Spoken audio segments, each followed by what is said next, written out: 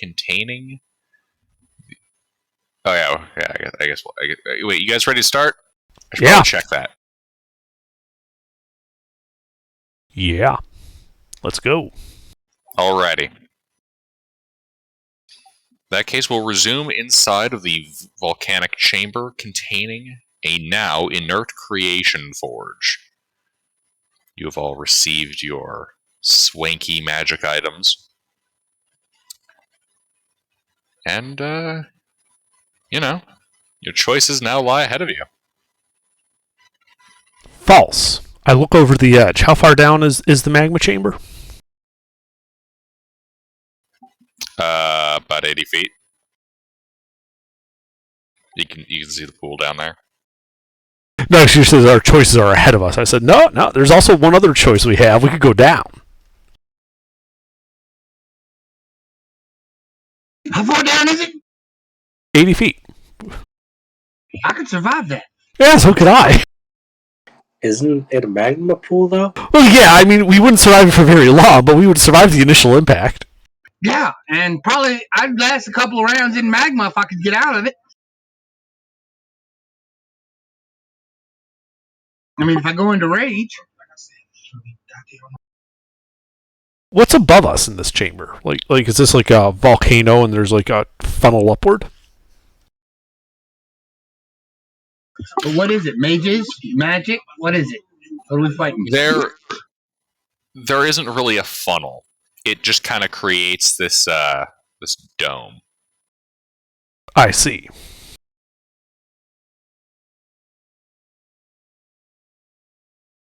Alright, well, I mean, magma's neat and all, but I don't have create water to start using it to mass produce obsidian, so guess we can go to the surface. Or at least explore a different section of the dungeon down here.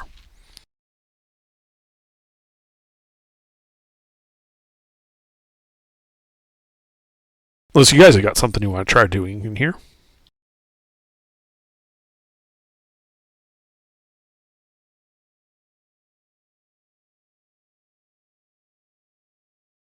Mic check. I am ready. What is we doing?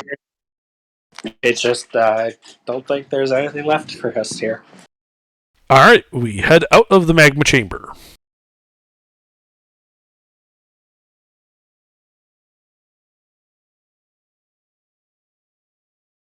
Alright. You step out of the magma chamber containing a creation forge and back in to a long corridor containing rows of obelisks on either side. You can still see the symphonic guardian hovering at the apex of the corridor. But we can see through the illusion. Correct. Okay, good. So we just walk across the room. Alright, you walk across the room and emerge into the second room. This one containing a symphonic guardian. Right, is this one of the ones where we had to deposit a tablet? Yes. Alright, as we walk across the room, I grab the tablet on our way out. There isn't a way to grab the tablet. The podium where you place the tablet retracts into the floor afterwards. Oh, okay, never mind then. Okay, cool. Should have tied a string to it. Ha! I mean, we could tear the floor open if you want. It's not worth it. Okay. Into the first room.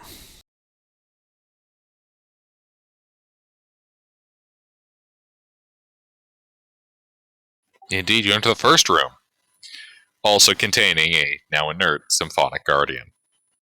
Did this tablet also go into the floor? Yes. Okay.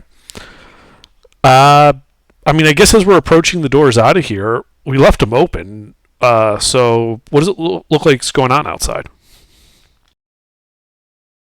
I have 120 feet of dark vision. Well, at the edge of your dark vision, you don't see anything. The base camp appears to be abandoned now. Great. None of the Toronto soldiers are hanging around.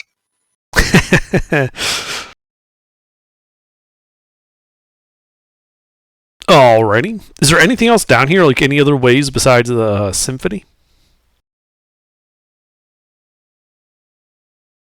You don't see anything obvious. Can I search for non-obvious paths? Yeah. Give me an investigation check. I'll assist. Oop, that should be a 22. That should be a 22, yeah. All right, yeah, you go poking around, and you kind of find between a series of buttresses on the wall a small annex. As you kind of move through this dusty room, you notice that there is a circle written in arcane runes.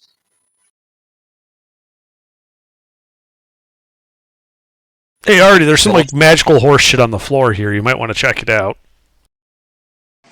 I'd like to determine its function. Yeah, you'd know this pretty readily. This is a teleportation circle.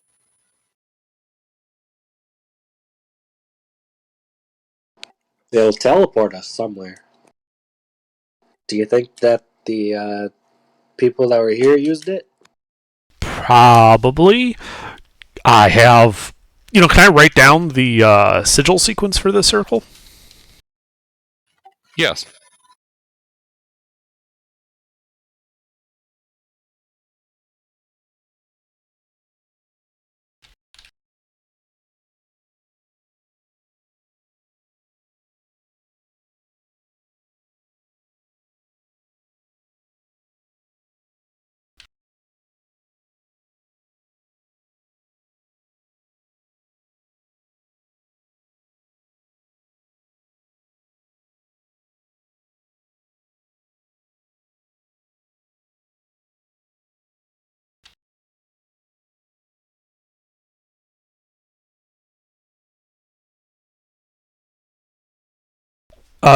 When I'm using our Eldritch Sight, is it still appear magical?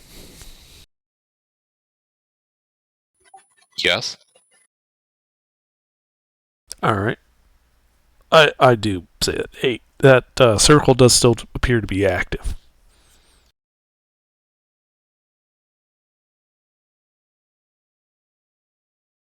I mean, we don't want to risk using it, do we? I look around. Is there any other way out of this room? Besides the way we came in? Not that you can say now.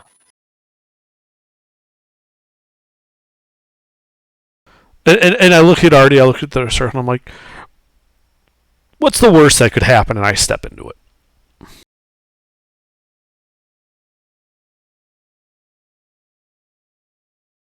Anything happen? No. Okay. Yeah, see? Perfectly safe. And then I step out.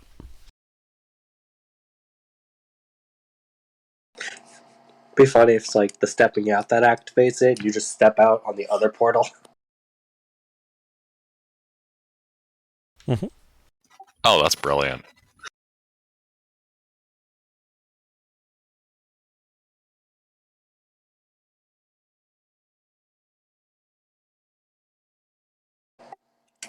So, yeah, I think we'd have to, activate it ourselves.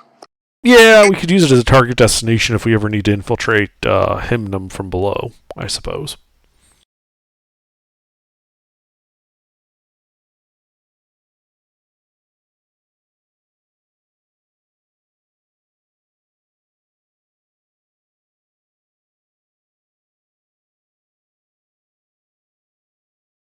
Alright. I guess we go back to the camp. You said it's abandoned? Yes. I rifle through it to see what kind of supplies they left behind. Like, what did they leave behind? Assorted adventuring gear. Ah.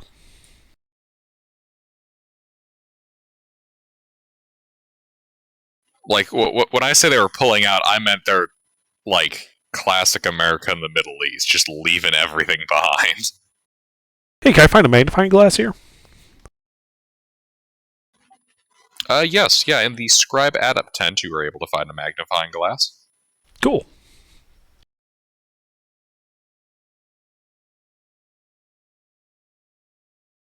Hey, Sleuth, what's up?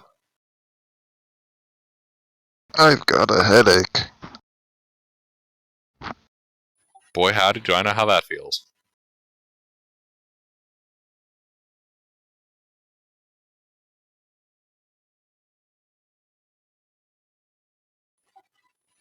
Alright, but yeah, so if you guys need to, pilfer any adventuring equipment, you could probably find it here. Within reason. So, no, there is not a crate containing 100, it's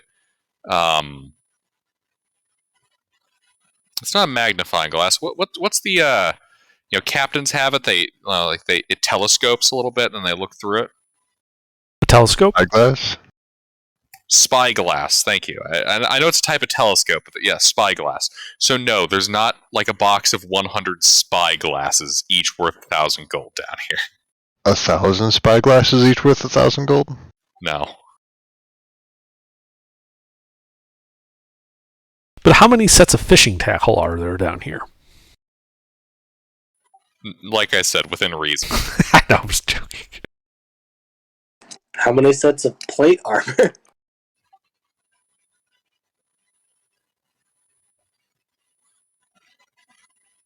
There is actually one suit of plate mail now that you mention it. Because, something like that can be used in combat. I imagine they at least have some, but spyglasses in underground, I would not expect to find any. You find a box of Navy uniforms. Yeah, no, that could be none of that kind of crazy shit. Damn. So, anyone want the plate, or shall I take it? I really have no use for it, so if you want it, go ahead.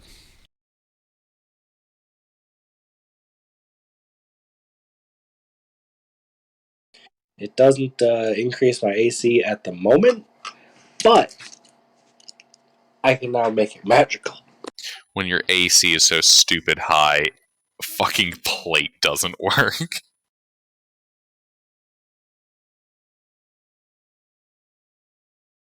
Did they leave behind any papers, maps, notes?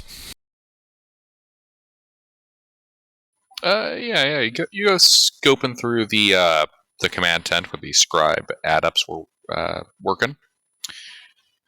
That tent appears to be completely cleaned out.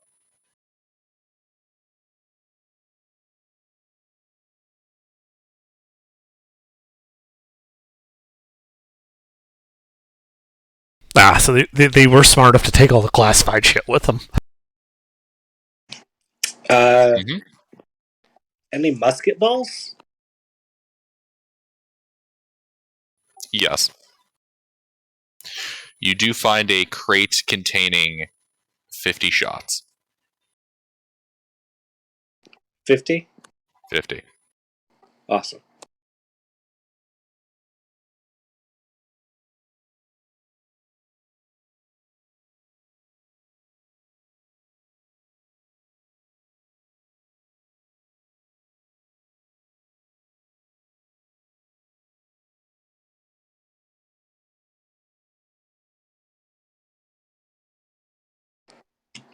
Hey, Yuri, you want to just take a glance to see if anything is magical around here? Maybe they left some small magic item?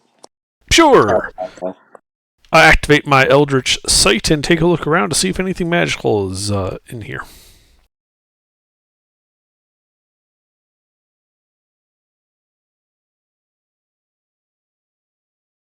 Does anything show up on Detect Magic? Alright, you go poking around. There is not. Nah, I already took all the good shit. Yeah, I'd prioritize that too.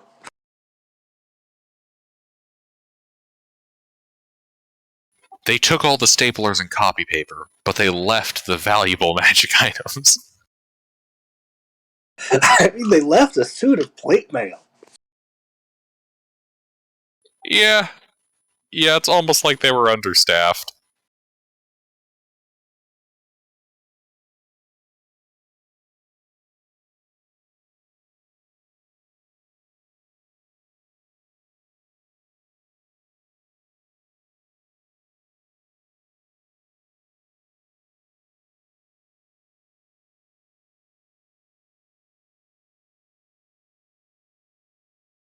All right. Well, if that's it from here, and there's no other ways out, I suppose we go back to the elevator room.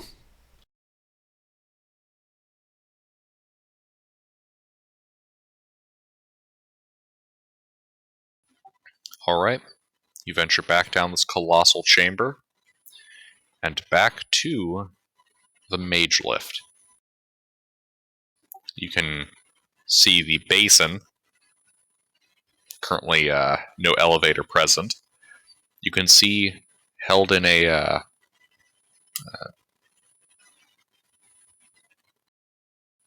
lost the word here. You can see held in a metal frame a glowing kind of bluish green crystal, kind of sparkling with arcane energy. Where do we see this crystal? You know how at the bottom of an elevator shaft they have that series of coils and whatnot? Yeah, the pit. Yeah, replace the pit with some magic-looking stuff. Oh, The neat. elevator currently isn't in. Right. Hey, Artie, that looks like the mechanism for how the elevator works. Maybe you should check it out. Maybe you can build one for our apartment building. I will analyze it, take some notes, see if I can learn anything from it. Alright. I would cast guidance on him. Give me an arcane check as you jot down your notes. Are you also assisting me? Sure, I'm not proficient in Arcana, but I'll assist in it. Yep, that's magical.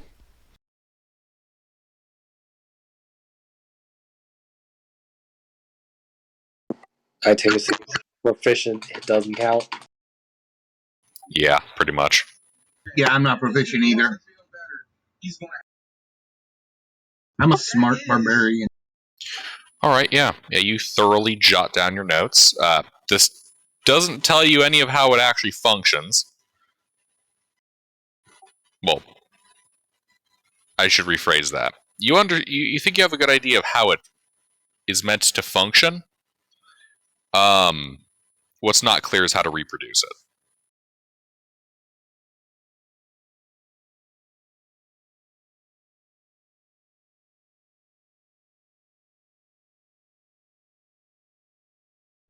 Well, I reckon the Artificers Guild will learn more about it, and then I can learn.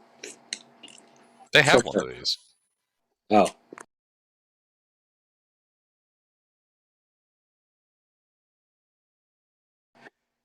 Okay. Well, since I don't want to do a invasive study and break it apart to see how it works, because we got to get out of here, I reckon we should just leave. Yeah, fun bit of information. If you did that, you just kind of, hard blocked yourself. Why? Teleporter. Yeah, you guys don't have the magic to use. I mean, I have Dimension Door. Oh, you do. Never mind. Oh,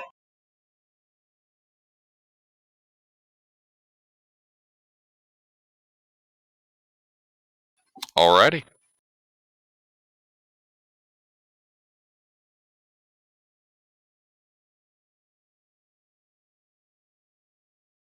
I push the elevator call button. Yes. Yeah, you place your hand on a clearly marked metal panel, and you can see the gem begin to flicker and flash as kind of this pulsating, arcing bolt of magical energy keeps sparking up the shaft.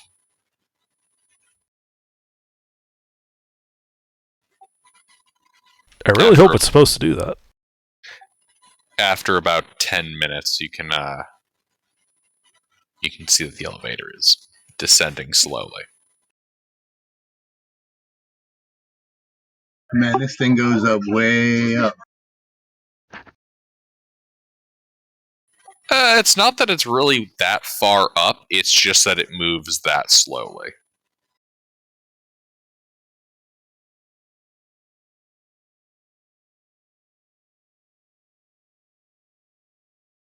Like, we're talking like 10 feet around. Actually, not even that, like 5. It is a long time. Yeah, it's a slow-ass elevator. But eventually, after much waiting, the elevator comes to rest at the bottom of the shaft. Now aboard. Go.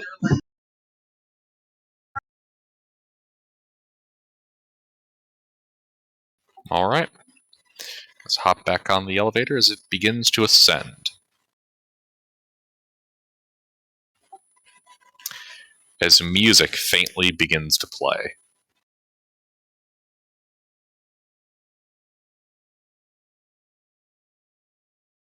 Man, this is my jam. Waiting room music. Alright. Yep. After enough time of listening to the same music on a loop passes, the elevator reaches the apex of its shaft, opening back up into the chamber that you guys were once standing in by the outer base camp.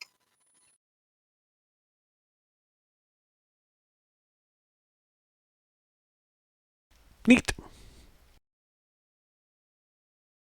So there's still like massive portions of this dungeon we haven't explored, like that whole section to the west of this.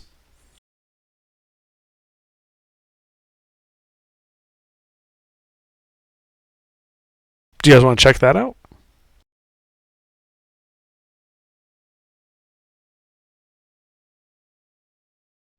Why I not? don't see why not. Alright. We go west.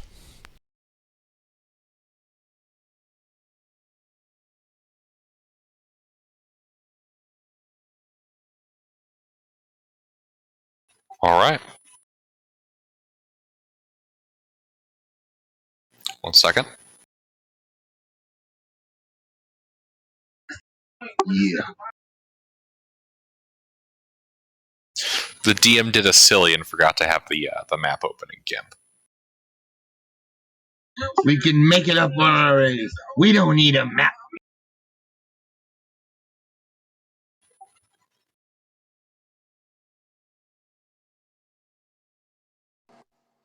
Just want to put it out there that I have been making, like, already has been making a map. Because he has that. Right, I've just been using this copy of the, like, you know, military guy's map of this area.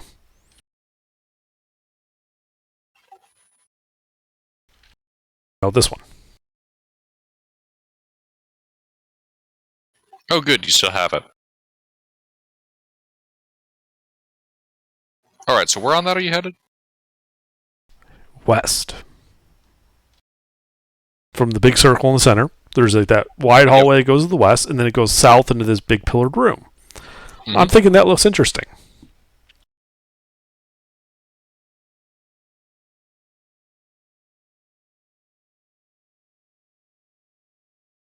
Alright, big pillared room.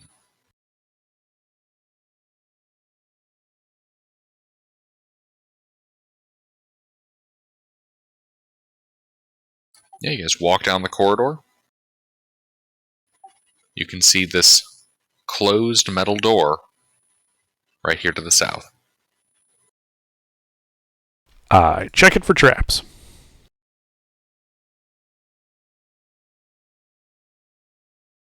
Give me an investigation check.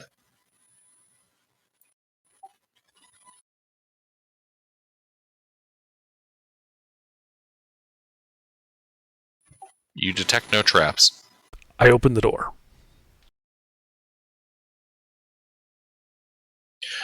All right. Yeah, you see a 10-foot deep, 5-foot wide corridor ending in another closed metal door.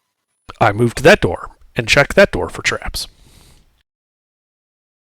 All right. You begin to cross the room. And as you do so, your foot, part of the floor kind of gives way as you step on a pressure plate.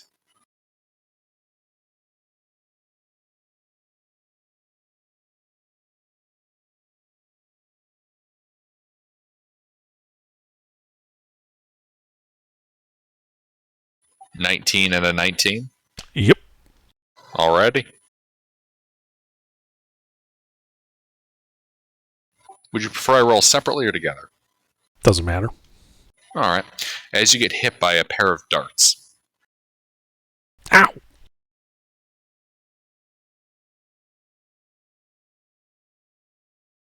Taking 31 points of piercing and poison damage. Ow!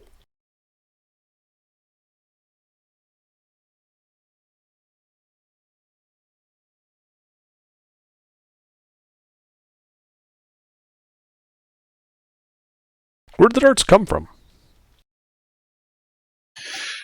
There's a trio of, you can see little holes in the archway, kind of above and in front of you. So like shot down at an above angle? The opposite door. Yeah. Okay. How wide is this pressure plate?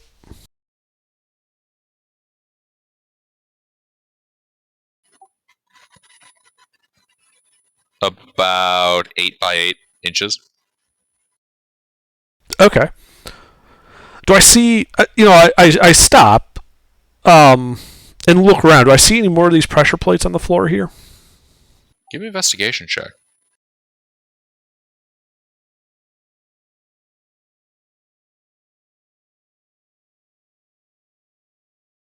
You do not see any more. Okay. I go to the southern door then. Anything happen, or do I get to the door? Yep, you're able to get to the door. Great. I think what I'm going to do, because I'm really curious about those darts up there, is I cast Mage Hand and have it like push down on the pressure plate now that I'm not in the line of fire. Okay. 3 more darts fire. Huh.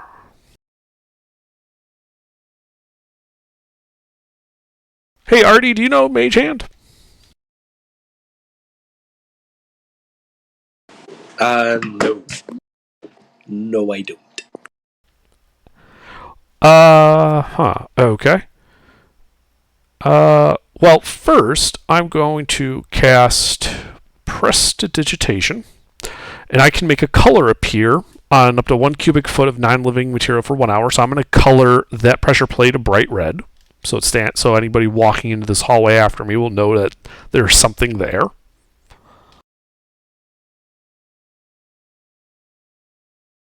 And how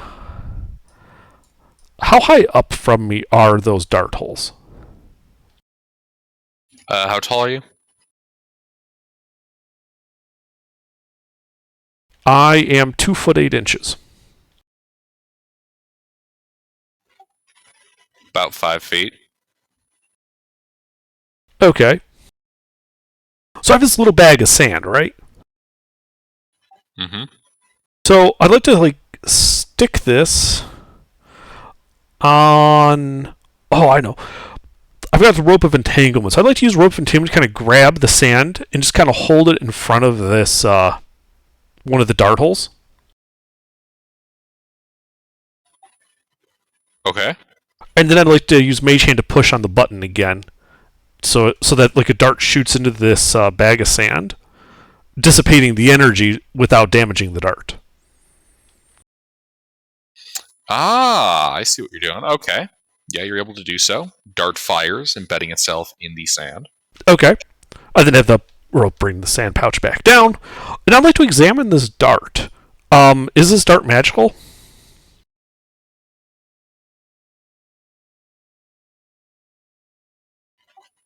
The dart itself is not magical. So neither is the poison on it. Correct. Hey Artie, do you got a vial? Yeah? I float the mage hand over to him. Can you hand it to the mage hand? There's traps in this room. Alright. Here's a vial. Okay. Now describe this dart to me, Gilbert. Is there like a needle on the front of it? Like it's like one of those like old school, like, wooden wide body darts, like a needle on the front? Or is it, different? The needle itself is actually very narrow-bodied. It Right. has a pair of fins, though, on the back end. Right, but the needle is like the body of the dart is like thick wood type thing. Oh, like are we talking like, is it like a stake needle or? Well, it's more. So what my intention here is, I'd like to snap off the needle that has the poison on it into the vial. Ah, okay, yes, I see what you're talking about. Yeah, that'd be doable. Okay, great. I'd like to do that. Hover back up the sand, push the button again, and I'd like to keep doing this till I fill the vial with needles with poison on them.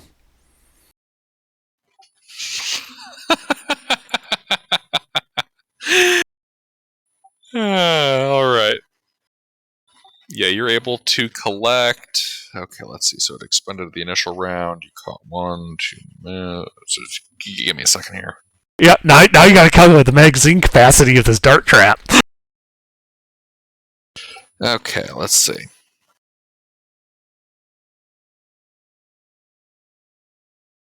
Aha, here's a picture of what I was talking about.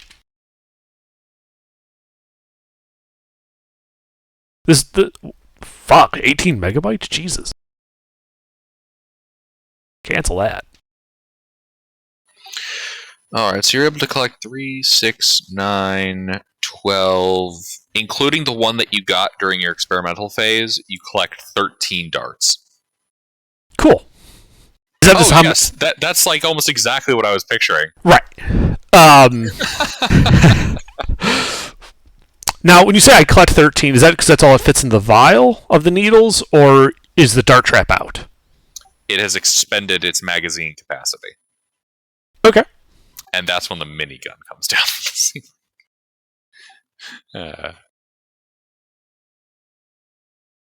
Alrighty.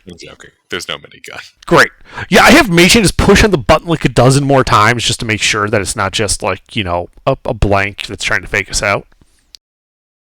Like, it just sits there, click, click, click, click, click, click, click. Yeah, it's making that exact noise that happens when you ready up a dozen times or are re-rolling your stats in Baldur's Gate. Alright, guys, I disarmed the trap. Good job. Yeah, anyway, here's a vial full of old needles that have actually fairly potent poison on them. You're an artificer, so I thought you might have a use for them. How many needles was that again? 13, I think is what Gilbert said. 13. I mean, it does 46 poison damage. That's pretty potent. Well, 46 for 2. Okay, yeah, so 2d6 each. Still. Make a claymore out of that, and that can do some serious damage. Alright. To demonstrate the power of Flex, I sawed this health bar in half. Sorry, that was good. Is there a way to separate the poison from the needles? So I can have a vial of poison? Do you have alchemist supplies on you? Yes. Alright. Well, first of all, there's not going to be enough for a whole vial. Already? So you're going to try to remove the poison from the needle. No. I'm going to remove the needle from the poison. It's a very big difference, you see. But yeah, basically, yeah. Yeah, give me a alchemist check as you attempt to do this. Guidance, and does anyone else know alchemy that can give me assistance? I mean, no.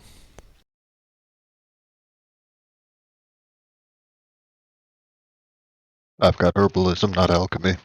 Alchemy is a intelligence check, right? I can use my disguise kit to dress up as an alchemist. Would that help? No. Alchemy is intelligence plus proficiency.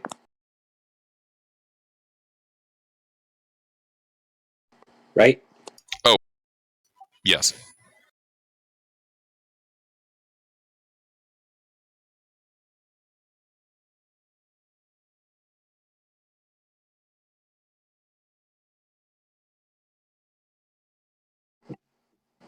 Wow. Yeah, you're looking over this, and you think before you even start trying to remove it, you're looking at it. It's like, you don't think you can. You think that if you try to remove the needle from the poison, you might contaminate your sample or something. Well, I can't make it a poison, but maybe we can figure out a use for poison needles. Like a blowgun. If he didn't break the darts, yeah.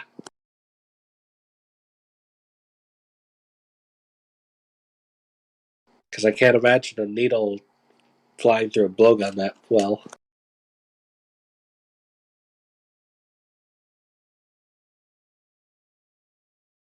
Maybe we can just pinch it in our fingers and poke someone with it?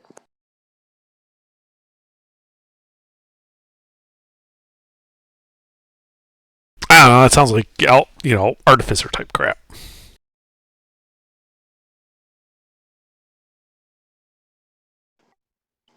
Maybe I can,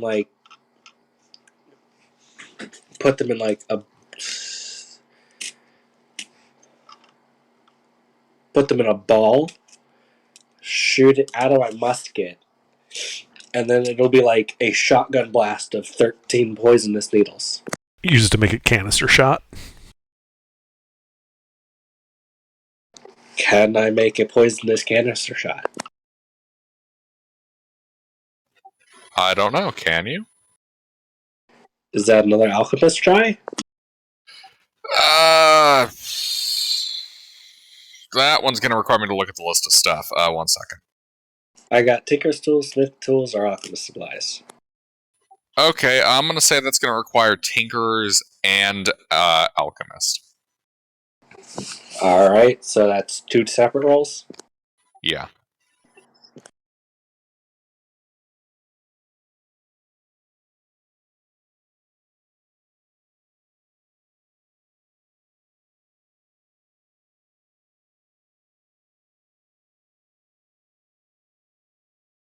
Yeah.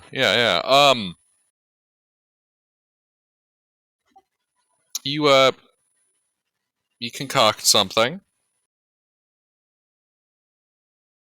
Not really sure if it's gonna be all that useful, given that you're stuffing darts down the barrel of a musket. Could work. Maybe. You're not really sure if the poison's gonna survive that.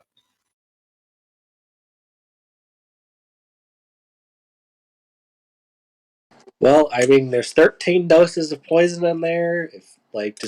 If half of it survives, that's still going to be 6 doses, 12 each, 4? 12d6?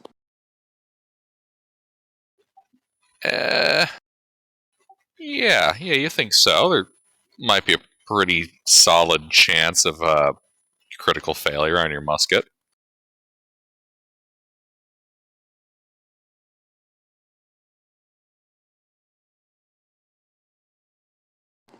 Well, let's, I got a thing. See if it works. Alternatively, I could probably still, like, rescue the darts and add them to arrows if we want to try that. Oh, those just plain wouldn't be weighted correctly. Really? Because, like, he broke the tiny little metal needles and just adding it to the top of an arrow? Alright. You'd basically have to make the arrow around the dart head if you wanted to fly right after like 50 feet. Yeah, otherwise you're going to have a really weird shape on your arrow. Well, got a shotgun musket blast, poisonous. So, continue on, I suppose?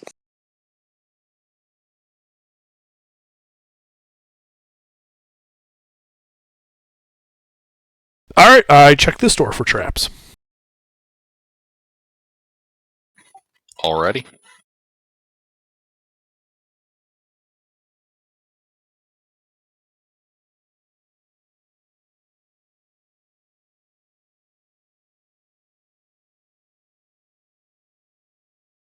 You detect no traps.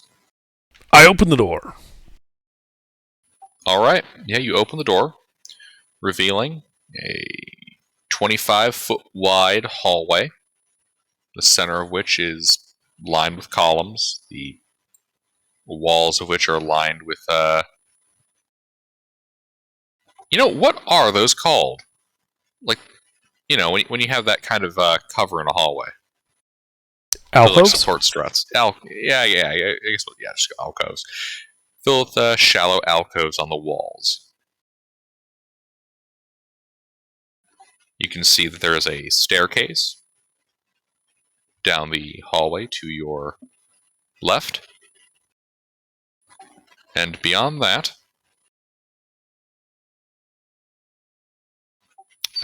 looks to be like an old walkway. Okay. Like raised above the main floor. How high up? Oh, 6 feet. Alright, do I see any movement?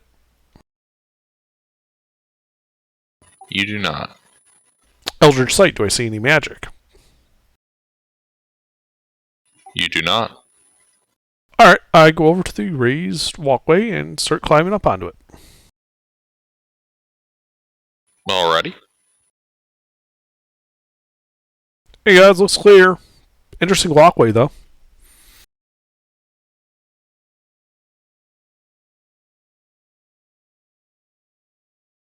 Alright, let's go.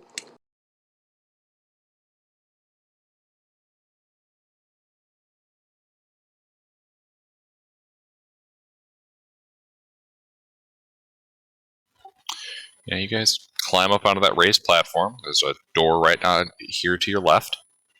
Outside of that, it just kind of follows the right-hand perimeter of the room to the far end. I go over to the door and check it. No. I look at the floor and look for more dart traps in front of fucking doors. I check for traps on the way to the door. Okay. Investigation check.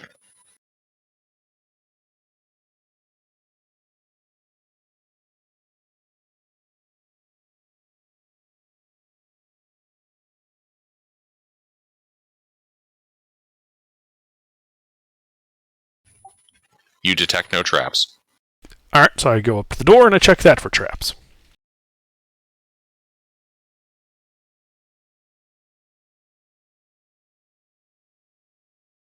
You detect no traps. Opens the door. You detect no doors. I thought you said there was a door here. I know. Sorry, I don't know. I'm in a silly mood right now. Yeah. You're able to open the door, revealing a 15-foot deep room, 25 feet wide, empty in its entirety, save for a door on the opposite wall, and in the southern alcove, you can see the slumped over remains of a humanoid, I should say the skeleton, clutching on to some kind of stone object. Eldritch Sight.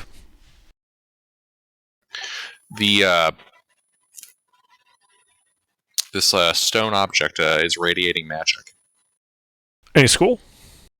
None in particular. Hey, Artie, there's like a weird magic object in here. Well, I suppose I better identify it. Mm-hmm. Whoa, I identify it. This is a jar of containment.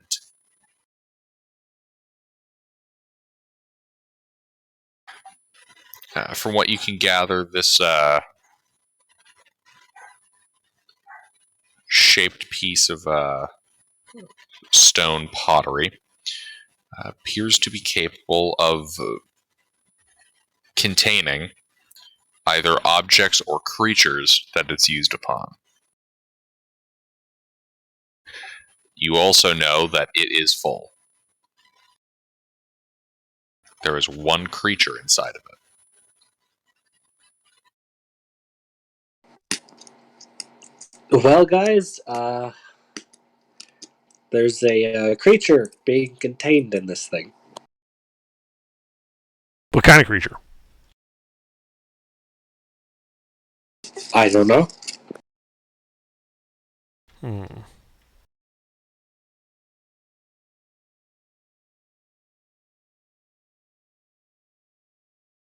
I mean, we could take it with us, and then, like, after arrest, open it, and if it's hostile, fight it. Or we could potentially be, like, unleashing a godlike evil being that wants to destroy all we left.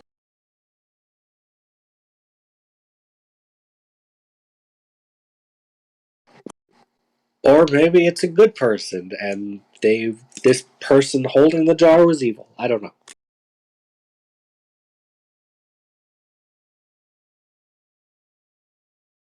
Or we can just give it to the Artificers Guild and let them deal with it.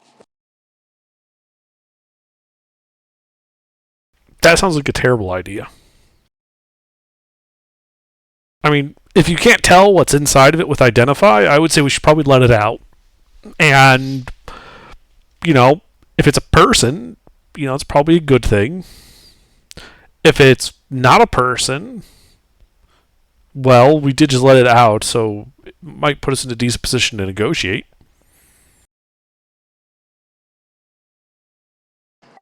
If I let it out, would I be able to use the jar to, like, possibly put it back in if it was evil? No. The jar appears to be one use. Is there any writing on it? Yes, there's a script on it. Yeah, I can read all writing, so what's it say? It reads, High Security Prison Jar. Do not open. Sorry, Under, I forgot you had that ability. It's Fire ice, and then do not open. Yeah, guys, it's a high security prison of some kind, and that it should not be opened.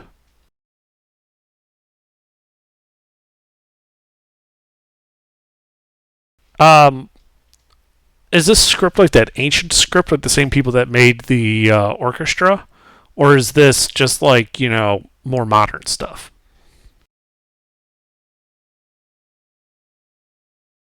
I'm sorry, repeat that. How old is this relative to the dungeon we're in? Like, is this more modern stuff that got dumped here? Is this ancient? How old is it? It seems both very old based on the dust accumulated on it, but also foreign. Its design stylings do not match what you've seen around here.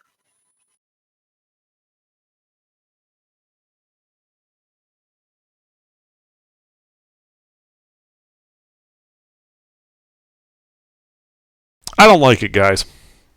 You know what this screams? This screams outsider to me. I think we should go back downstairs and throw it in the lava.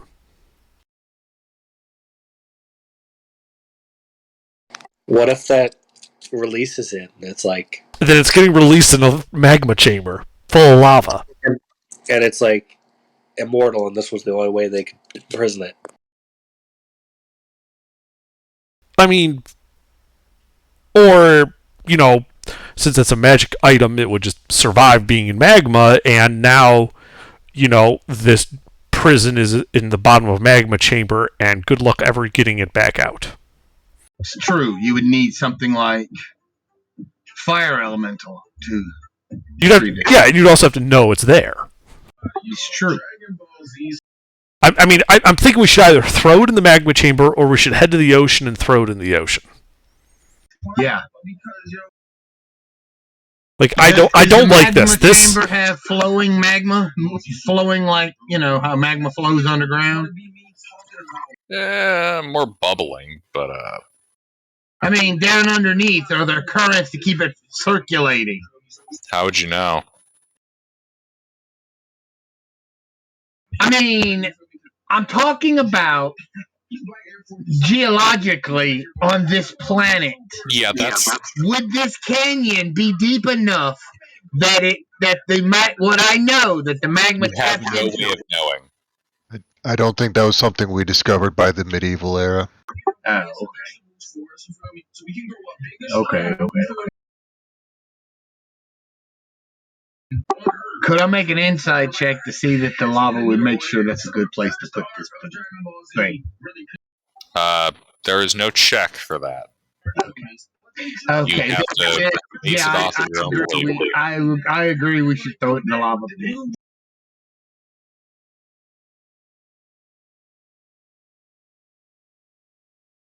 I've got no objections.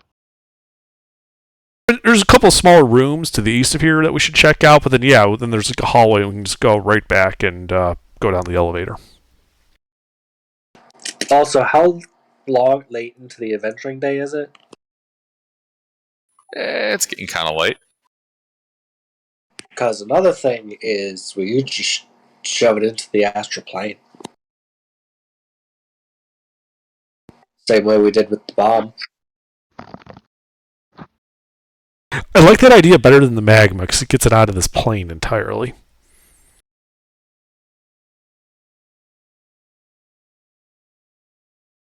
Is there anything stopping it from coming back? Well, it would still be in this prison. Just I want to get the whole thing, like the prison, whatever it contains, get it out of here. Whether it's in magma, the ocean, or the astral plane. To me, this just screams hostile outsider. So I don't like it. I don't think we should release it. I think we should take this thing and secure it as best we can and not just leave it in a moldy dungeon. So putting it somewhere relatively inaccessible would be my preference. Magma was my first thought since we got a magma chamber handy. Heading to the ocean was my secondary, but I forgot that we have an artificer who can make bags of holding and we can just dump the thing in the astral plane. Which is better, I think, than a magma chamber or the ocean. More permanent. Harder to get back from. That's true, because you have to know exactly where. Yeah. Like, its exit vector is random, so even we won't know where it is, so it's not like that secret can be taken from us. Okay.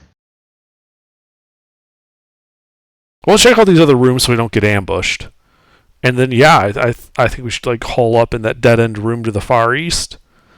Well, like, 2 rooms to the east of here.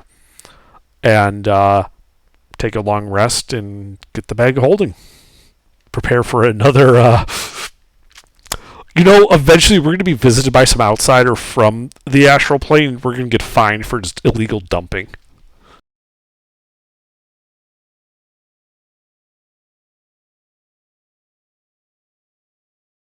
They'll have to prove it was us.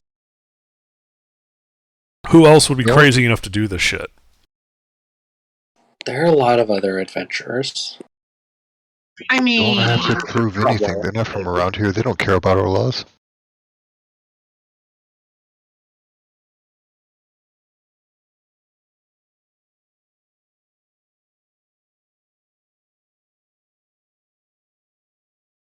Is there anything else in this room? There is not.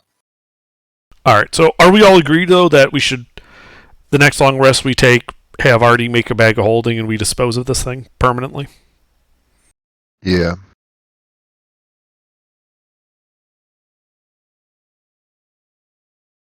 Okay. Then I go to that door in the east and I check it for traps.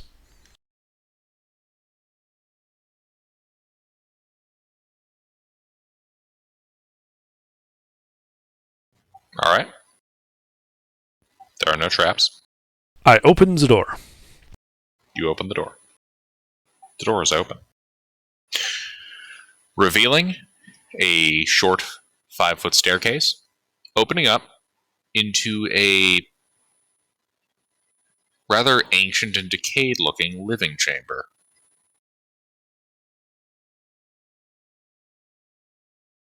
You can see what was probably at one point a bed, some kind of stone desk, and the withered, rotted remains of a dresser and chair. Okay. Eldritch Sight. There is nothing magic here. Alright, I go to the desk. Are there any drawers or compartments and whatnot? There are. I check them for traps. You know the drill. Investigation check.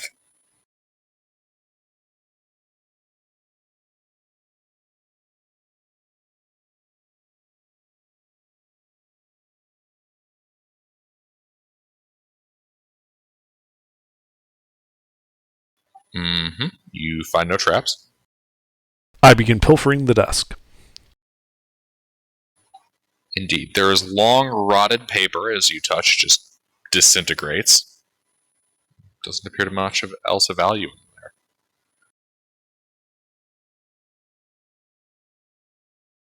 I check the desk for secret compartments.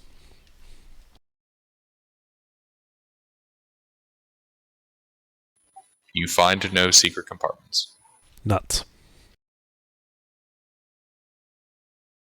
How is it, like, compartments, like doors, like opening like cubicles, or are they drawers? What? Cubicles. Okay. Well, I guess that leaves the dresser. I check the dresser for traps.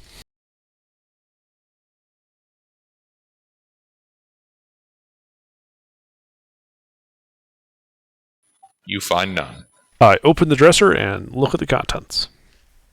The contents of which are old, rotted clothes. They're nearly dust at this point. I see. I check their pockets for valuables and other such things. There's nothing in there. I check the dresser for secret compartments.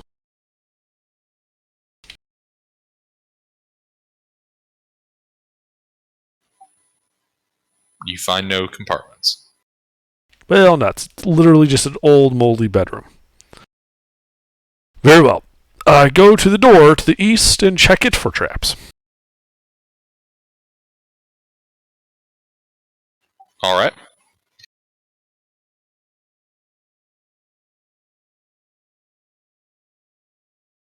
$25 on the investigation. You find no traps. Open the door. All right. You see another 5-foot declining staircase, entering into what looks to have been a very old workshop. Eldritch Sight. Nothing is magical here. You do notice that a lot of the tools here are stone tools. As in tools made of stone, or tools for working stone? Oh, it's tools for working stone. It's a mason shop.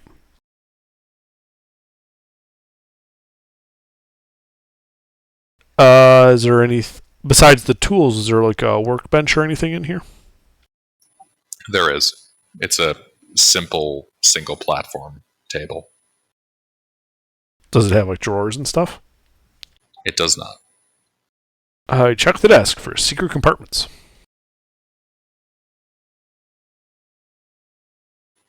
You find none. Alright guys, looks clear. Looks like to be a mason shop of some kind. Be decent enough to take a long rest in.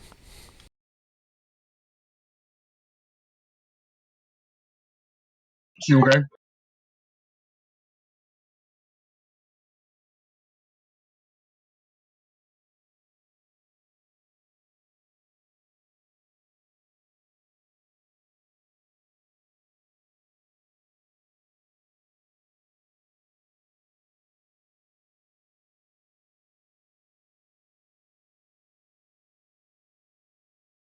Alright, so I guess we gotta come in here and take a long rest.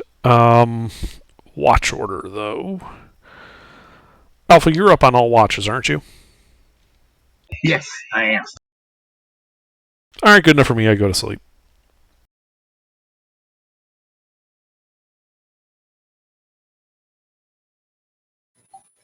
Okay.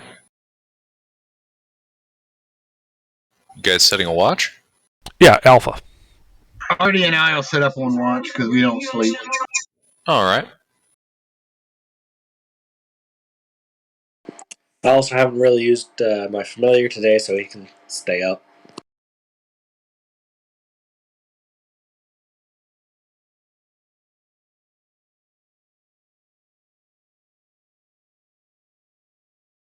Well, you guys rest. And as you guys are resting, Artie, you're the one holding on to the jar. Yes. All right. I need a charisma saving throw from you.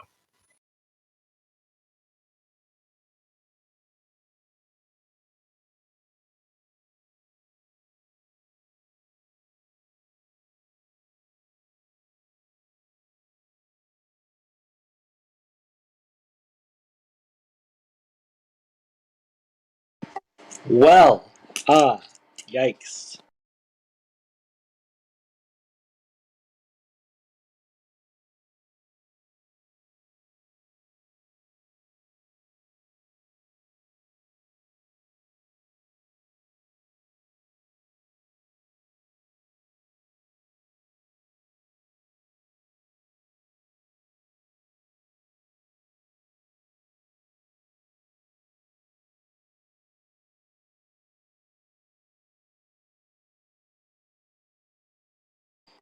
Wait a second. We were supposed to do this. Remove the jar at the before the long rest. So that way, at the end, I could craft my new bag. I asked if you had a bag of holding. You said no. What? No. Yep. I have the bag of holding. That's where I'm keeping like most of the stuff for the mechs. Oh. Well, that probably should have been brought. I thought you didn't have a bag, so we had to take the long rest for you to make one. No, because I have to take the long rest to remake it. Otherwise, we would have had to abandon like 2 big mechs and like 3 light mechs and like a whole bunch of stuff. Oh, that's something you probably should have brought up before you made the saving throw. Indeed.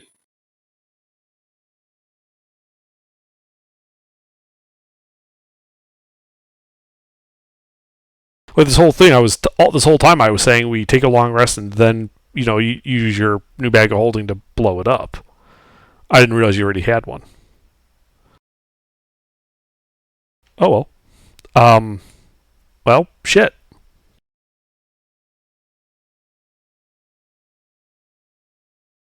So how shitty is this? On a scale of 1 to very, I'm going to assume closer to very.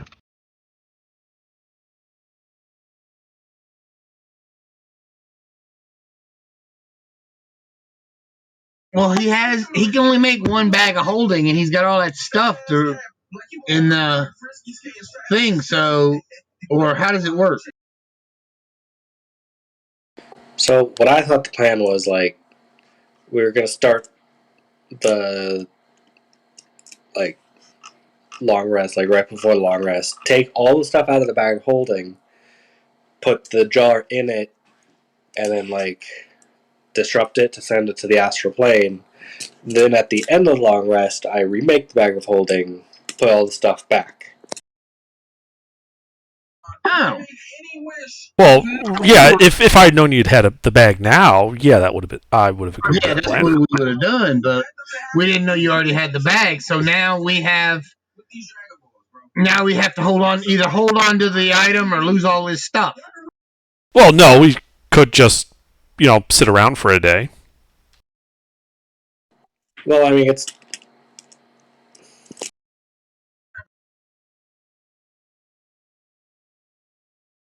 I mean, yeah. But it's a little bit of a moot point at this thing because saving throw was called for and done. yeah. Yep. Okay, so what was the saving throw for? What saving throw? Don't worry about it. Okay. We all forgot about it, so we take our long rest. Yeah, like my character's ready to sleep.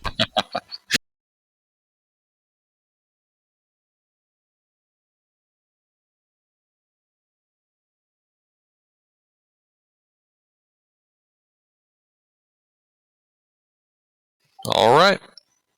And your rest comes to an end. Well, see, the thing is, he could still do that because he doesn't sleep during a long rest. You could still do all that during a long rest. Irrelevant. The save was called for and made. Like when he called for the save, Artie could have then objected, saying, "Wait, we haven't had a chance to do our thing yet." Then I could see arguing that we should be able to have done it, but he didn't. He rolled it and then brought it up. Yeah, because I forgot about. Okay. Yeah. Dice is rolled in. The die has been cast. We'll just have to hold on to the item for another day.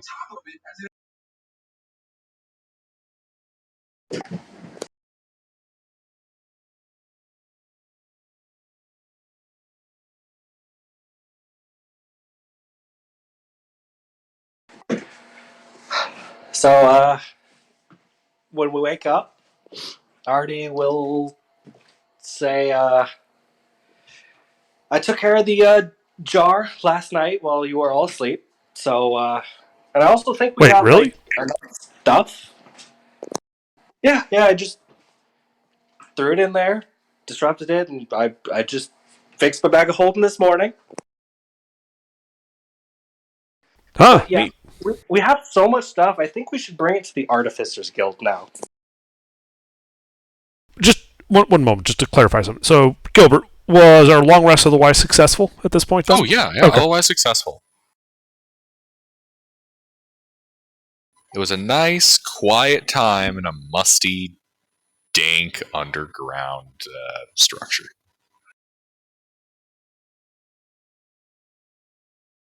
The only sound, the sound of your compatriots. Oh, okay, yeah. I mean, if you already dealt with it, that was easy. Yeah, we just made a plan and just stuck to it. I mean, you didn't really have to, like, be part of anything. I just needed to remake it once it was done. Mm-hmm.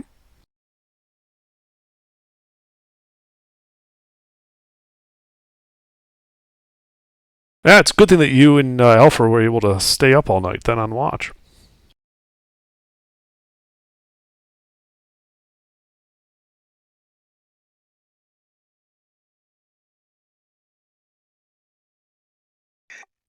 So I think we should head back up. We found so much stuff.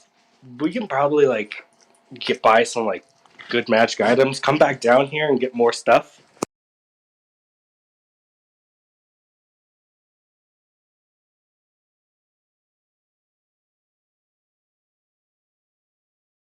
I mean, sure. Yeah, I just came down here for the fat loots, and I think we got that, so...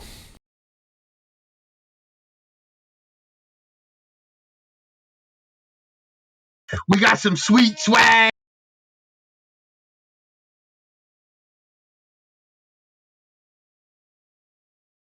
He's kind of flexing as he said that because he now has a 25 strength with his new hand and glove, all of which he got down here in the sewers.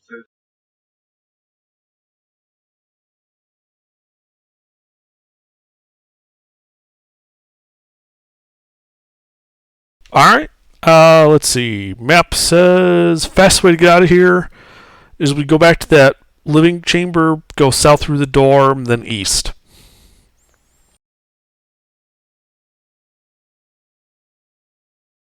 So, I guess we go out that way.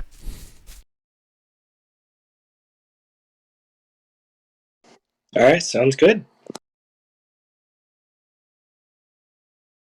Alrighty. South then east. Mm-hmm.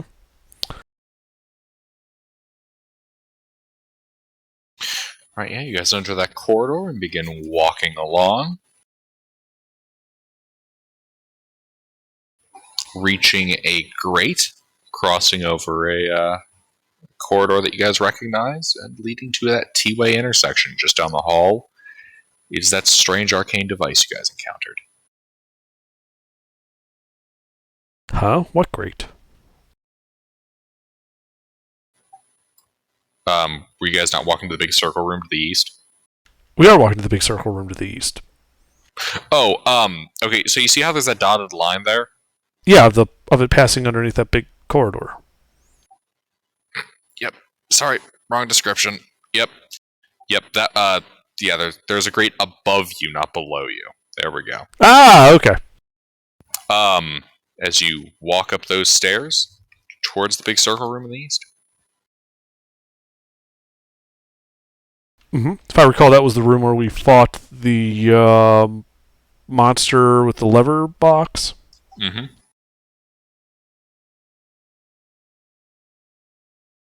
Correct. Okay.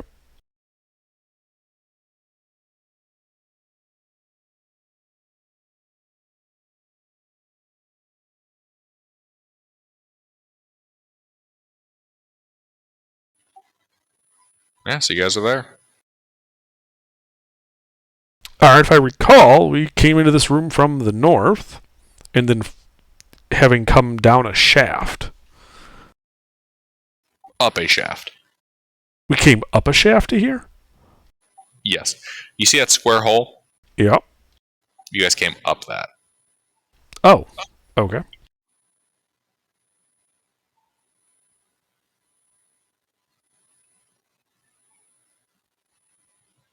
Alright, well, we go back down then.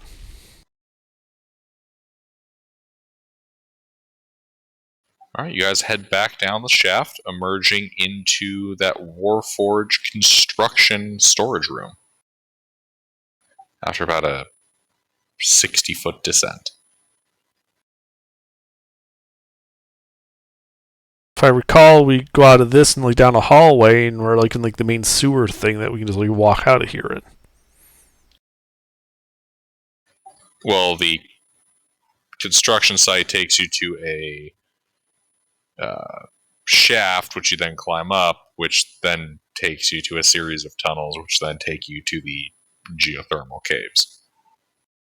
Right. More or less what I said. Yeah. Yeah, because apparently when I was designing all this, I didn't design it with any kind of, like, convenient egress in mind. This isn't one of them Skyrim dungeons that have a convenient loop around and a shortcut.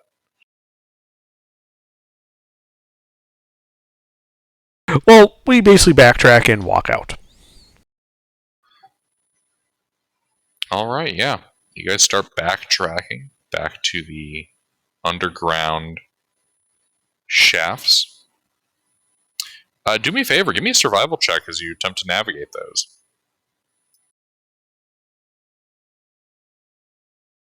We're backtracking, right? So we have like the advantage of the map. Mm-hmm. Are you sure you want me to make the wisdom check? Well, I have a -1 in survival. Are you saying I'm the wisest person here and I should be leading? I think Sleuth is here. Sleuth, you still here?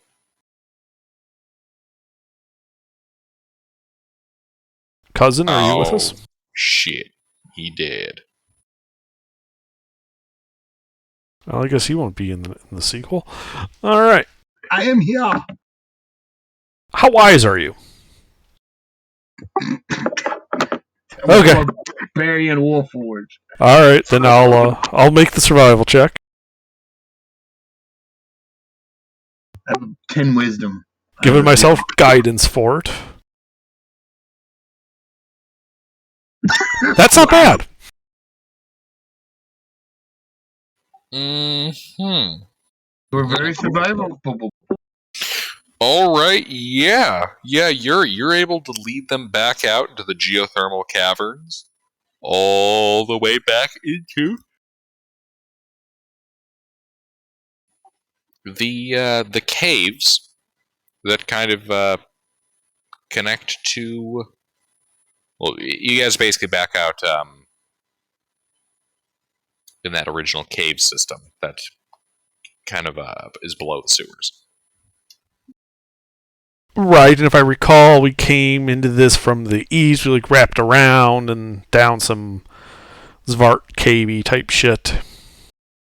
Mm-hmm. Yeah, it's a long ways back to the surface. Yeah.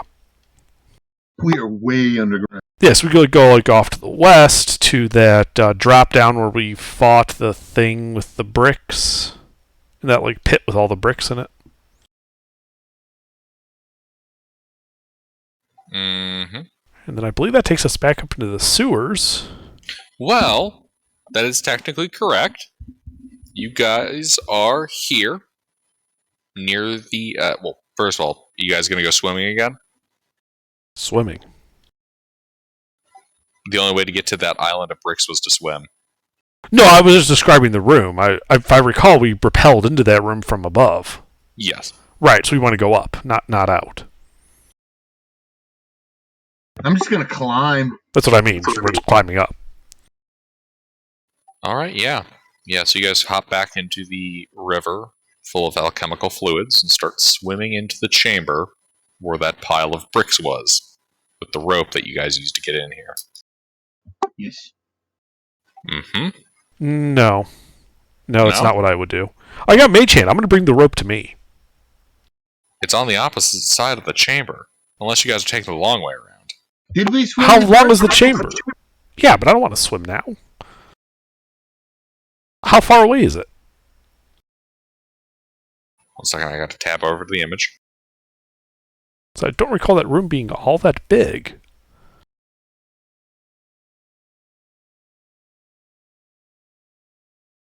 Now let's see, Zvart.xcf.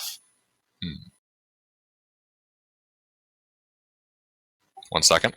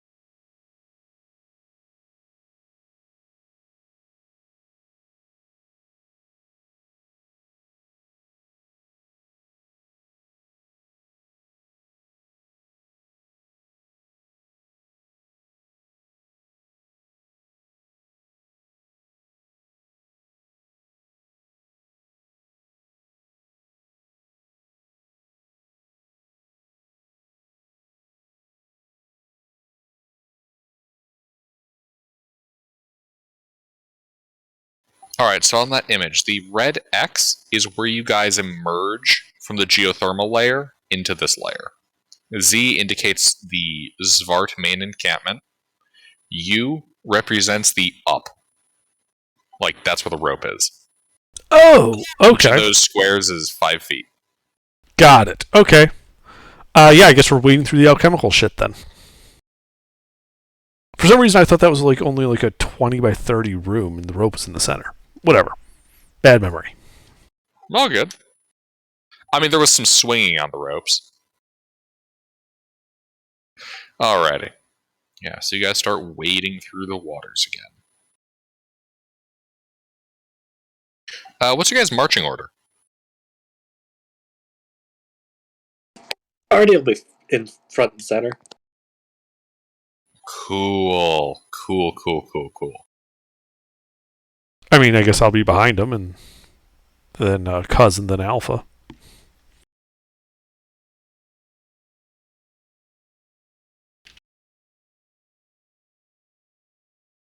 Just in case Sleuth comes back.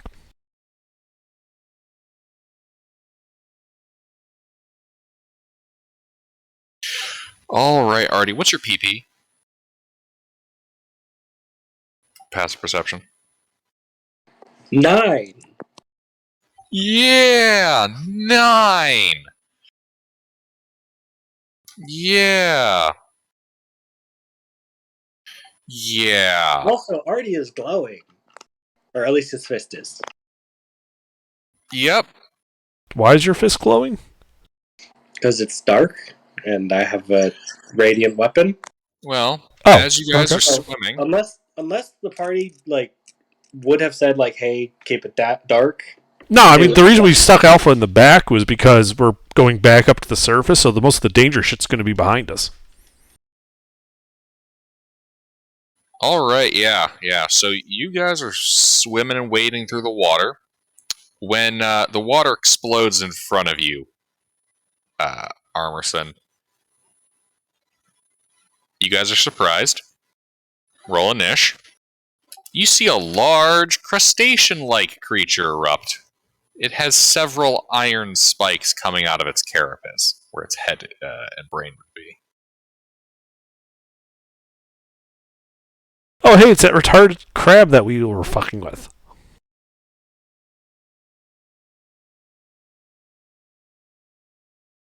Mister, you might want to roll initiative. Okie dokie.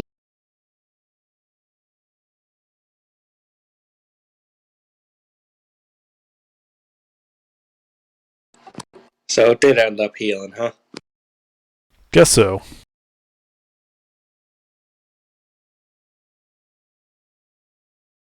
All right, Yuri, do you have anything that lets you combat surprise? Checking. Nope. How about you, Artie? No. Okay.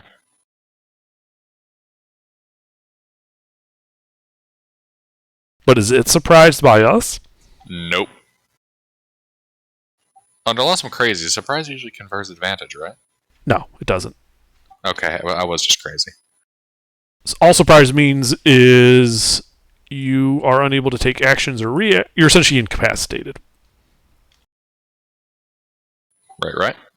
All right, so it's going to go at you with its pincers, Armorson.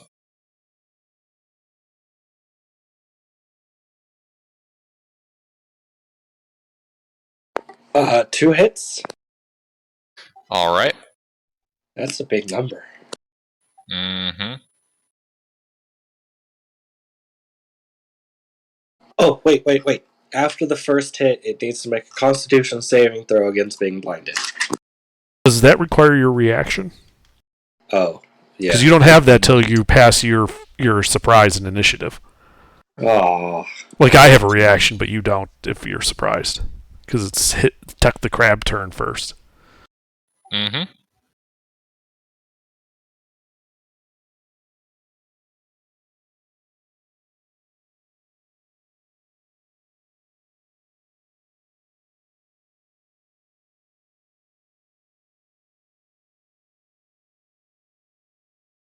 Yep, this is truly surprising. I'd completely forgotten about this crab.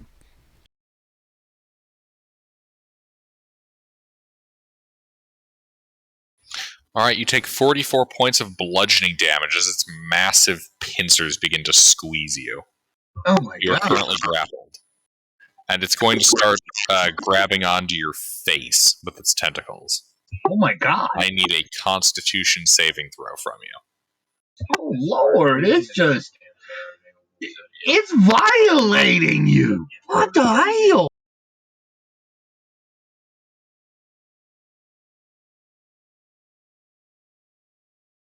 Well, you're not paralyzed, Alpha.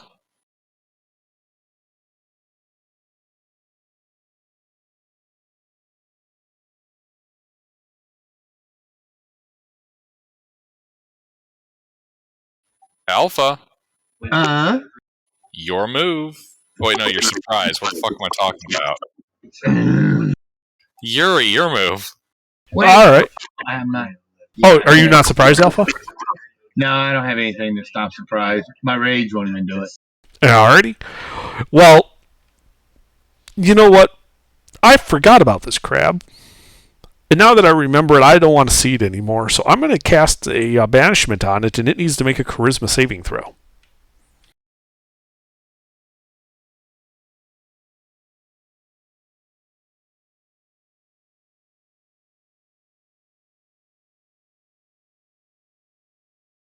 No more crab.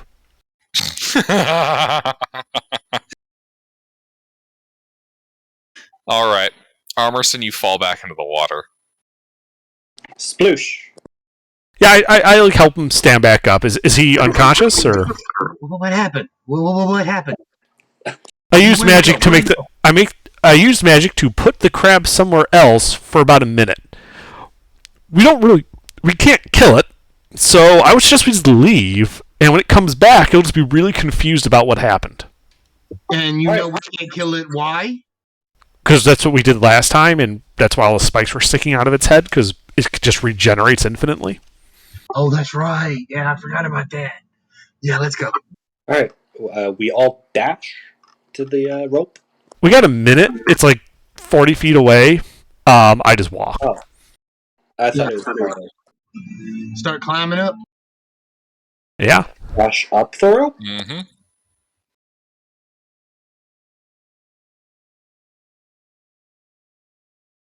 All right, yeah. Yeah, you guys swim your way back up, climb your way up the rope, and wind up back in the sewers. Great. We should pull up this rope behind us. No sense leaving good rope behind. Right. We pull up the rope. Is the crab back yet? Yeah, probably. I'm gonna look down in there, pull out a Molotov and light it, drop it. Bye, bitch. Let's go. I cast Prestidigitation on us so that we clean up this alchemical shit.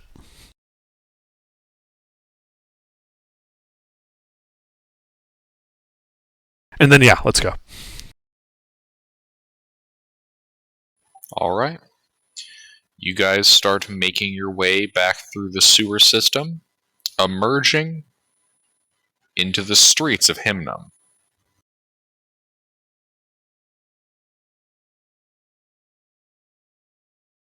I imagine we emerge out of that locked grate that we came in through.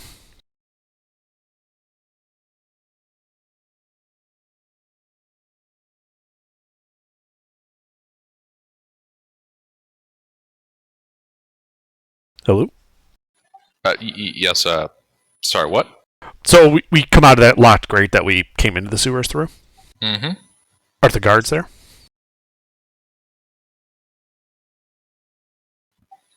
You peek around, you don't... No, I just walk out the door. Are the guards there? Oh. I'm brazen as can be. I have no reason to hide from them. There's a guard patrol, kind of down the street. Right, but there was before when we came in here, there was a guard stationed at this door. Is there a guard here now or no? Oh no, there's no guard here. Okay. Yeah, I just walk out the door, wait for everyone to come out, close the door, use my key to lock it. Wouldn't do for some random kid to go in there and get lost. Mm-hmm. And eaten by a giant lobster. Yeah. Alright, Artie, you said you want to head to the Artificers Guild? Sure, yeah. Oh, it was a question. Yeah. Artificers Guild sounds good. Alrighty. We start walking down the street to the Artificers Guild. Mm-hmm. Okay, you guys start walking down the street to the Artificers Guild. Mm-hmm.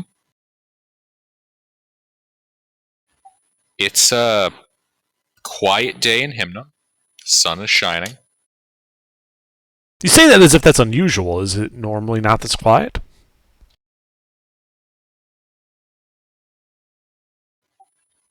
Oh, no, I just meant like it's like a Are we being watched? normal day. Right. Well, I was just making sure we didn't immerse in some post-apocalyptic city environment and just didn't realize it. Yeah, no. There's still people moving around, but it's it's a light drizzle. People are mostly staying in, that kind of thing. Ah, got it. Okay. Yeah, I mean, if everything just looks normal. So it was Master Alcazar Graham that gave us the quest, right?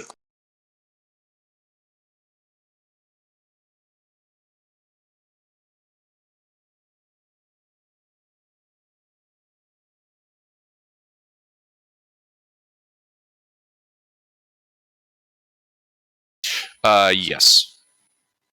Well, technically it was Bronze Jaw that sent you, but it was on orders from Alcazar Graham. Bronze Chin? Bronze Jaw. Oh, then... Or wait, was it Bronze Chin? Hold on. Because I have, written down Bronze Chin. I don't know why, if I made the mistake or what. Let's find out. Oh, yeah, no, he is Bronze Chin. Never mind. God, I've been saying it wrong for a while. Bronze Chin, there we go. So I guess we'll head to Bronze Chin? Yeah, you guys start making your way across the city. Guard patrols seem to have picked up a little bit.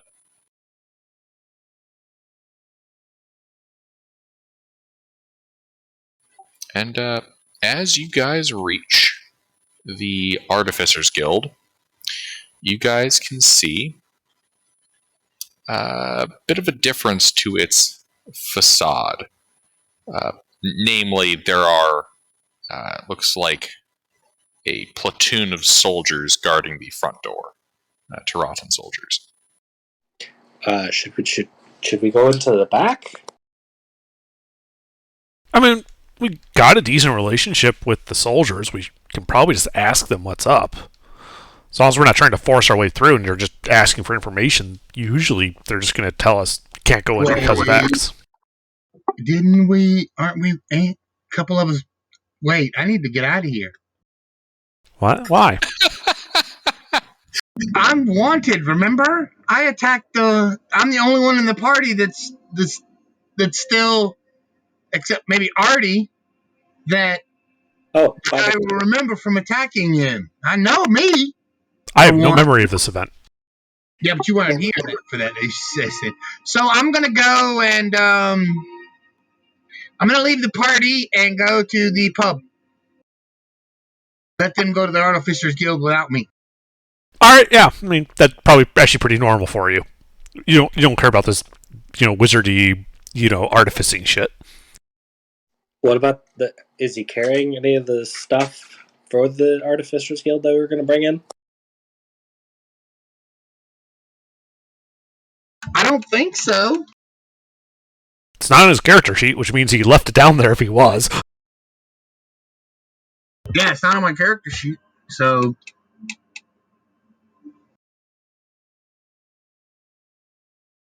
all right. So when Artie was seen, he was wearing splint and no helmet, and now he's wearing plate with a helmet. Mm-hmm. Sure. So I'll go to Yuri and be like, how do you want to approach this? Do I see Sergeant Abraticus out there? Abraticus is not the guy leading this unit. Do I recognize the guy leading the unit? No. What rank is the guy leading the unit? A captain. Okay. What is their overall demeanor of these troops? Are they just like bored standing guards keeping people away? Are they high-strung looking? Or do they look to be like ready to shoot anything that even attempts to approach the building? You know what I'm getting at? Mm-hmm. The best way I could probably put this is these soldiers appear a lot more hardened than the ones that you're used to seeing. So they're not garrison troops, they're like frontline combat troops. Mm-hmm. These guys look like some veteran soldiers. Okay. Judging by how it looks like they're taking this guard detail very seriously. Okay. Is the captain busy looking, or is he just kind of standing around?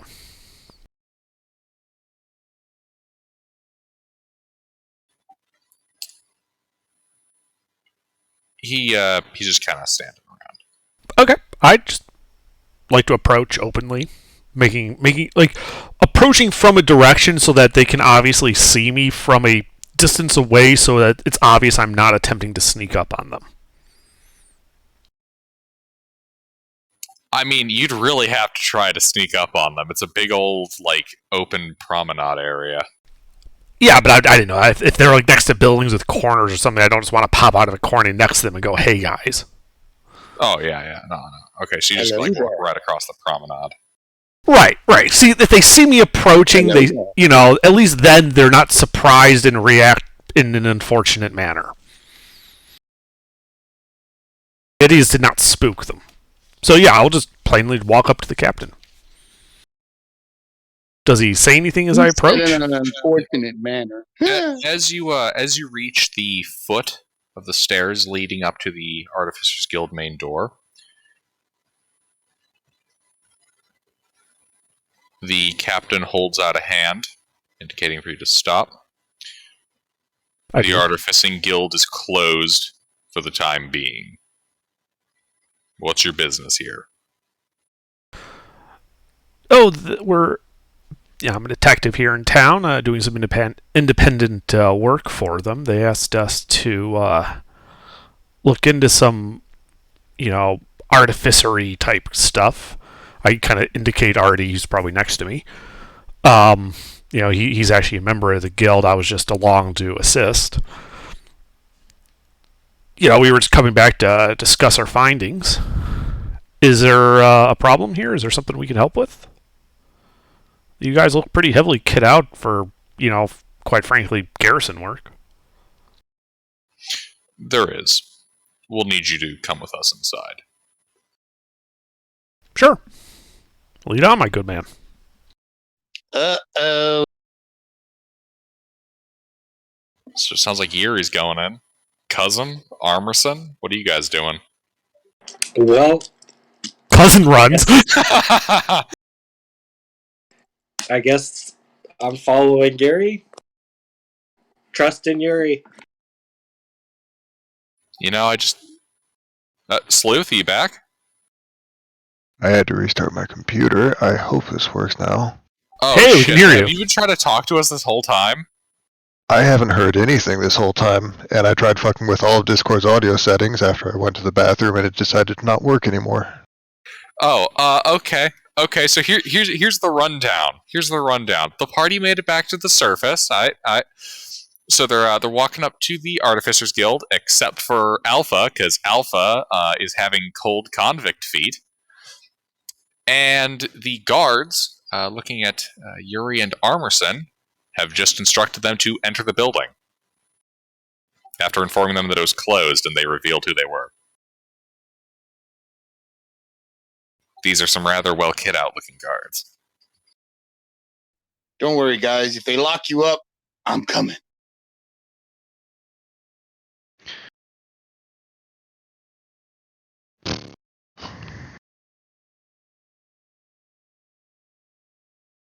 I'll just hang out around. If the guards want me to go in, I will, but I didn't really know these guys going in, so I'm not too... So you would have fucked off with Alpha to the pub? No, I'm just hanging out around. Just sitting like a house down the street, seeing if the guards actually want me as somebody who's relatively fuck, what are the words? So you were not with Artie and I when we walked right up to the guards in front of the building and started talking to them? Nah. my brain is not working right now. I can't think of words. All good. I need to find coffee. Man, I just got that jingle in my head. Don't you know you never split the party? Alright. So just Yuri and Armerson are walking up? Alright. Apparently. Yeah. So the guard captain steps aside. A soldier opens up one of the doors, and they wait for you guys to enter. Sure, I walk in. I've been here before, right? Mm-hmm. Yeah, I walk in. Is there like blood spattered all over the lobby or something?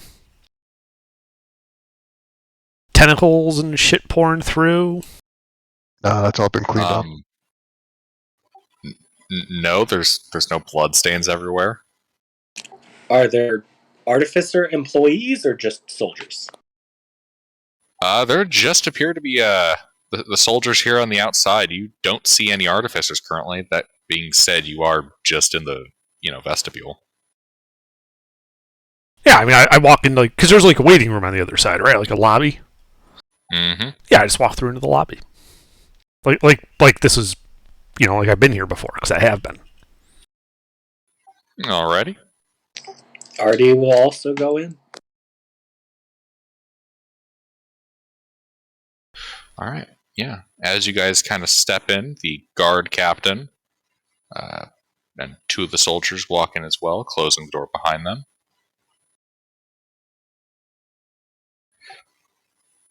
This way, the herald would like to speak with you.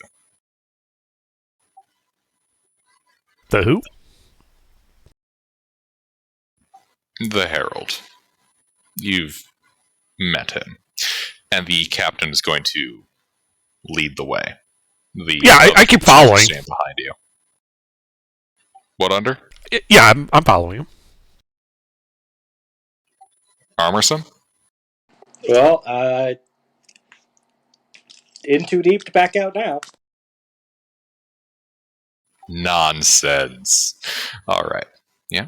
Leads you up the flight of stairs, heading up towards what would be the Artificer's office. Is that like his title is Herald as the Arch Artificer, or? I'm genuinely confused. Who's what is a herald? A herald is Because I know how it was used in our medieval times, but it sounds more like this is like an official rank of some kind here.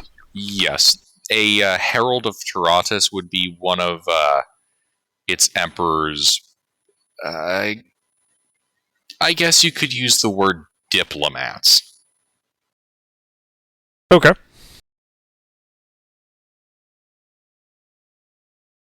Diplomats being a very air quote type term, in that they herald unification and, most of the diplomacy is, well, I should say tends to be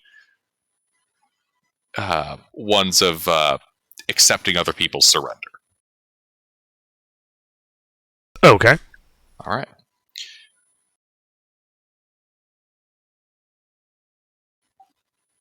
Alrighty. So they're the Inquisitors then. No, they're just not quite. They're very accepting people. I mean, rumors abound. They do, according to at least rumors, get involved a lot of espionage shit. But yeah, the captain leads you up to the office, opens the door to let you guys in. You can see inside of the Arch Artificer's office, instead of the Arch Artificer, you can see a Warforge in red and black robes sitting at the Arch Artificer's desk, apparently waiting for you.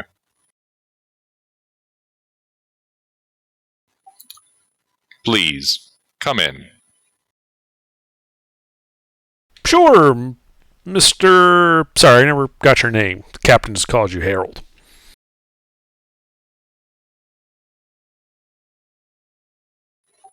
You may call me Harold Kirix. And you may call me Yuri. Nice to meet you.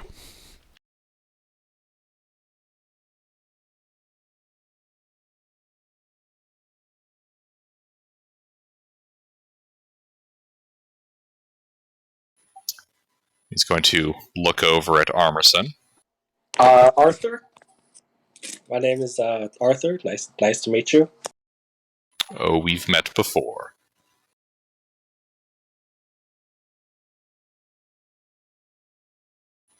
So I see you finally decided to emerge on the surface of my city. A nice attempt on my life, if I do say so myself.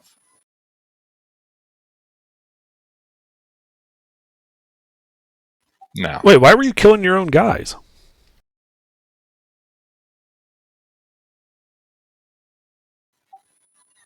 I wasn't.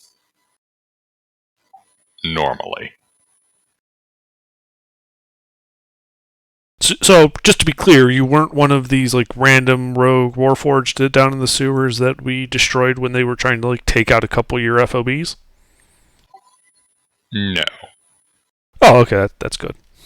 I would be the one your compatriot here attempted to kill and then dump in a pool of boiling water.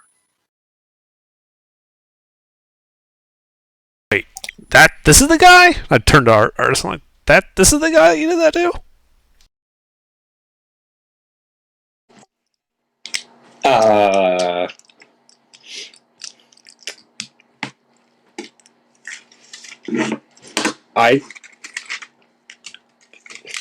That was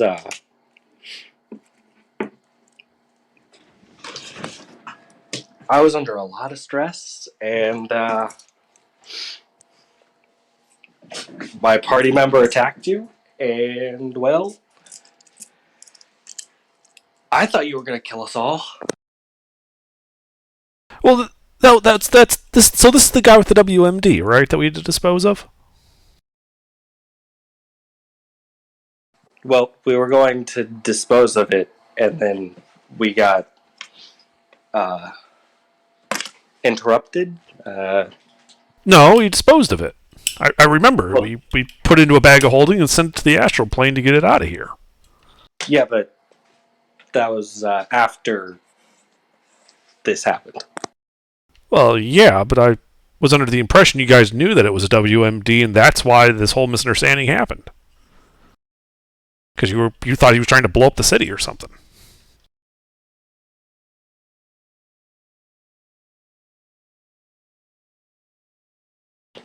Well, we were in possession, and he was trying to take possession. Oh. I look at the Herald. Yeah, that I can see why. Generally, yeah, if we find a big destructive magic item, we're not just going to hand it over to some random guy we meet in the sewers, no matter who he claims to be. Disposing of it's kind of the priority. Give me a persuasion check, Yuri. Are you sure? Does he have advantage because me assisting?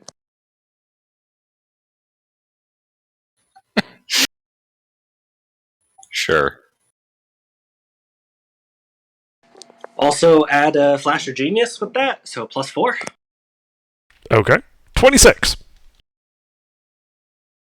Yeah, you can see as the two of you are speaking to each other, trying to coordinate, you can see his body language relaxes slightly. Well then, if the WMD, as you called it, is sorted, that leaves only one.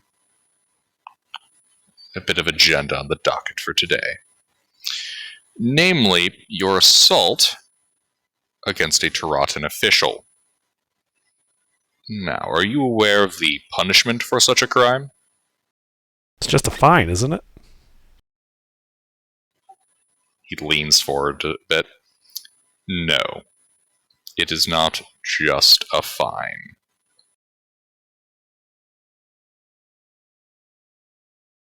Well, how are we to know that it was a Taratan official? If we're going to be arguing this point, let's first establish: did you actually identify yourself as an official at that time?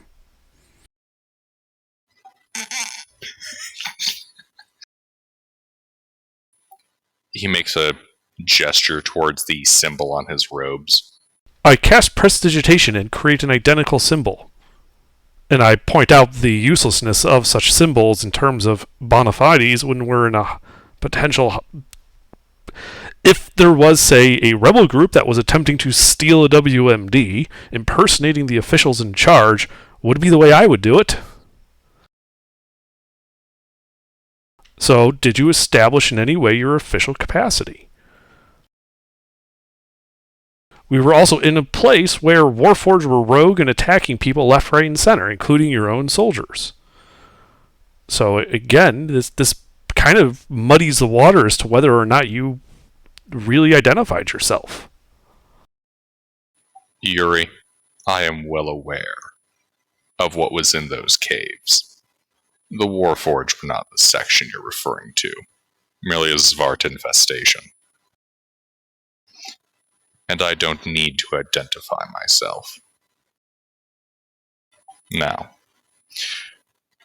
that being said, I have seen the capabilities of your group. I assume the rest of them are hiding somewhere in the city. And I'm willing to offer a deal. Instead of being hunted down for treason, instead I need you to perform a service for the Empire. There is a individual in one of the other city-states that we need to have disposed of.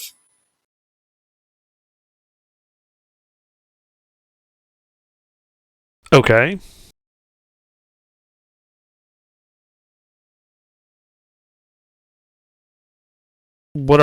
I assume you have a dossier on this guy so that we know, what we're dealing with so we can take him out most efficiently? Unfortunately, I do not.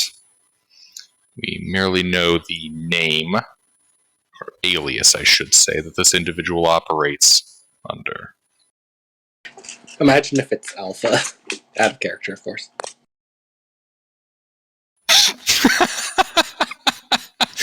Yeah, that's right. They're looking for a rogue warforged by the name of Alpha. No, this individual refers to himself as the patron. He has been a obstruction that we need removed.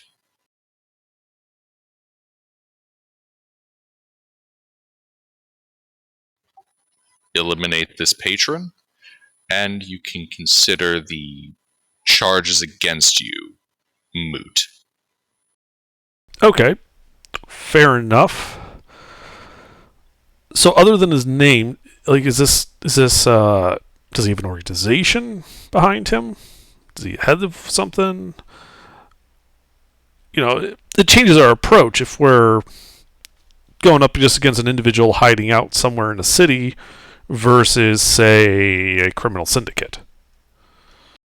We suspect this patron to be the leader of a loose network of scholars and academic types.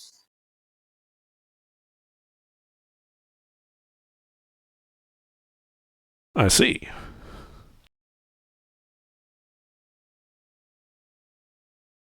Ties to both the temples and local mercenary forces is also suspected. So, academics, priests, and mercenaries. Yes, the patron likes to keep a wide variety of assets at his disposal.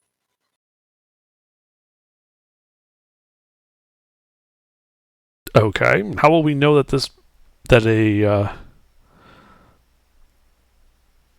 say we go to whichever city this is, you haven't said yet, and take out, a person, how do we know if they are or are not the patron? Just identifying marks, rings, or something, or something that we can use to ID the target.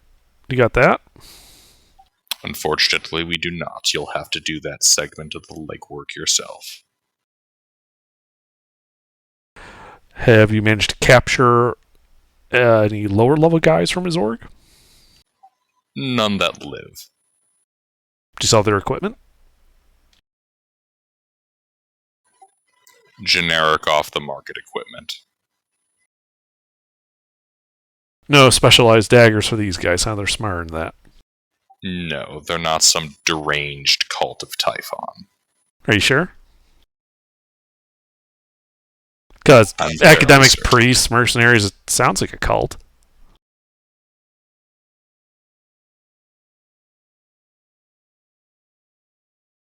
Sounds like a rebellion.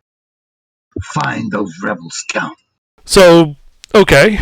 And when you say eliminated, you mean dead, right?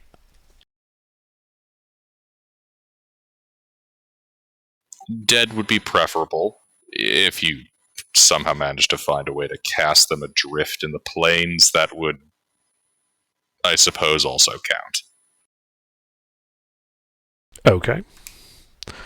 Is there a contact, either overt or covert, in the city for the Taratans that we should be aware of regarding this mission?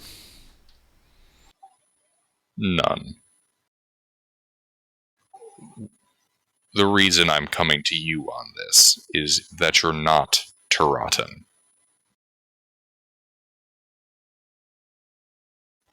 Events have transpired in a manner that require me to get contractors.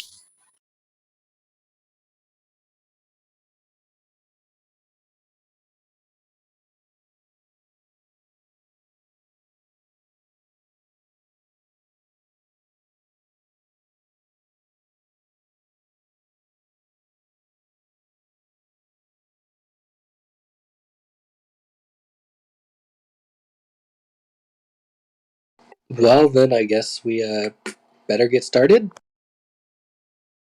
He still needs to tell us what city this guy's in. Because if his answer is any city but this one, it's going to take us a long time to find him if we got to search every city on the planet.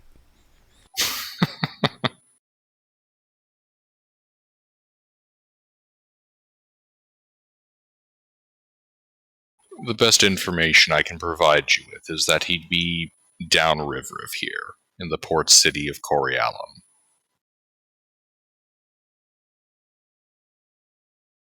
Located on the shores of the Bay of Aria. I see. Is that... this is a question to you, DM. Is that Taratan controlled? Yes. It would have been one of the first city-states to be hit during the war. All right. And generally speaking, between cities, how regulated is travel? Like, do we need papers to go between cities? Or is it fairly open?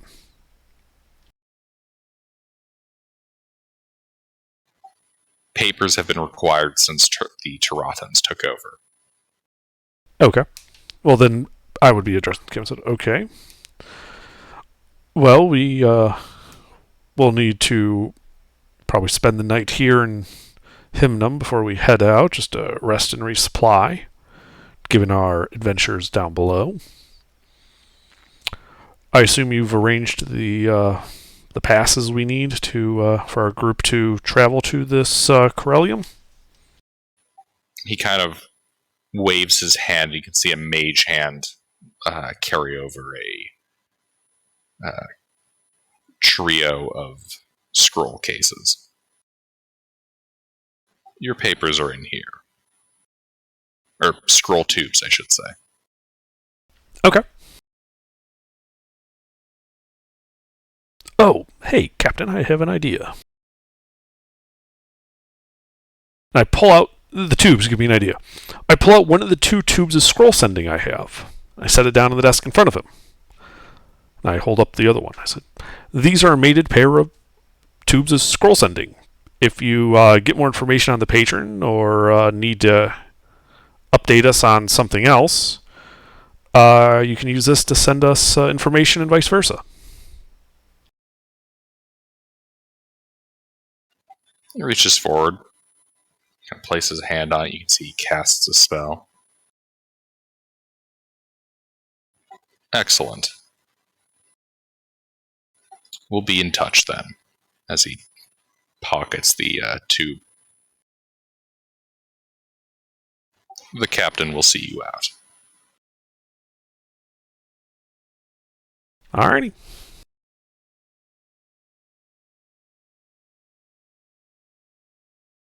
Oh, one last question, Harold.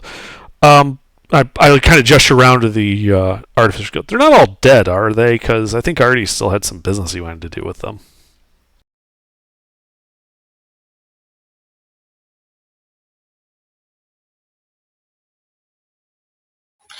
No, they are not all dead.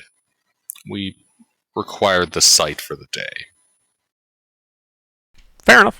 And are currently conducting a thorough investigation of the Guild's affairs.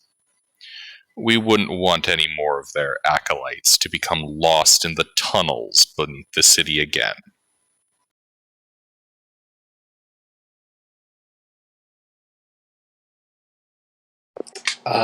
No, sir.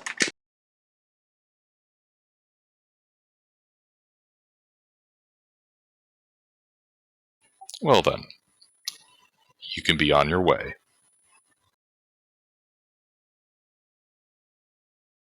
don't be a stranger. And I walk out the door. Artie will follow Yuri.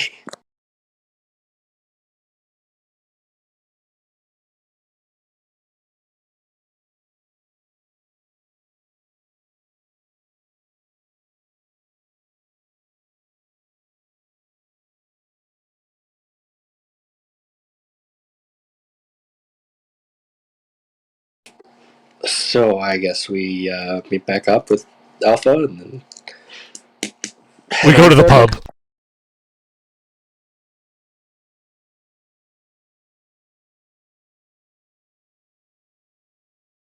All right, yeah. You guys are able to go and find Alpha and Cousin. They're hanging out at a bar near the apartment building.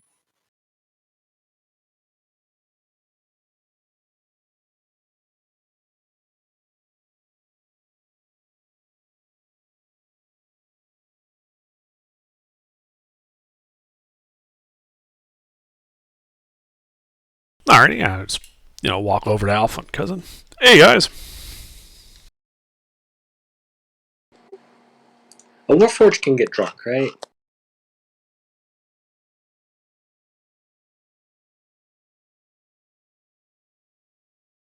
It can get buzzed. Well, Artie, he doesn't normally drink, but he'll probably order like the strongest thing they have at the moment. Orcish ale. It's a blue substance.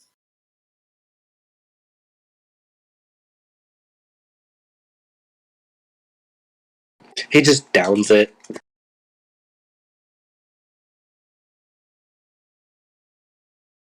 He was stressed during that. And as is routine, Yuri asks for a coffee, and as is routine, the bartender refuses after the last time Yuri got caffeine in a bar.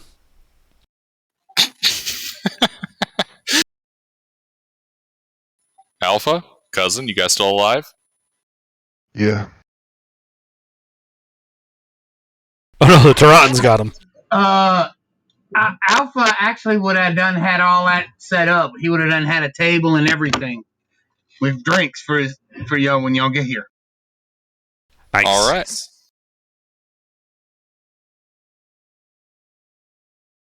Because he's hoping y'all come back, Yeah, we come back.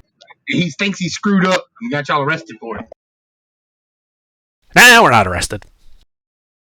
We do have another quest, though. And if we don't do it, we die. Hunted down and killed by the Runs. I'm a member of the rebellion.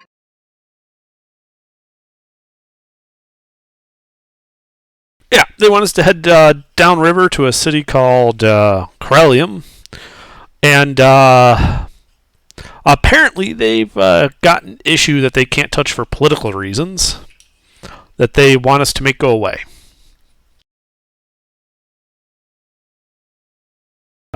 Whatever this problem is, it calls themselves the Patron. The Patron, huh? Okay. Yeah, like I don't know what type of art dealing he's into, but apparently pissed off somebody. So, I don't know if I'm remembering this correctly, but did we meet him in that cave where... Did we meet him in that cave? Like, near the Patron? Like, it was...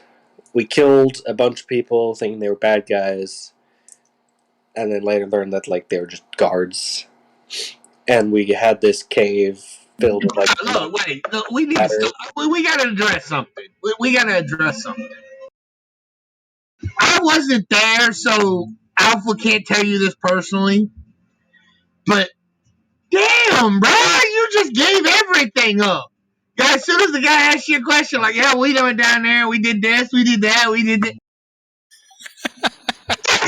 Damn, man! You just gave away the whole plot.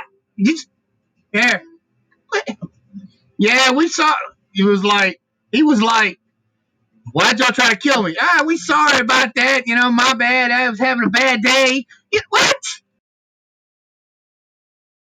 I thought, Let Under do the talking. Just let Under do the talking.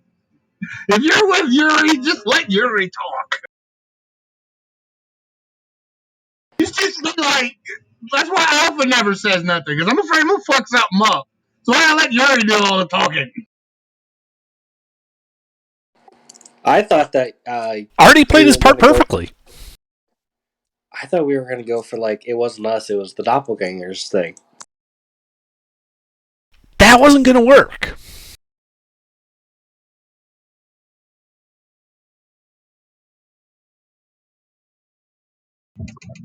But I like how Yuri was able to spin what Artie said to his advantage.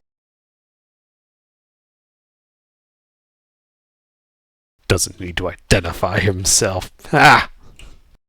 Get himself killed doing that type of shit. I mean, because we totally knew that this guy was an Empire. In fact, that's the reason Alpha hit him in the first place. I'm sure. Yes, I'm well aware of the fact that you did in fact make a positive ID on him before you chose to engage him. But I was banking on the fact that no one outside the party knows that, and therefore, you're telling him that, well, we figured he was just trying to steal the WMD to blow up the city, and obviously we're not going to let that happen, is the best possible case for the reason why we shot everybody that came, within range of it until we got rid of it. It is true. He wasn't only, we killed a bunch of his guards. Oh, bunch.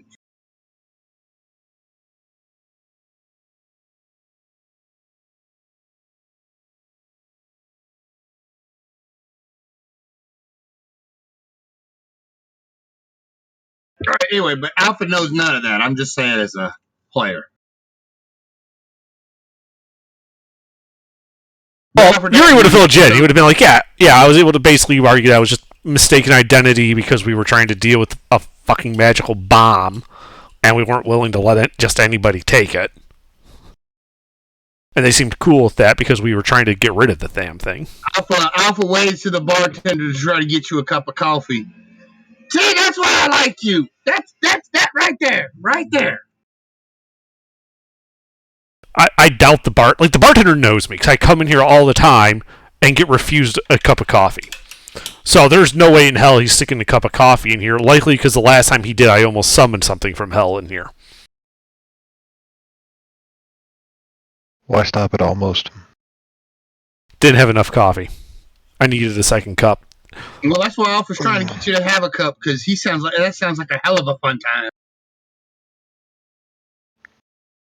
Turns out when you're reading magic tomes from, cults of people, getting really hyper and slurring your words together does not result in positive outcomes. I can imagine.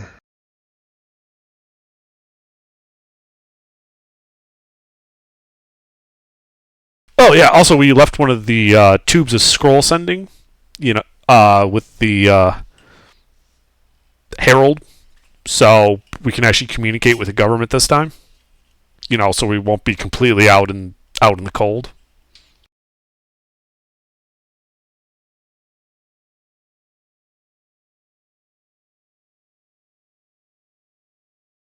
Because they have no intelligence on this guy. They have a name, and their estimate is a bunch of wishy-washy, we suspect horseshit.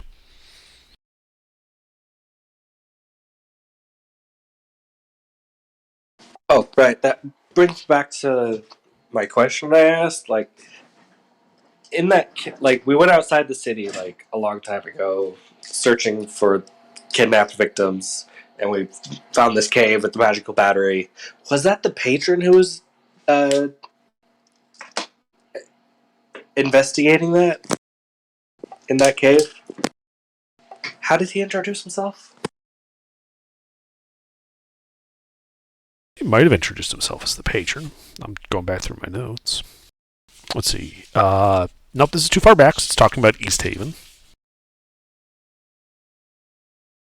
It's I remember the patron. And I don't know if it was that guy or if it was our rogue party member.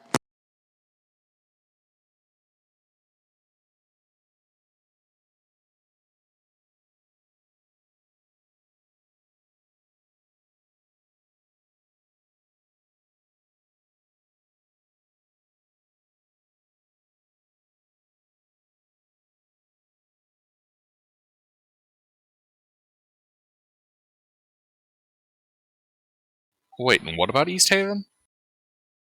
No, I was just mentioning because I was going flipping through my notes, and I went too far back. So I said, I'm too far back because it's talking about East Haven.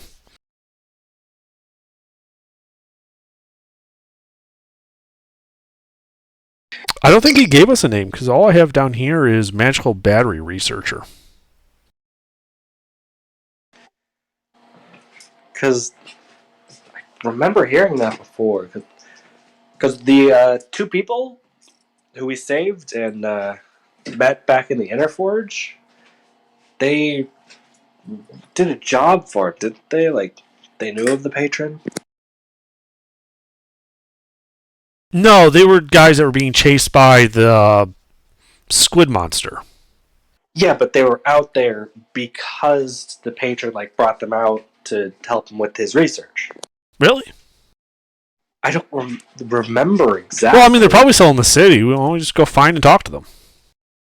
Shit, we're friendly with them.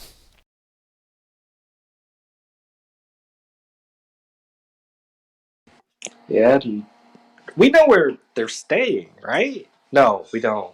We dropped them off, but they've hooked up with the. They're with the military. We can just go ask the military guys where they are.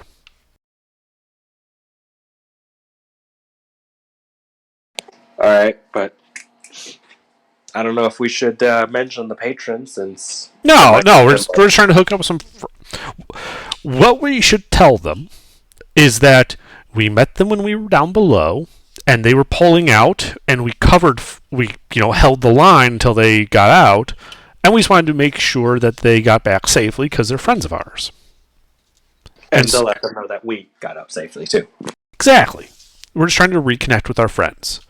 They don't need to know anything about any missions or patrons or, accidental, and you're doing air quotes with that, friendly fire, more air quotes, incidents with Tarantan officials. That's right. Because I friendly fired my club right upside his head.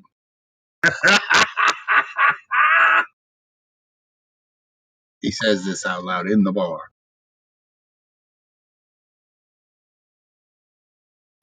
Mm-hmm. Yes, you killed a lot of rogue warforged. No, Trotton, no. Zvarts, that's what I meant to say.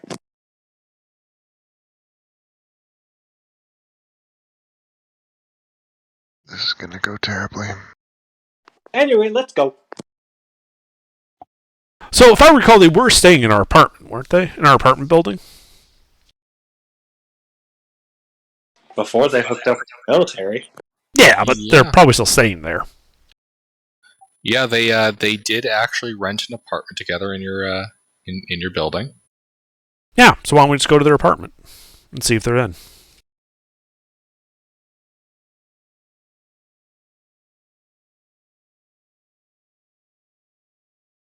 All right.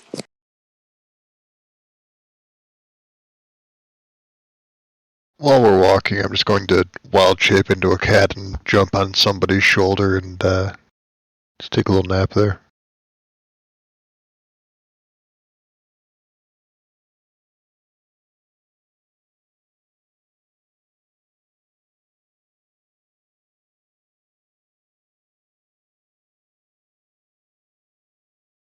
All right.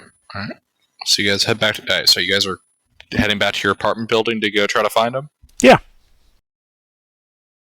All right. Yeah, you guys walk down a street and then a couple blocks down.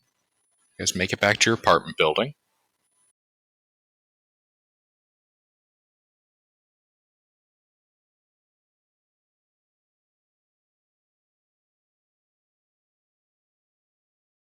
You can see the doorman sitting on his chair.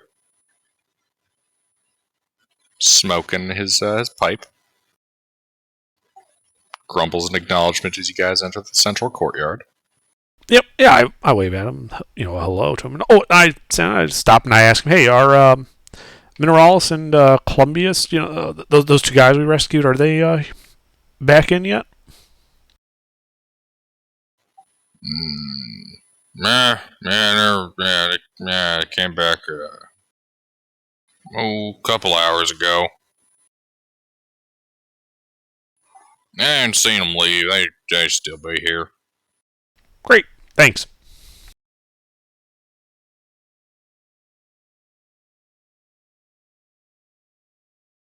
I go to their apartment.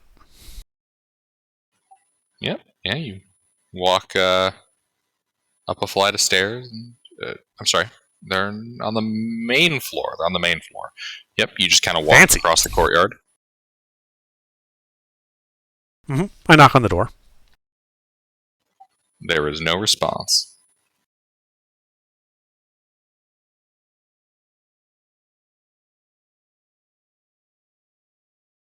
I try the door. Is it locked?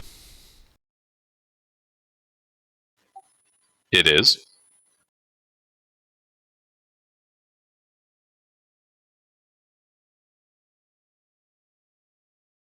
I got two options. I can either pop an owl through this door, or we can, assuming there's a window, I can pop my owl outside and have him look through the window. Just pop your owl through the door. All right. Well, I'll pop my owl onto the ground on the other side of the door. All right. Yeah, your owl appears in the room. There's a bit of light coming in through the windows, but you can see that the apartment is empty. The bed is made. The desk is devoid of any objects. It appears as if no one has been living in here.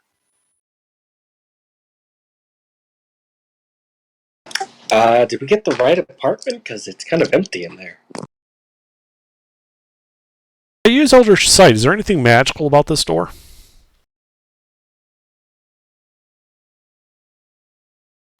Yes.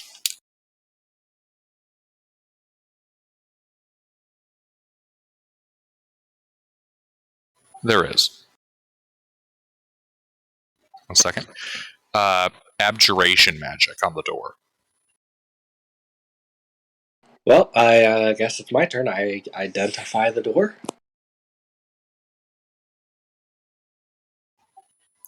Arcane lock is active on the door.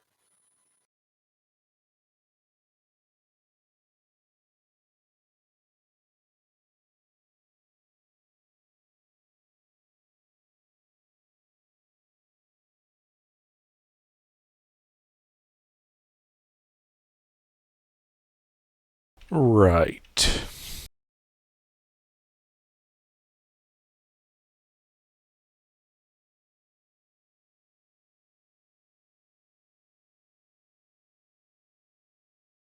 There's a window to the outside, though, right? This is the ground floor?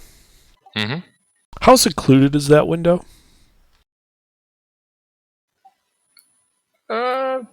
Fairly secluded. Their window would be towards the inner side streets rather than one of the main streets. Right. So, if we wanted to gain covert access, going through the window is probably the best. I mean, we could still try to pick the lock. It's not like it's made unpickable.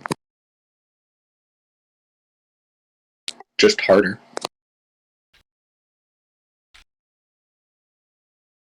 Yeah, and how busy is this area?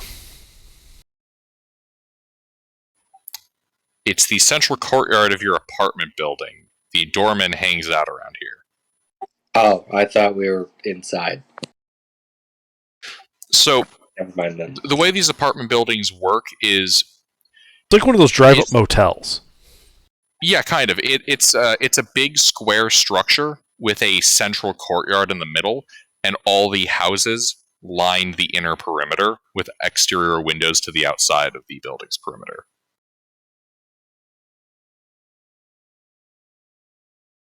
Well, if you can give me a description of their appearance, and assuming they're in the city, I might be able to have a courier pigeon bring a message to them. And then we follow the pigeon. Sounds good. Yeah, that works. I use minor illusion to just show them, like heads, their heads and stuff. Like, you know, give general descriptions and whatnot. All right, I will cast Animal Messenger.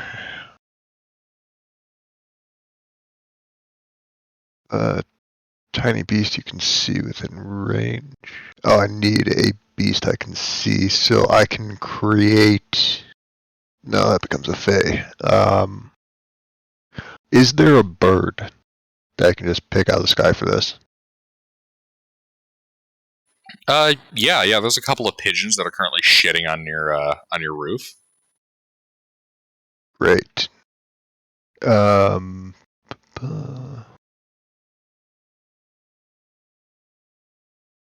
Location you have visited. Recipient who matches the general description. Message of up to 25 words. Beast travels for the duration of the spell towards the specified location. 50 miles for flying, 25 for other.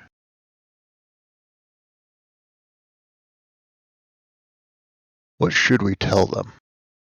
That we want to meet up. That we're back in the city. We heard they got out successfully and wanted to meet up for a beer and catch up. Let them know what we found, since they were obviously interested in it being down there.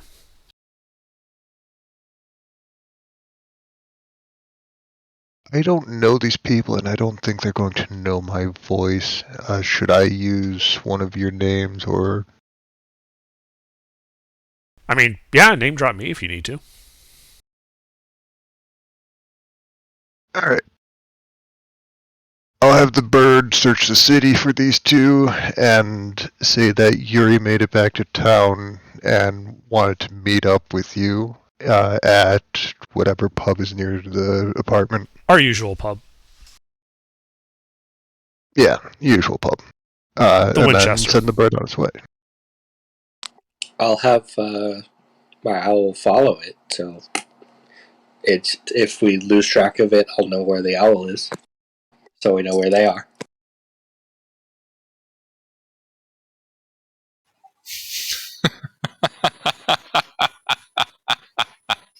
So a pigeon and an owl show up to these two and start speaking in a person's voice. I mean, the owl will hang back and try to keep a low profile, as low as an owl in the middle of a city can do. An owl in the middle of the city in the middle of the day. Yeah. At this time of year in this place, specifically within your kitchen. Artie is not wise. The owl won't survive to get to somebody's kitchen. Alrighty, let's see. Fuck, I wish I had a map. Is the city bigger than 50 miles? The distance the pigeon's heading is. Yeah. So, Artie, if you're looking, so you guys start following the owl. After a bit of travel, Armerson, you looking through things' eyes? Yeah, occasionally. I still have to be able to walk, unless someone wants to guide me. Yeah, because as you guys are following this thing, you know what? You guys are trying to fucking follow this. You're having an owl follow a pigeon through the air as you're running through a city. And then we're following the owl. Yeah. Give me a survival check, guys, as you attempt to track this owl through the city. I'm good at these. All right. I mean, don't I just know where my owl is? Like, it's that way. I don't think Find Familiar does that. Yeah, To my knowledge, actually, it doesn't work that way. you can look through his eyes, but you don't actually have proprioception through them.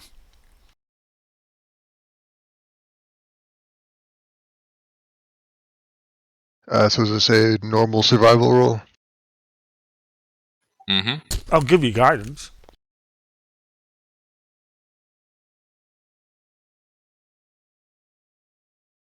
$24. All right, yeah. You guys kind of start navigating through the city, taking shortcuts and all that. Eventually, you realize that you guys are leaving the city. Like, the owl has flown beyond the wall.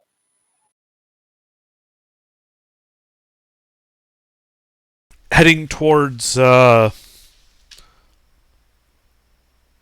Corellium or away from Corellium? Towards. All right, well, guys, they probably went to Corellium ahead of us. We can just spend the night here, get that long rest, resupply, and head out in the morning.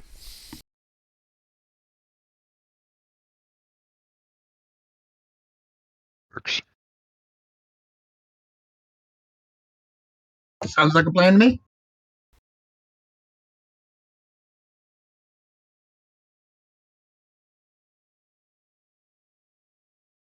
All right, yeah, so we go back.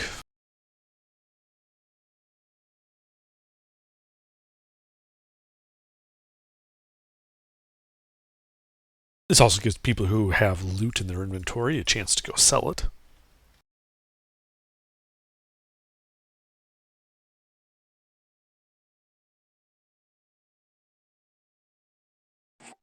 Yeah, but a lot of my loot is quest objectives.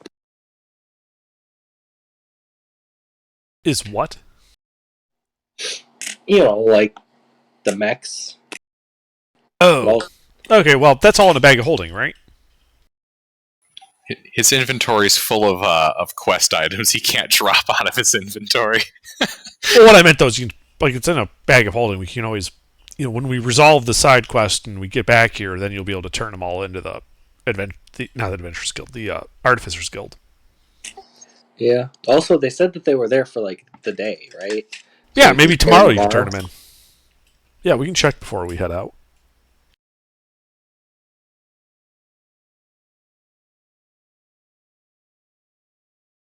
And thus we do that.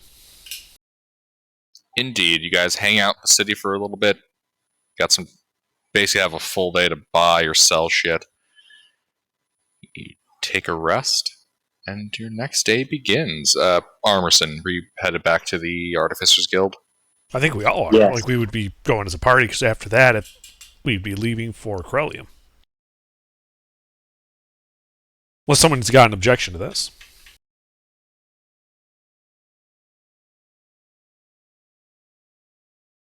Doesn't sound like it. All right, let's go. Alrighty, yeah. You guys head back to the Artificers Guild. You can see that there are guards here. They look to be like the regular guards have taken the posting of those more elite soldiers that you saw.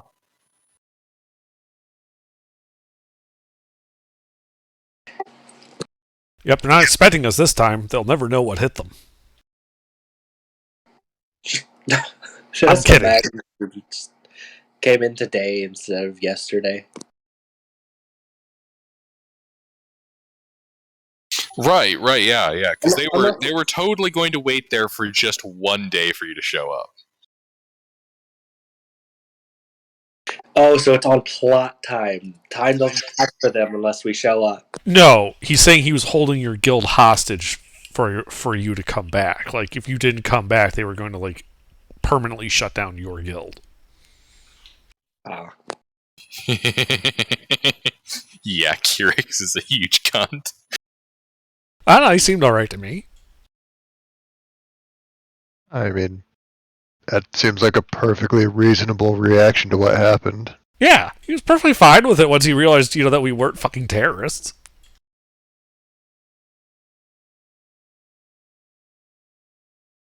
Yeah, he just leveraged, that to get you to do his dirty work, though. Dude, if he had offered us just a small sack of gold, we probably would have done that shit for him anyway. What else we got going on?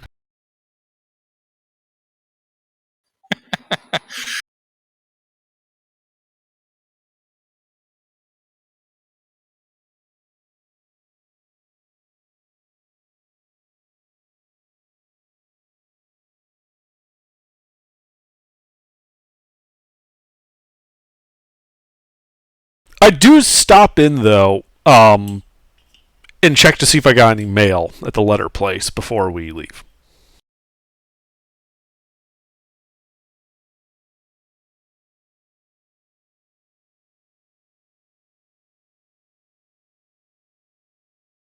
Yes, actually. You do have mail, Yuri.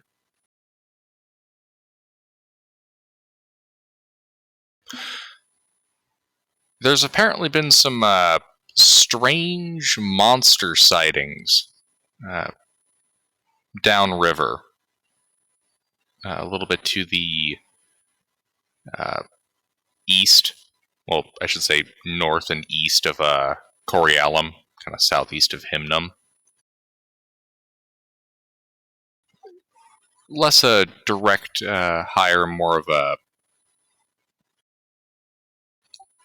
Your mail guy kind of came across this and passed it along to you. Right. Less.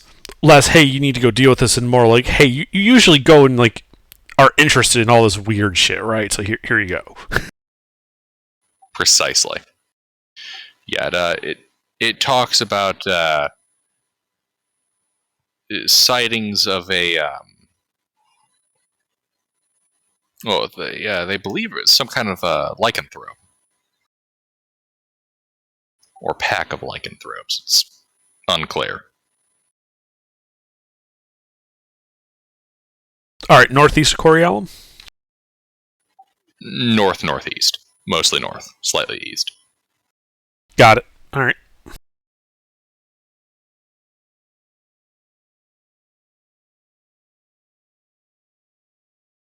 All right, cool. And then we were at the Artificers Guild. Yep. Yeah, you guys can see there are still guards at the installation. Although the artificers do seem to be mostly back to work. All right, Artie. Looks like there's like a half shift today. Your show, Artie. Well, I suppose we'll go see Bronze Chin. All right, yeah. You guys head down to Bronze Chin's office.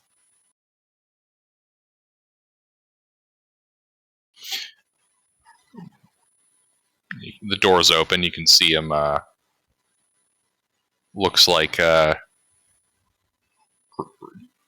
diagramming some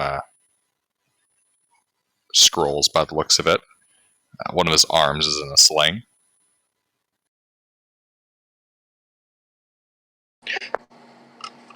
Oh, hello, Master Bronze Chin. Are you all right?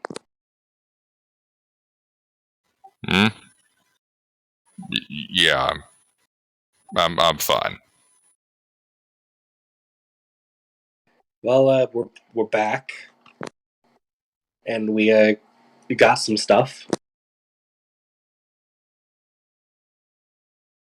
You see him put down his quill. What have you got for us? So I just start pulling things out of the bag of holding and my bag.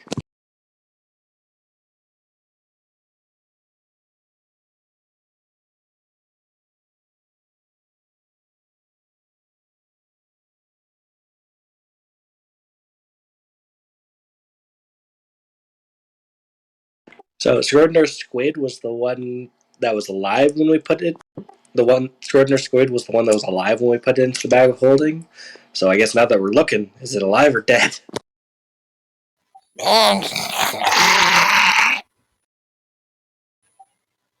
It's still thrashing.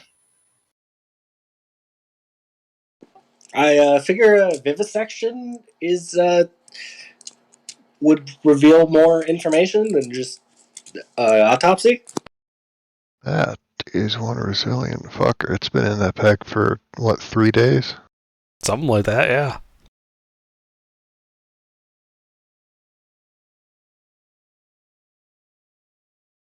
Surprising he didn't wake us up, though, when he was, doing the whole bag shuffle when he blew up the prison.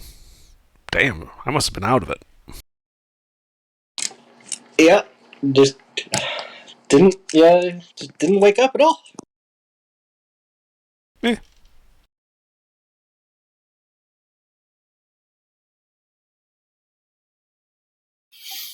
You see Braun's chin kind of shuffle around some of the stuff on his desk, open up a drawer, and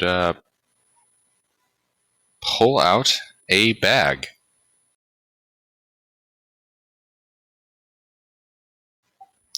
For your work, Armerson. Oh my, you still have more. For your work here. Unfortunately, this might be the last time we can afford this kind of payout. The Teratans have taken a deep interest in our guild. Your guy here is something of a hoarding problem. Indeed, Armerson does like to collect his samples.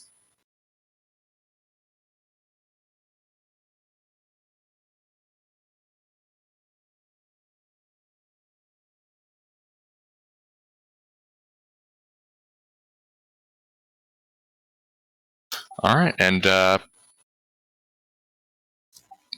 this will be your payout, Armerson.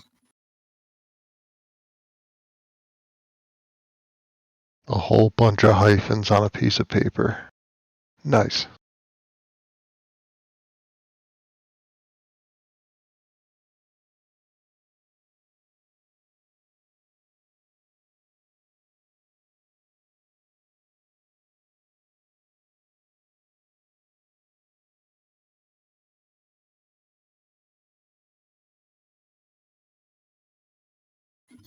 Three 500 gold piece diamonds, and 200 platinum pieces.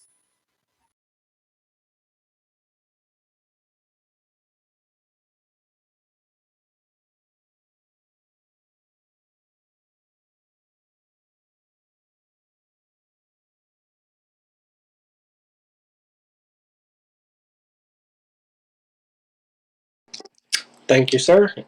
And hopefully the interest in the Artificers Guild dies down. We can only hope. Do you know about the Artificers Guilds in the other cities? If they're also being targeted? There aren't Artificers Guilds in the other cities. It's really just Hymnum. Oh. Well, who knows? Maybe I'll help make an Artificers Guild in another city.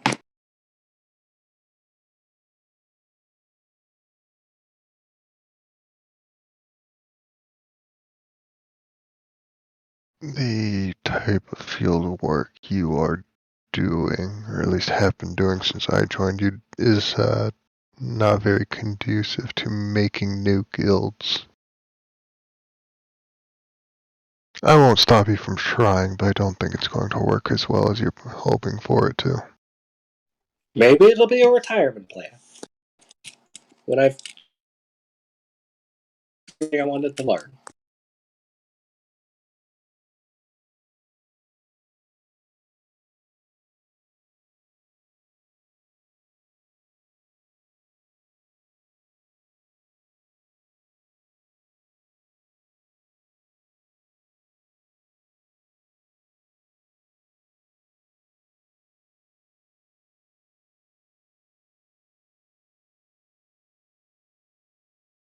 So did anyone else have anything else in their inventory?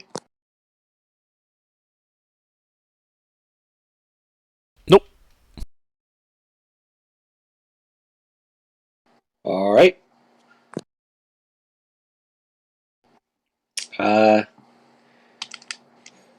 Thank you, Master Bronze Chin.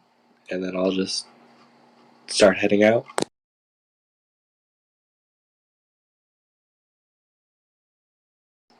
With the stuff. We can divvy it up.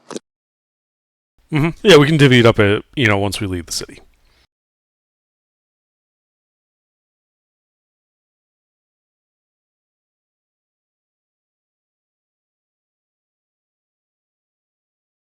So, does anybody know Raise Dead or Revivify? I have Revivify. Might want to make I don't him the have- designated diamond holder then.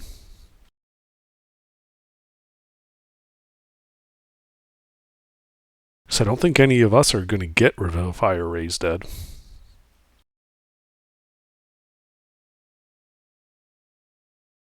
So, with how Revivify works, if you have like a 500 gold piece diamond, does it like just take 300 gold pieces worth of it? No.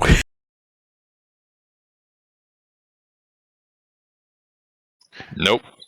As a rule of thumb, it will take a diamond at least a certain value, and then whatever's left on the diamond after the spell.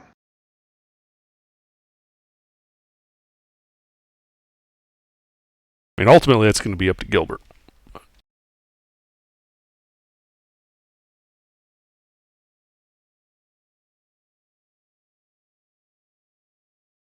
Revivify in particular is unique in the sense that it can have more than one diamond. So if we have a bunch of small diamonds worth, say, 30 gold, and we've got 10 of them, that will make up the or the 300 gold.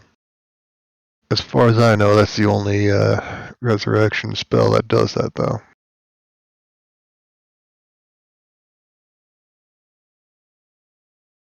And then reincarnate needs a lot of non-diamond materials.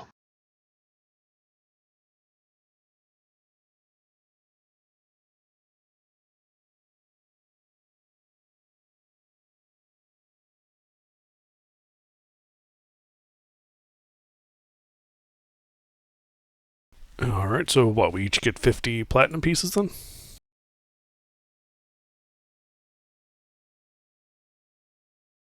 Alright, I hand him the diamonds to hold on to, and I guess split it so we each get 50 platinum.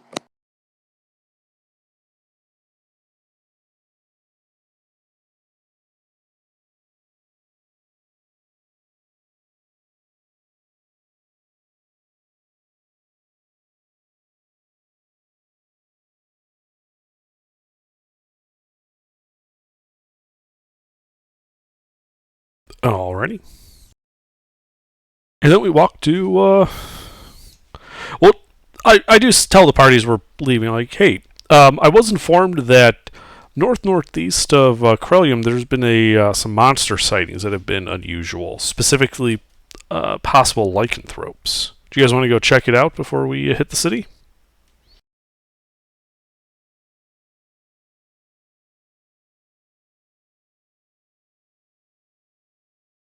Probably should. We can. Alrighty. Chance to kill werewolves? Yes!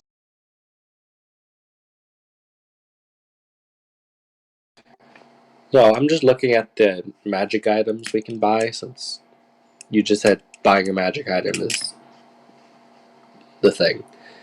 So do we have to like roll once, and that's how much each magic item costs for the day, or do we have to roll for each individual magic item?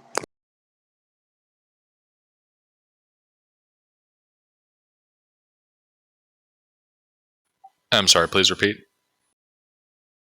So buying a magic item, it's like for common, it's 1d6 plus 1 times 10 gold.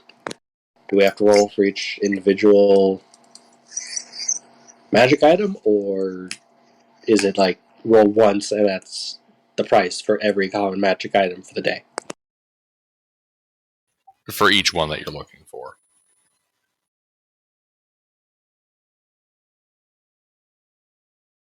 Gotta do it individually. Alright.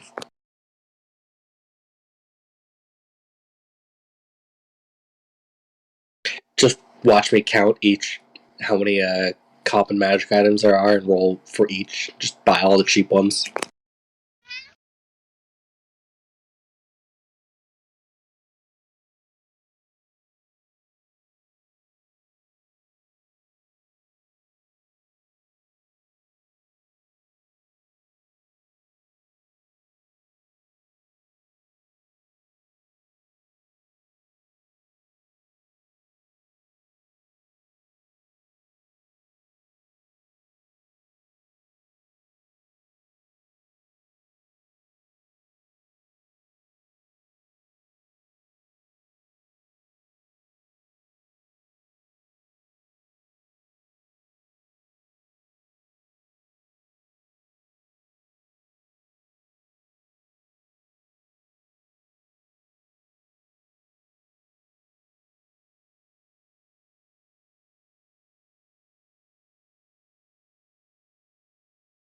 All right, yeah. So we set off for the lycanthrope adventure.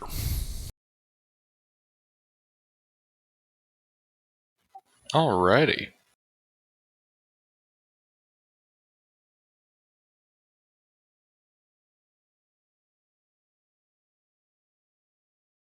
Going to hunt lycanthropes. Or at least to investigate it. Do we know if these are lycanthropes as in werewolves in particular, or just shapeshifters similar to werewolves? What we know is that there were some unusual monster sightings northeast of Corellium, which would be at least like only slightly out of our way, and that it was a possible of being lycanthropes. Okay.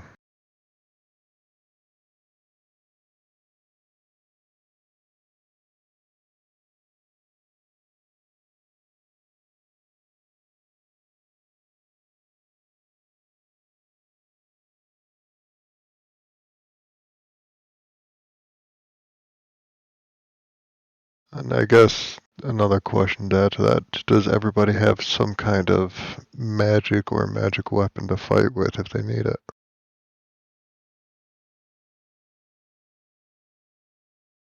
I've got my bazooka. Thunder gauntlets.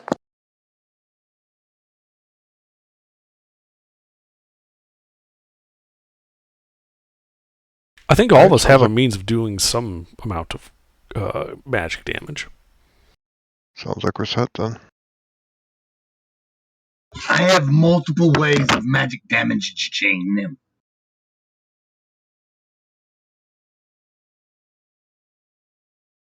They shall regret making me fight them.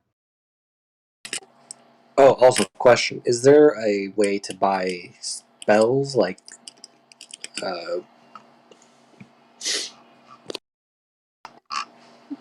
buy spells to put into your spell book?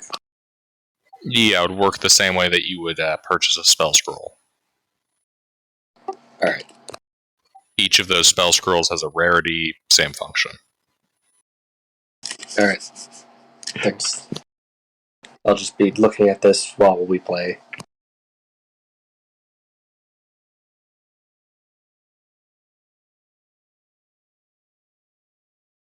Alrighty.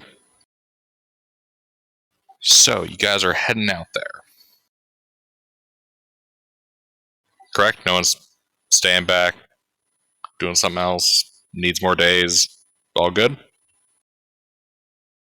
Yeah, I'm all good. Alrighty. All good. You guys start walking out of Hymnum. Well, we do have some money, guys, as we're leaving. Do we want to buy like a donkey and a cart? In case we get any big stuff?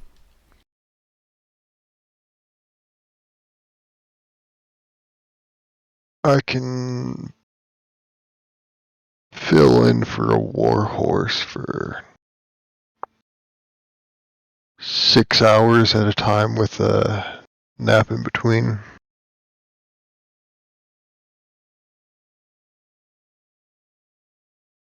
I mean, that's a great backup plan, but, if we get ambushed, we probably want you to not be the horse.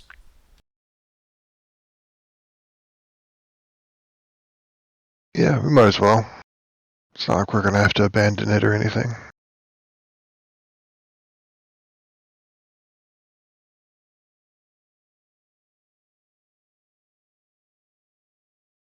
No, you guys don't want to take a river boat?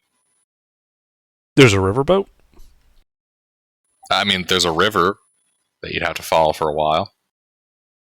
And you're in a city. Yeah, I think I prefer the land travel. Excellent, excellent. The Undermountain Lazy River adventure ride has traumatized the party. Yeah, so I'll spend the 23 gold and get a donkey and a cart.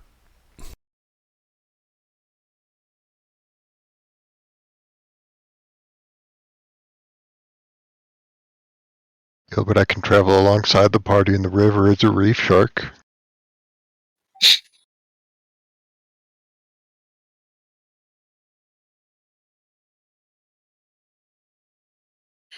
Alright. Yeah, so you guys aren't doing anything else. You start your journey.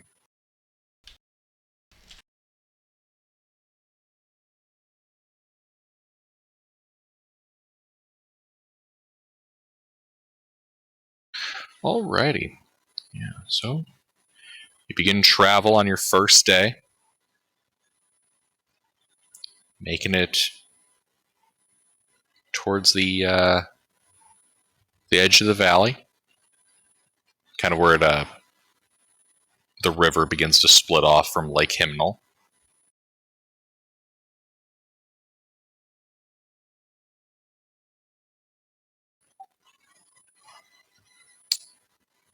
And as you kind of reach the neck of that river, it would be about the end of the first adventuring day.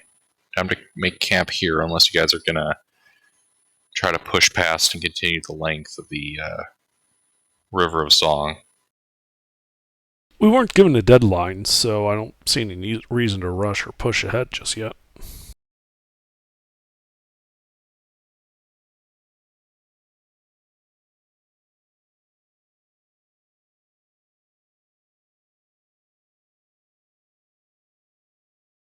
So yeah, I think we can just make camp here. Unless you guys have some reason not to.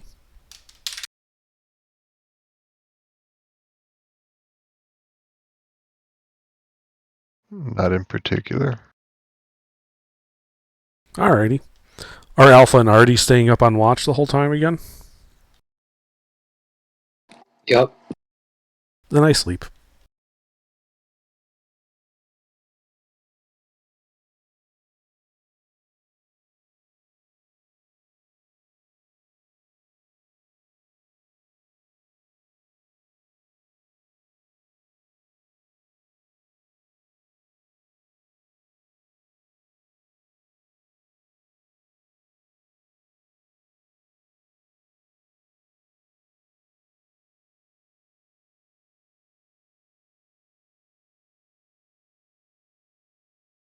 Alrighty.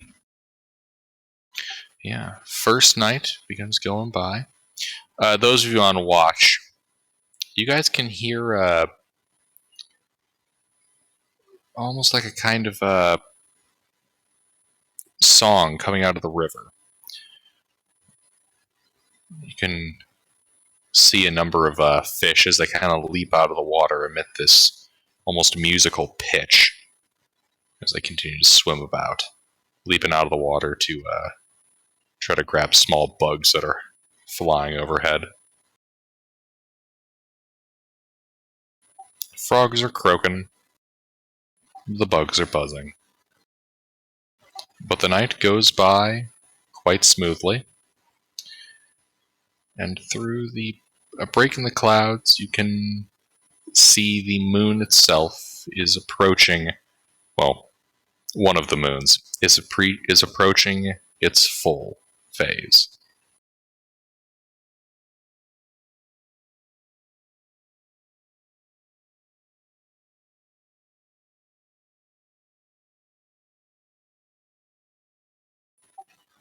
And then your long rest comes to an end.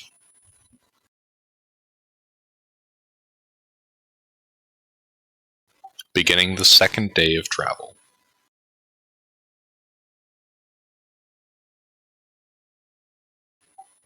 Continuing down the river, you guys end up crossing over on one of the bridges to the east bank.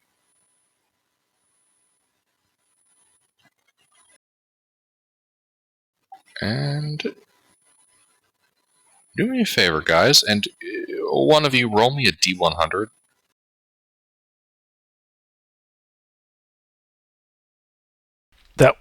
That was the wrong key to double tap. Mm-hmm. Alrighty, 88, yeah.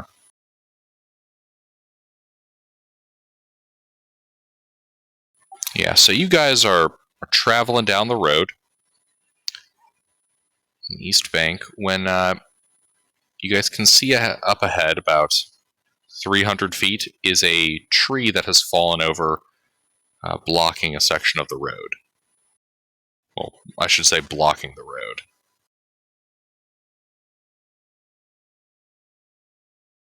Does it look like it was hit by lightning, blown over by wind, or chopped down? Can we tell at this distance? Give me a perception check.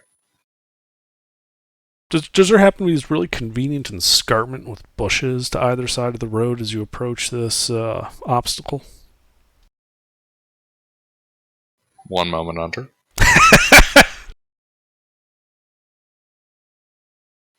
So, you know, it does have a pretty straight line at the base of the tree where it's separated from the rest of the trunk.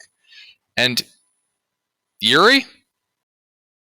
Yeah, you know, there's kind of a small bluff overhanging this section, and the part of the river here is also a sheer escarpment of about 15 feet to the waterline.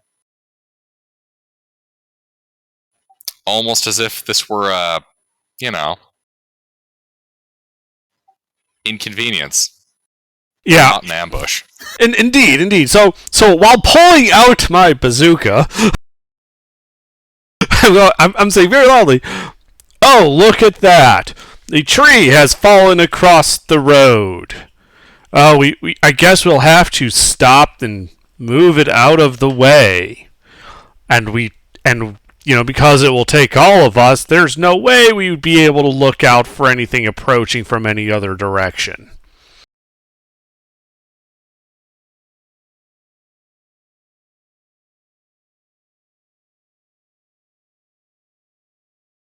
Well, what are you guys doing?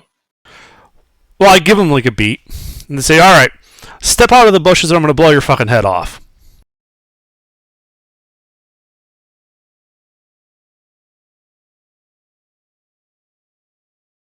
And then I shoot the bushes. Alright, give me an attack roll. Will this be a disadvantage since I'm shooting blind? Yeah. Okay. If it does help, I am like putting like one shot and then like, you know, a couple degrees of angle, so like, you know, move like walking the shots in a line. So I get 2 shots per attack.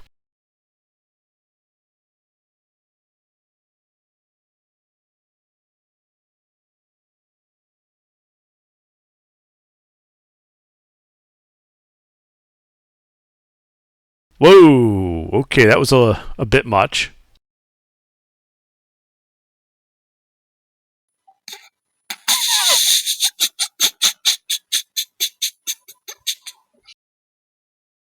So how about we go with the 14, since that was the second one I rolled?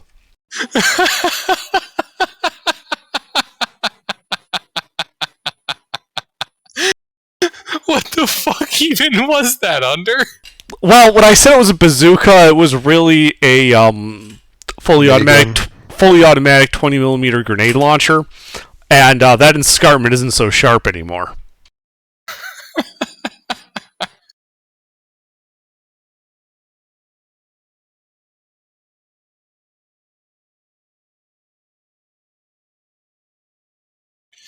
Oh man. Okay. So let's see. We have the first roll's a nat 1, and then the next one's a 14. Okay. So 24 actually, because it's 14 plus 10.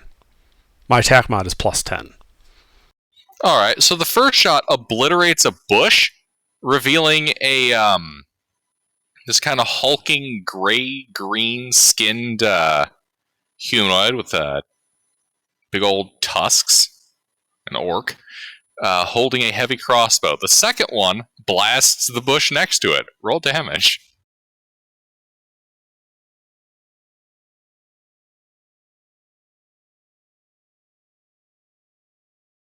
So that is 9 force damage and a negative 10 to his speed.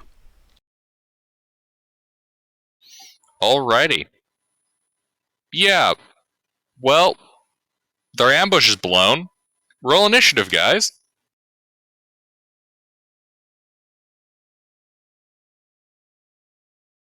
How far away are these bushes?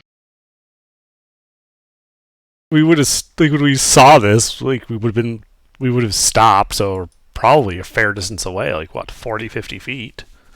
Yep. We didn't, like, roll right into it.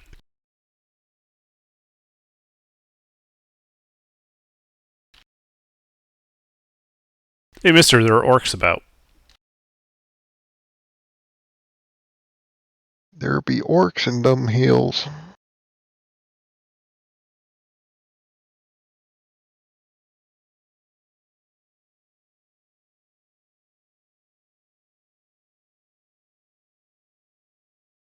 So is the guy in front of that was behind the bush I obliterated, does he count as surprised? Yes.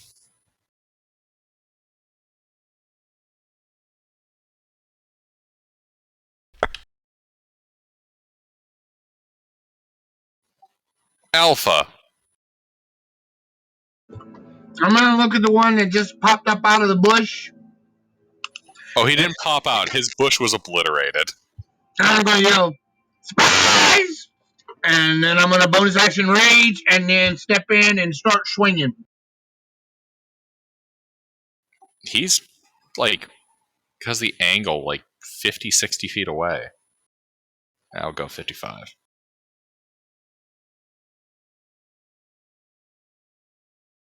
Do you have the ability to reach him with that? Okay, sure can. I'm going to bonus action rage. Nah, I'm going to action dash up to him. Bonus action rage when I get right in his face. And then action surge and smack him twice. Okay.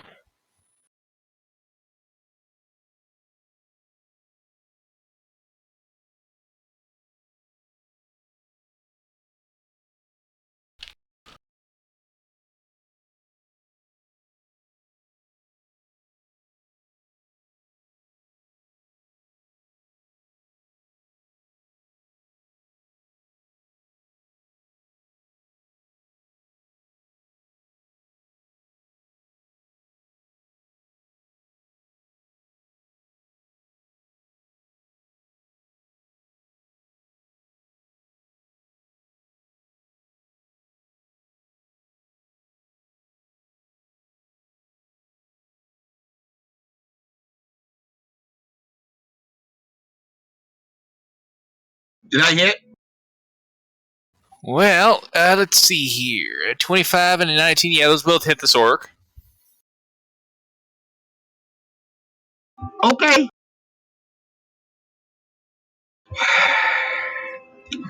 Damage.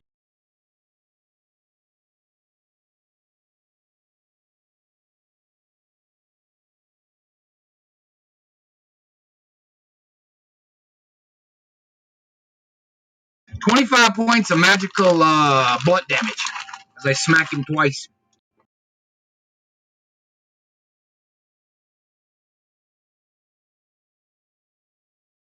Um, hold on one second.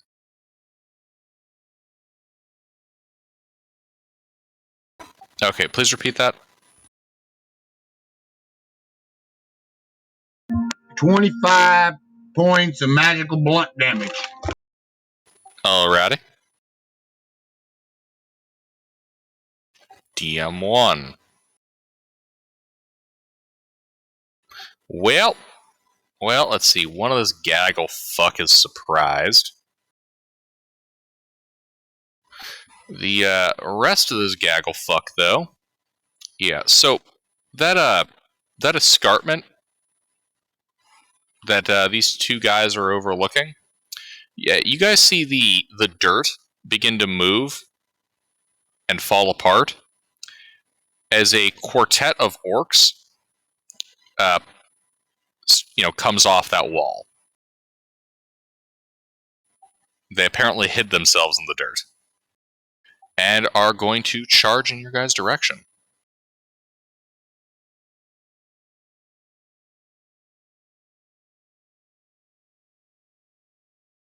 Let's see. They can bonus action. Move, then move again. Yeah. So let's see. The 4 of them are going to run up to the cart and are going to try to bully the fuck out of you guys.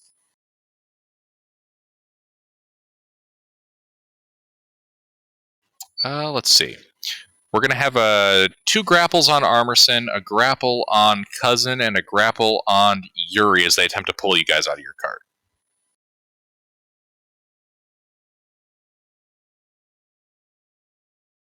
Okay. Are they medium creatures?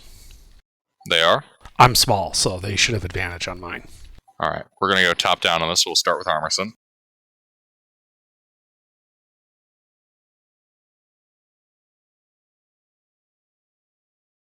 Alright, so Armerson, that's a 14 and a 14. Can you beat those?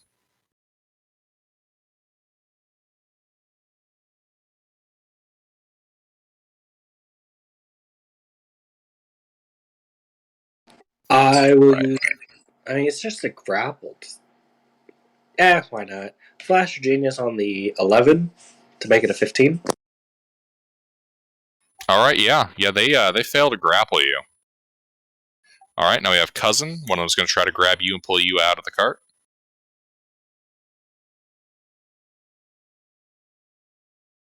Nah, he fails.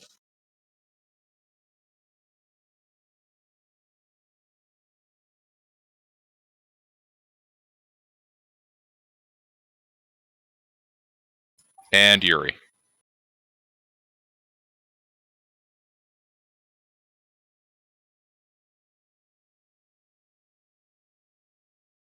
Alright, yeah, he grabs you and throws you out of the cart.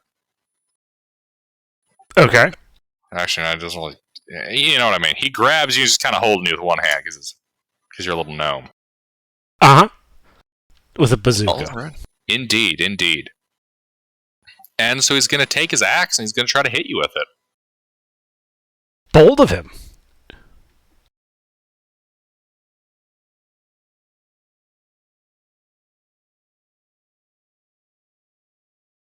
It does not penetrate my armor.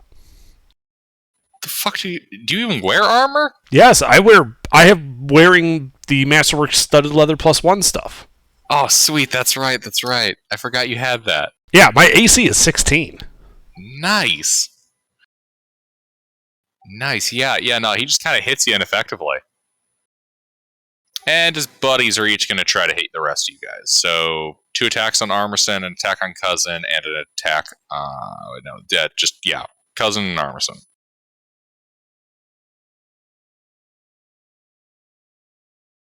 Here you go, Armerson. Miss. Cousin. That's it.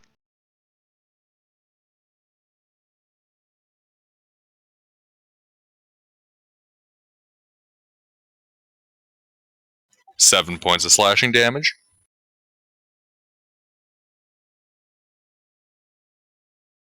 Okay. Alrighty. Artie. So, we got 2 in the bushes and 4 at the cart. Right? Yeah. 2 in the bushes, 4 on the cart. Could I use Fairy Fire to get the 4 in the cart, but no allies? No.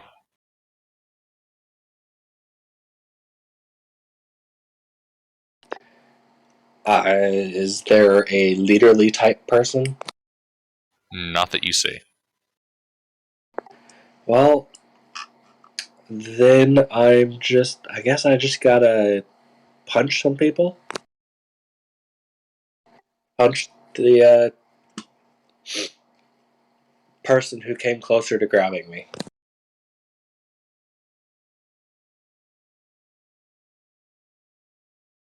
Well, I mean, hang on. Would I be able to get at least 3 without hitting allies? Nope, they're flanking your cart. Oh, they're on opposite sides. Okay.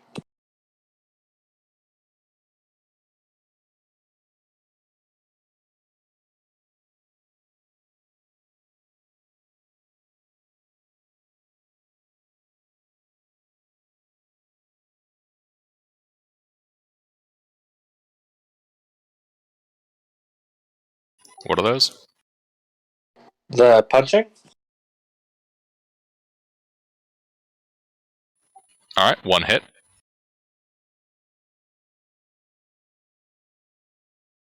Eight thunder damage. Yeah, he snarls at you. And I activate defensive field. Alrighty. Anything else? That's it. Yuri. How many enemies are within 5 feet of me? 2. Excellent. And is there a third one within, let's say, 10 feet of me? Yes. Great. Those 3 people need to make a wisdom save as I cast Hold Person on all 3 of them.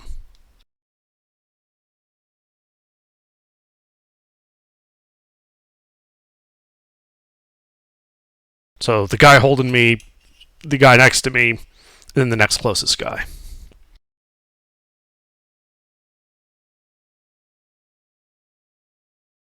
They all failed. And as a result, they are all paralyzed.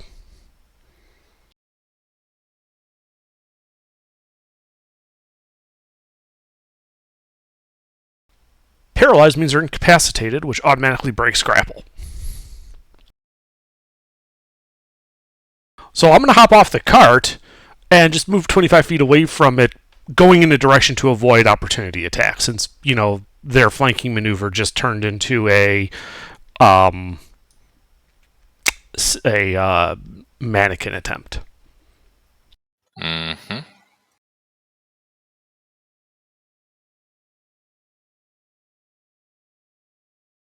That's it.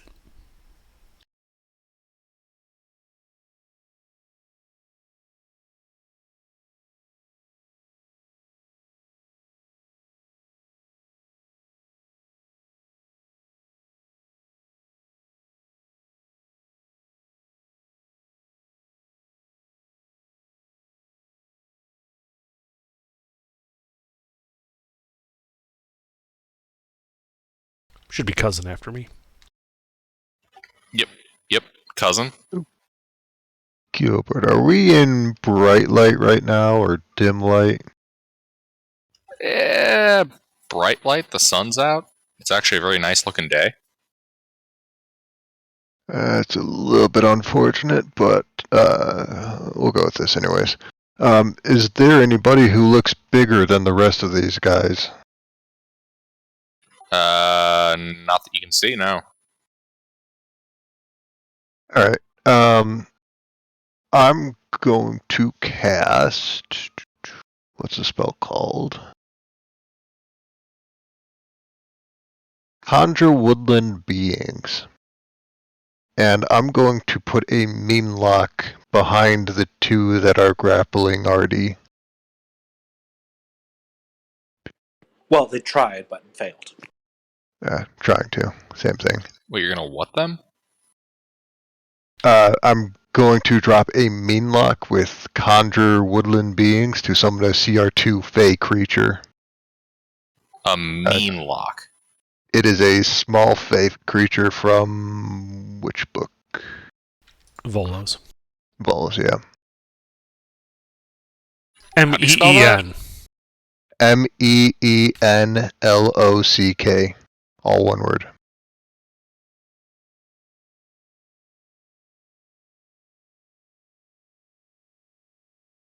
Volo's page Oh, wow. 170. These things Yeah, are they're fucking ugly ugly. fuckers.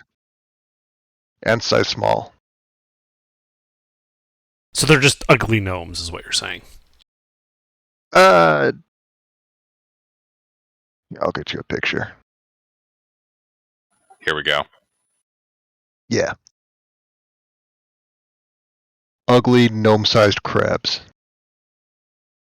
Interesting. All right, yeah. Yeah, you pierce the veil and pull these things out. And I will give it the instruction of relieving these orcs of their kneecaps.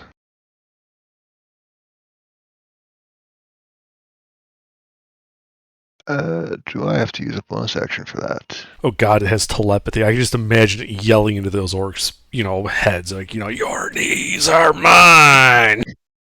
Oh man, look at its fear aura. Yeah, that's why I Any wanted this beast thing. or humanoid. It has no IFF. That's gonna hit everybody. Except me, because I ran away. That's fine. It's gonna hurt those guys more than us. And then these things start laughing maniacally while the party and the orcs all have panic attacks. Yeah, then I'm going to bonus action cast Fuelele on my club. And that's going to be my turn. Alrighty. DM2. Well. Alright, Alpha. Yeah. So, just ahead of you, now that you've just bullied one of these orcs, you can see stepping out of the foliage another bigger, more hulking orc wielding a warhammer. Alright, sorry, not a warhammer, a maul. Metal and leather plate armor clad. This thing's great form, and it has a banner flying on its back. He takes exception to you being up on his hill, and so he's going to try to kick your ass off of it, Alpha. Fuck, I missed a war boss by 1 initiative. Yes. Yes, you did. Alrighty. You survived this time, Gazgul.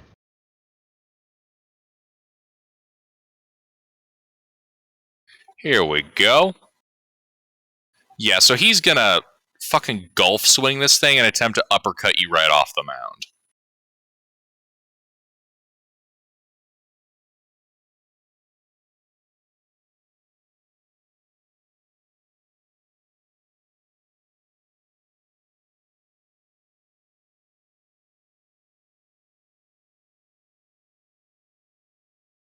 Do either of those hit you, Alpha?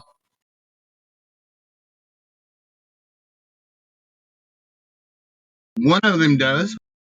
The 21? Yep. Alrighty. Yeah, this guy, makes a driving attack against you, and as that maul hits you in an uppercut, there's a thunderous bang. I need a strength saving throw from you, Alpha. You sure? Okay. Oh, I'm sure. DC is 28.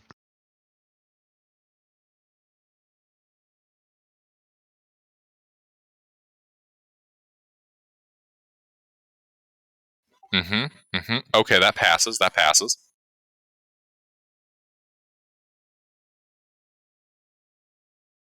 Alrighty.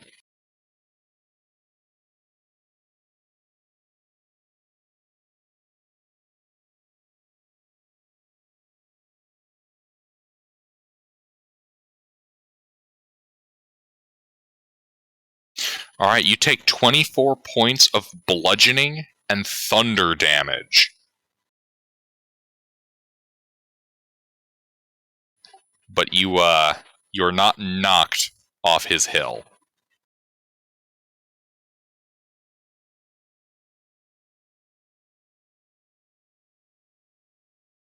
He's going to use his bonus action. I've seen in the old Dragon Ball Z movie when Goku kicks Broly in the neck and he just pushes his head down. That's basically what I just done to his staff. He hits me in the chin, it goes up, and I just push my head back down and smile at him. Yeah. Yeah, he's going to try to get you the butt end of his maul. Yeah, no. No, that doesn't hit. Real.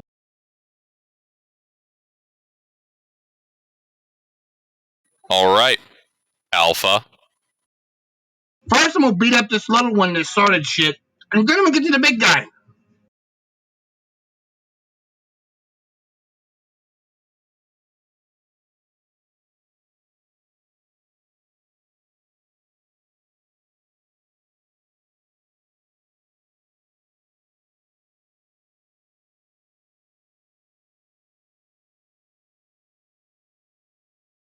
Hit, miss, hit.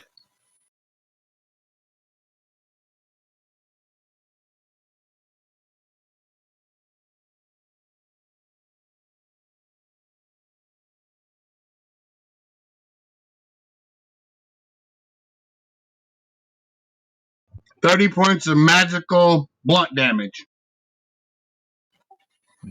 Damn! Yeah, this guy is... You slam him repeatedly with your fucking hammer and shit, and he is very nearly dead.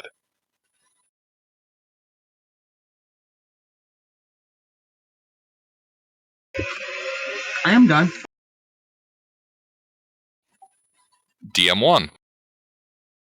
3 of which I believe are held. 3 of which are held.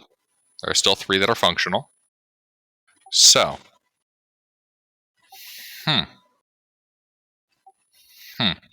Yes. One of them with a heavy crossbow is going to take a pair of shots on Yuri. Is this one of the guys that are within 10 feet of the mean lock? No, this is one of the guys up on the hill. Oh shit, he's got crossbow expert. Mm-hmm. Alright.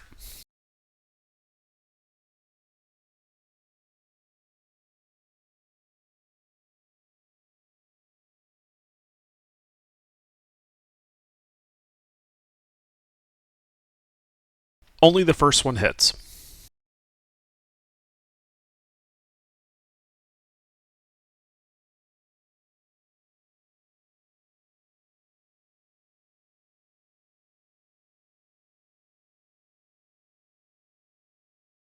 Three points of piercing damage. Okay. After that first shot, I disappear and teleport up to 60 feet to a point I can see. Oh, towards the river, back the way you guys came, towards the log, into the tree line. Well, you said that there was this double escarpment on either side of the road. Mm-hmm. And there were guys at the top of one side, that's where Alpha is, and the other side the guys were in the dirt, right? No one's emerged from those bushes. Oh, okay. So there are 3 terraces here. The river level terrace, the road terrace, and the terrace where the bushes are. Ah, got it. Okay. Then in that case, I would have moved about 20 feet back along the road so that I could still keep everybody in range and in sight, but a good enough distance away to not be immediately shot again. Alrighty.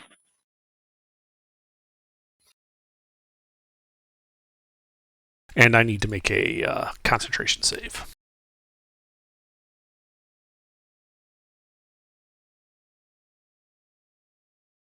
Oh, I missed a kind of important part for the spell I cast. They need an initiative.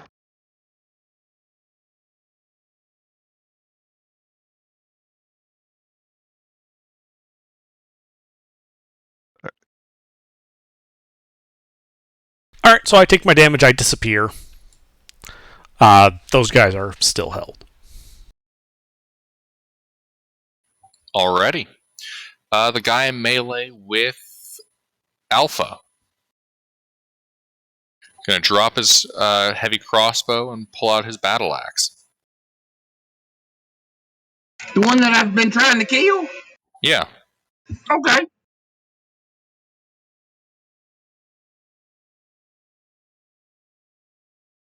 Oh, and he's inside his buddy's aura.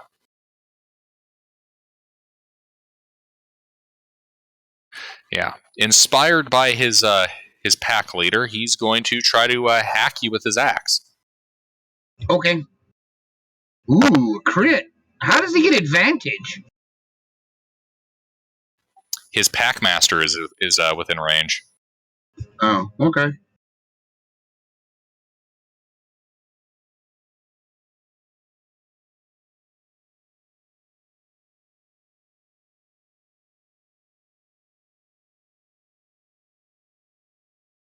It's 2 hits. Uh-huh. You got a 19 and a 20. Of course it's 2 hits. 31 points of slashing damage. Wow. Okay. Regular slashing, not magical? Okay. Yeah, just regular shit. Okay. You know magical slashing would still work on you, right? Yeah. Oh, you mean because of rage, not because of the... Right. Okay. Right. So I only took 15 points of damage. Right. Yeah, I was going to say, magical getting shanked still works even if you're a wound in the weave. Well, I got that, but I was Okay. talking about rage because I'm raging. Right. Okay. Yeah, so that's his death throws. His other buddies are held. This some bitch is gonna... They do get a wisdom save at the end of their turn. Yep, at the end of the turn. It's not the end yet. Let's see. I believe Mean Lock's here when a human starts within 10 feet. This guy does wisdom saving throw versus fright.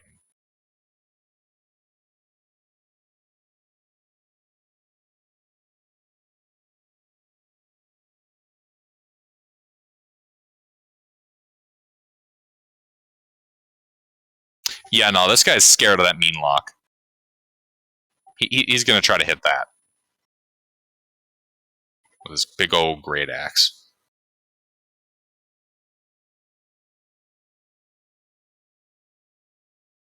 He's coming for his kneecaps. 21 on the guy coming for his kneecaps. 21 hits. Wouldn't he have disadvantage because he's frightened? Oh, fuck, yes, that's right. My bad. So that's a 9 misses.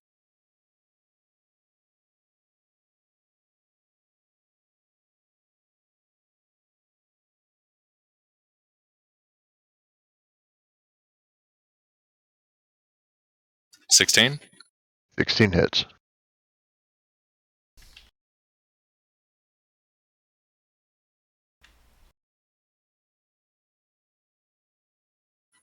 Eight points of slashing damage. Alright.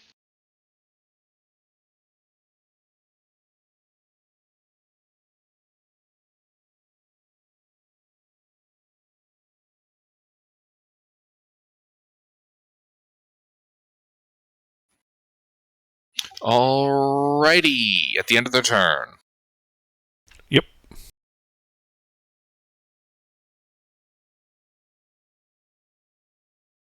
They are still held. Alrighty, Armerson.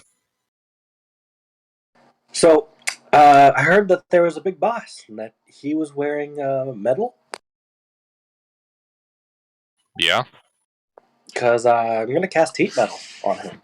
What's the range of that? 60 feet.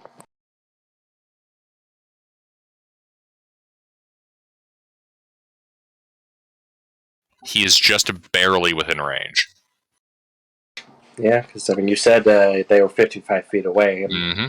attacked Alpha.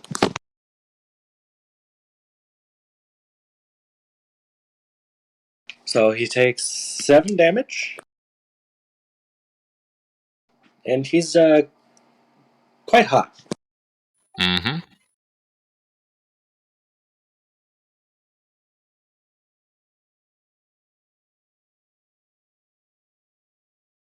Anything else? That's it. Alrighty. Yuri.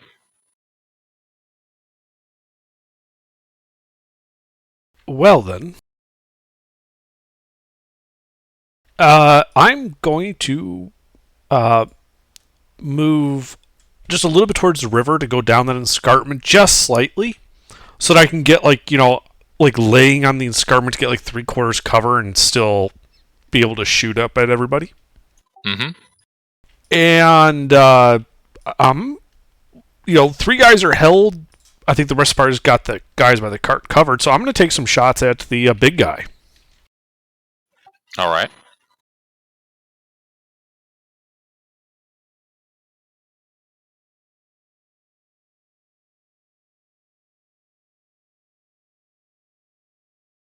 $17. 2 hits. Oops. God damn it, my finger slipped. That's only supposed to be +8. So 16 force damage. I figured. I'm pretty sure you don't have a charisma of 87. I just got charisma of 84 and +3 from the staff. Oh, of course.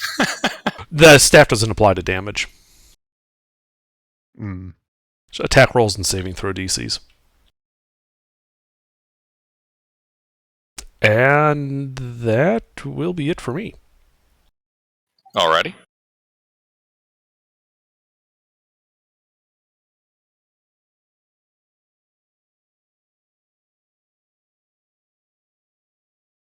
Do. Mean lock. So it doesn't say whether you or I have control over it. It says it's friendly to me, but it doesn't say under my direct control. I Okay. guess that would be up to your interpretation. But it's your monster.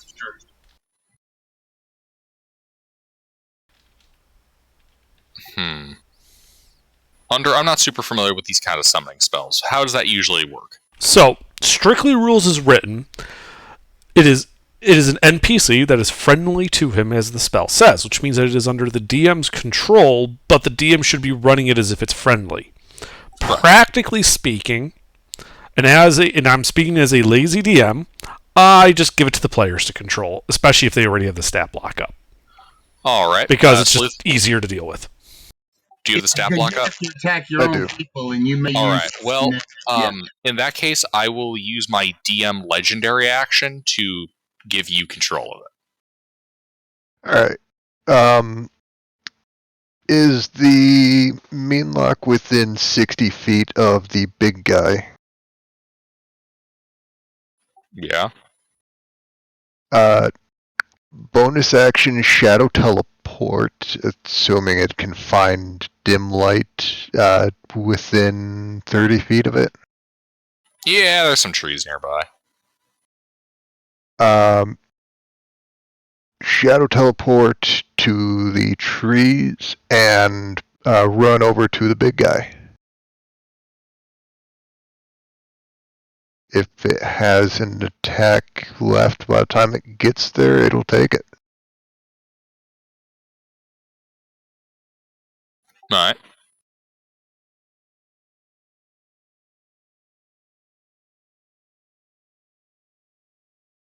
$13 probably doesn't hit. Nope. Kneecaps are safe for this round.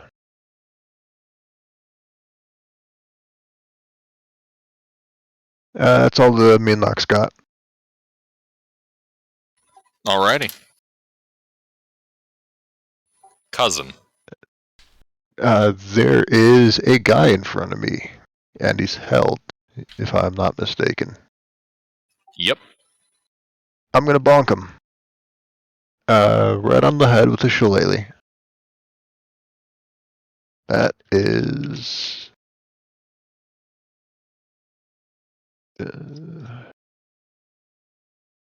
Well, is my number for that?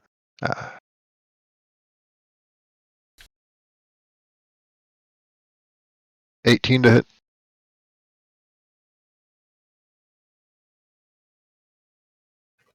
Hit, and it counts as a crit. 8 magical bludgeoning damage. And that's gonna be my turn. Alright. This motherfucker. He doesn't like this. He doesn't like any of this, and he doesn't like any of you.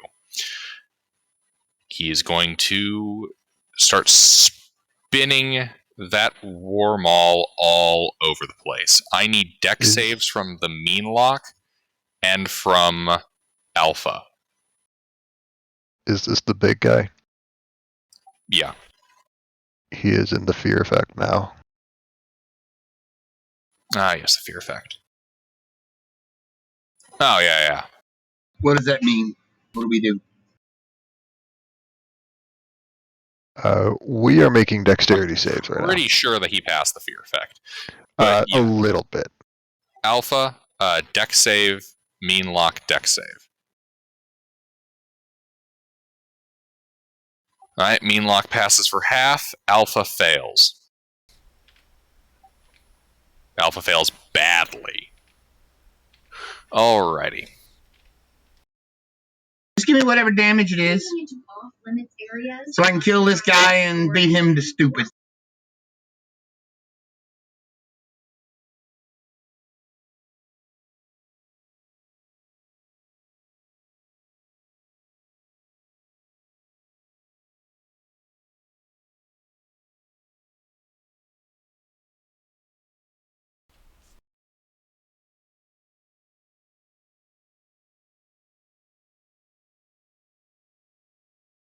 Alright, so Alpha, you take 30 points of bludgeoning damage, non-magical. The Meanlock takes 15. And Alpha, you are knocked prone. Alright. This guy's then going to use his bonus action to, jab you in the chest with the butt of his hammer. He better get every damage he can.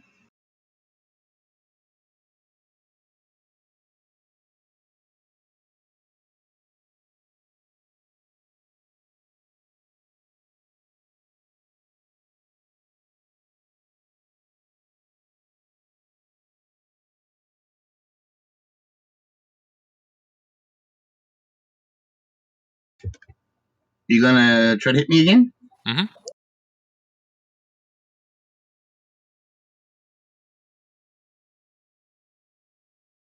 Yeah, I was just on the wrong stat block. That hits as well.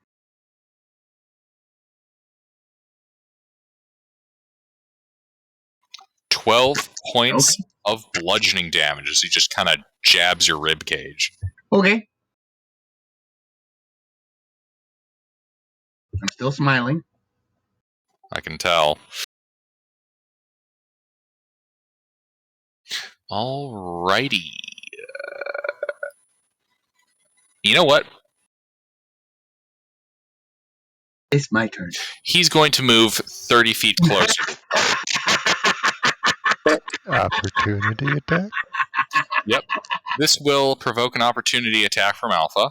At disadvantage. 22 from the Meanlock. That was the big guy with the plate attacking earlier? Because he's still heat metalled?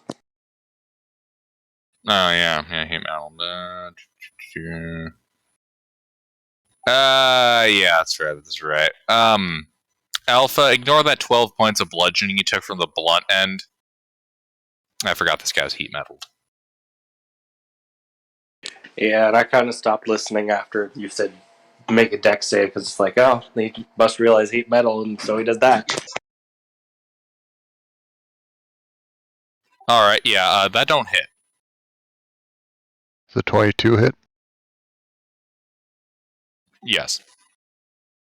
I need a Constitution save. If he can roll below an 11. Technically, yes, he can. That might be very important, because this is a con save to paralyze.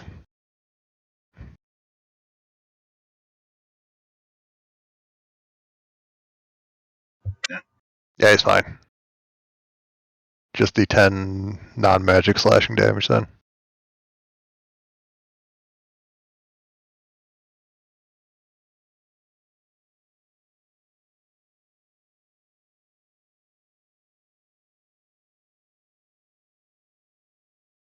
Alrighty.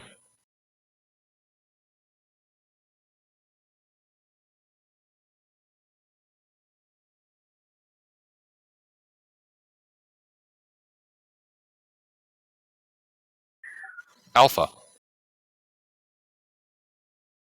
I am going to stand up at Mrs. Fuck. You're gonna. What's your movement speed? 30. That one hits.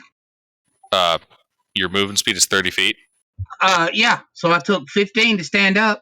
And then you walk forward 15, feet. which puts 15 No, between you and the him. one that's still beside me. Ain't he still alive? Ah, yes, he's still alive. Sorry, I thought you meant you were going after the other No, guy. I'll hit him from here. Fuck that. Okay. Alright, yeah. Those hit. Well, the 12 don't, but the 18 does.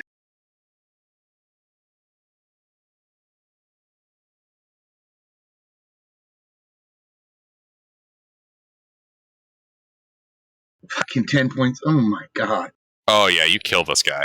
Oh, he is dead? Okay, good. Yeah, you kill him. He's dead on the ground. The one that's heading up the hill, that's how far away from me is he? Headed down the hill. How far is he? 30 feet? 30 feet.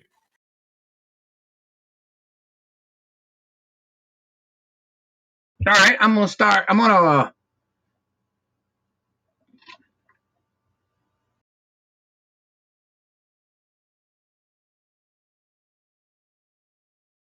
Okay. I am going.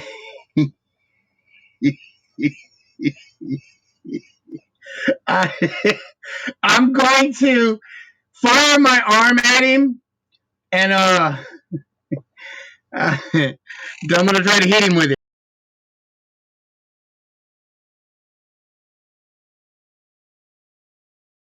Man. Alright, yeah. Yeah, he's striding away from you when you punch him in the back of the head with your rock. I need him to make a strength save. Because this is a melee weapon, so technically I can do this.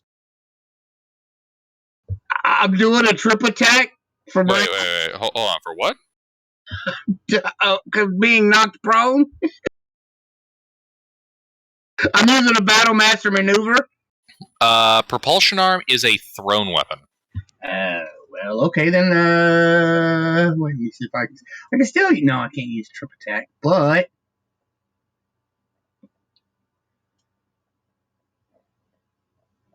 okay. This is after hitting a creature, though. I guess I could use a trip attack with it. It doesn't specify it has to be a ranged or melee weapon. Yeah, there's not many that do. Yeah, I know. So yeah, I do needing to make a strength save. Okay. I'm gonna knock him prone, hit him in the back of the head, and knock him over. Please fail, please. This is gonna be so classic, please.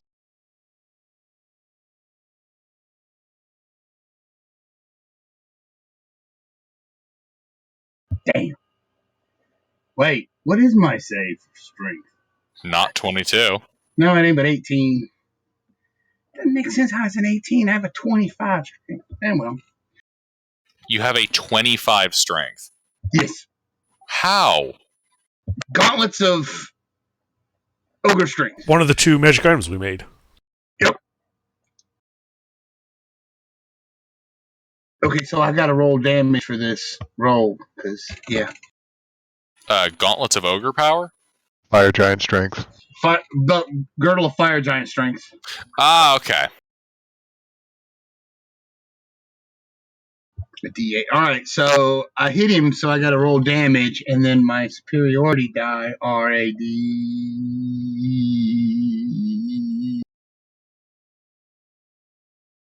I don't think they ever changed from an 8. You just get more of them, right? Oh, yeah, no, if you keep going up in levels, they change to a 10 and then a 12.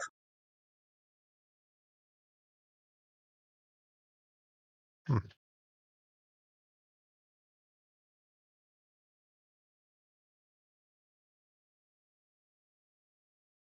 For 14 points of magical blunt damage. Is to smack him in the back of the head, and we yell out, "Hey, where you going? We ain't done fighting!"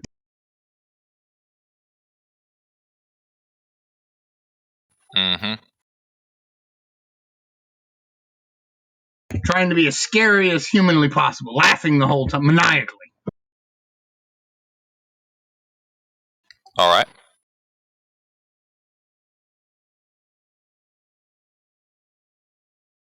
And I'm done. DM1 these guys. Well, one of the crossbowmen's going to try to cap you twice, Alpha, with his crossbow.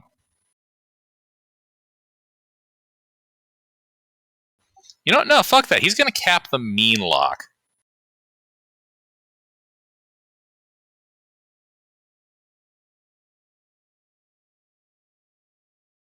He thought. It isn't high, but it's not that low. Yeah. Yeah. Alright, let's see. There's that one guy who's not fucked up. He's gonna try to boop cousin. This guy's still frightened. I don't think so. He's no longer in range of the mean lock. It's until the end of his next turn. Ah, in that case, yes, he is.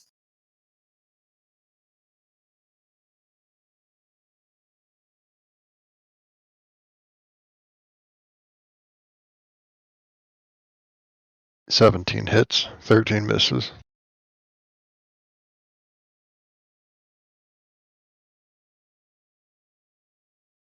Six points of slashing damage. Okay. Is that summon spell not concentration? It is.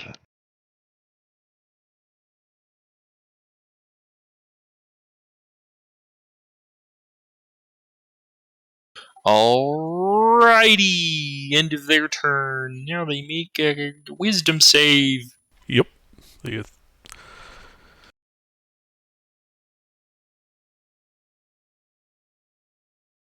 They are still held. Man, sucks to be these guys.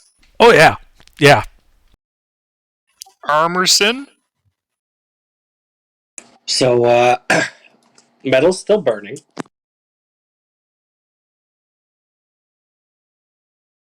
So 11 fire damage on Big Boss. And he's heading towards me, right? Down the hill, you said? Yeah, he's head down towards the cart.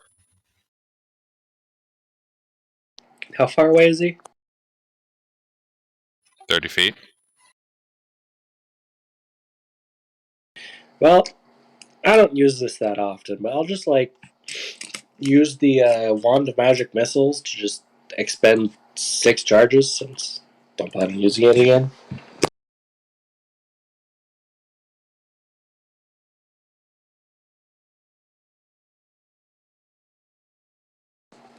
To just deal 26 damage to him. Neat.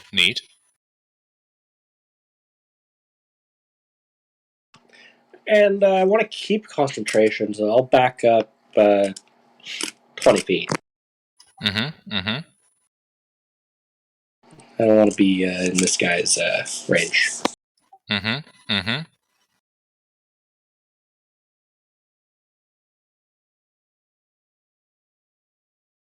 Yuri. Range to the big guy? Yuri position 45 feet. Okay. I'm going to shoot him twice.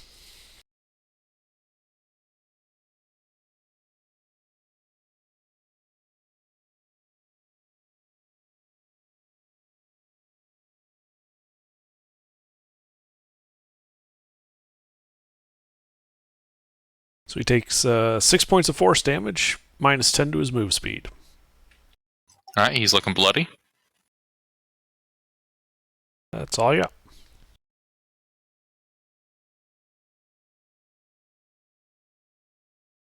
All right. Mean lock. Meanlock is going to give chase to that big guy.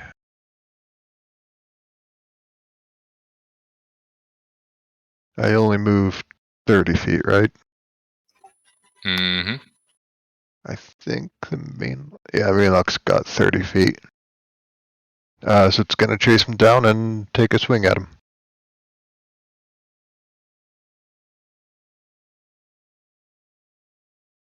Point 2 to hit. Hit. 7 slashing damage and a con save, DC 11 for paralysis. And that will be the Meanlock's turn. Yeah, just a little bit succeeds. Mm-hmm. Alright, and after the Meanlock should be me.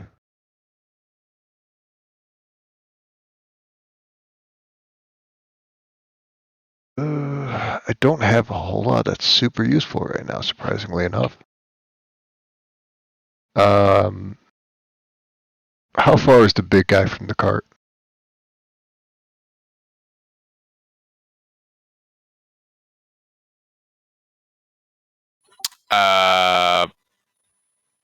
About 30 feet. Technically 25. If we're talking like the front of it with the horse. I'll bonk him on the head with a guiding bolt.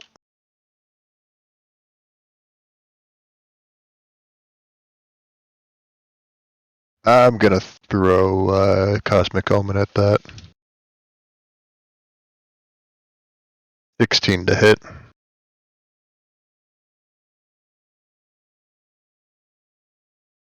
I don't suppose that is going to hit.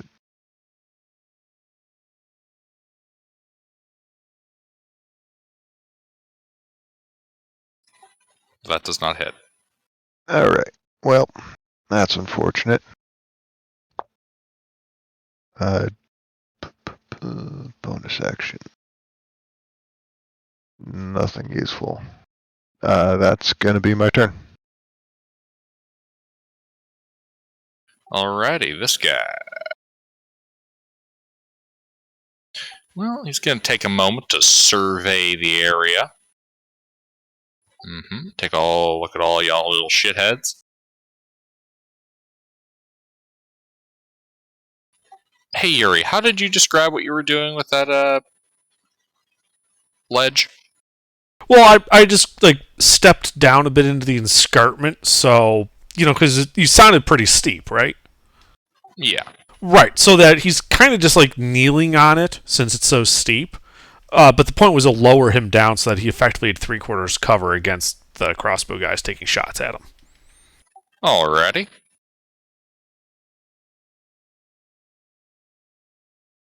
Well, let's see. That he has just enough movement speed to get you then. Yeah, he's gonna stride. He is at -10, Yep. Okay. He's got his bonus action for that aggressive feature in his regular walk. But yeah, he's able to stride all the way up to you. Okay. And he's gonna play whack-a-mole. Yeah, you can certainly try. Do I have any cover from him then, given this? The awkward angle he's playing at? No. Okay. Man, that would get into a super messy series of rulings. Yeah, no kidding. Because, you're also technically lower than him, and it's like, so is that prone? No, because I still have like all my movement and stuff to, dodge and things like that. Mm-hmm.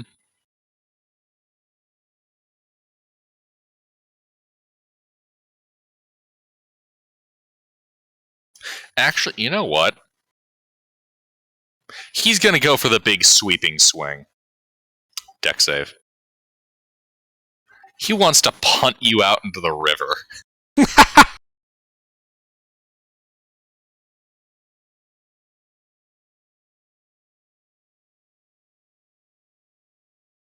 That boss is a coward. He's a coward. Uh-huh. Belly, yellow belly, yellow. I Well, won't get to win. well. You can't run forever. That deck save fails.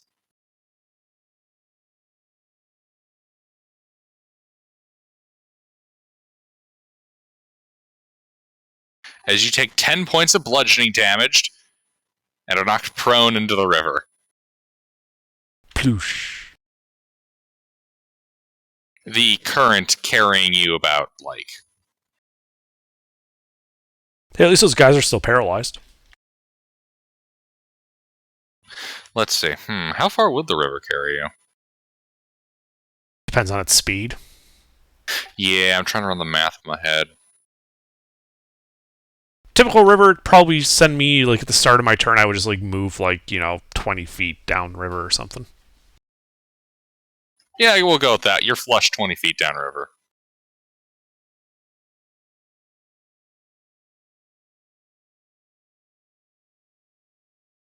Wait, why would that happen right now? It happened at the end. It generally, you do it, like, falling, like, at the start of my turn. Start your turn? That makes sense. We'll do that, yeah. So I'm in the water, and then I'll just be carried by the current at the start of my turn. Makes sense to me. Been a while since I've had to work with water. Yep. Since the lazy river last time I checked. Alrighty, yeah. So you're in the water. Yep.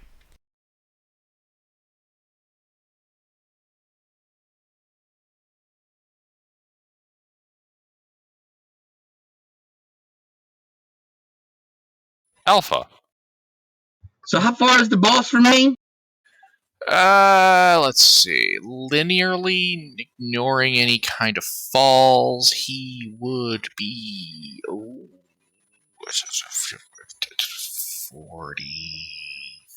50, about 60 feet away. All right. I am going to action dash.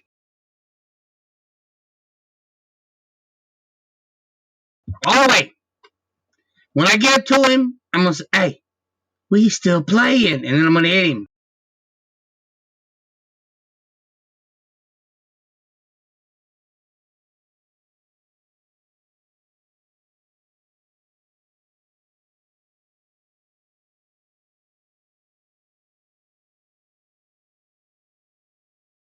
I need a strength save from you.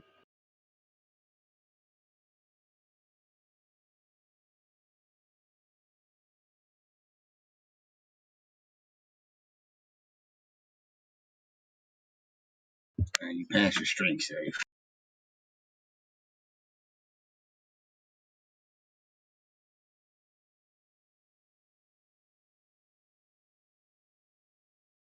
$18 points of magical force damage. And I am done.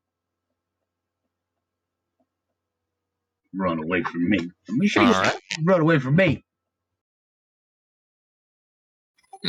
Alright. These guys.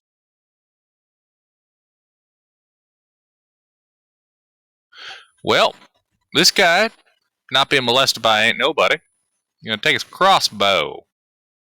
Gonna aim with his crossbow. He's gonna bust a cap in your ass, cousin.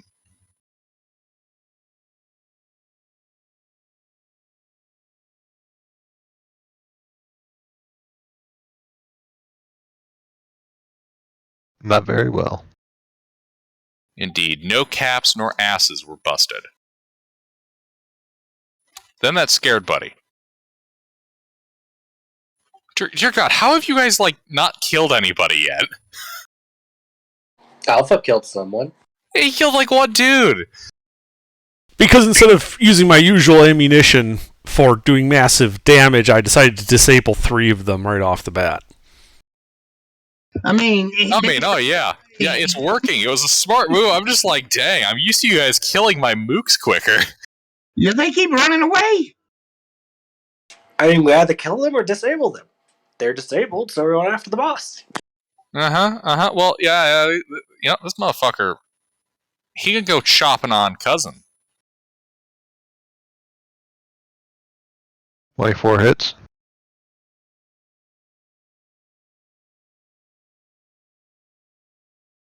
He going shopping. You get chopped. All right. All right, these guys pull out the bomb vest. I'm joking. Freedom at last. Well, three of them can't pull out their bomb vests because they're paralyzed.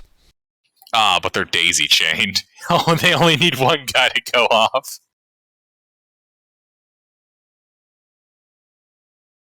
Wah, wah, wah, wah. I mean, they only have a 15% chance of this stopping.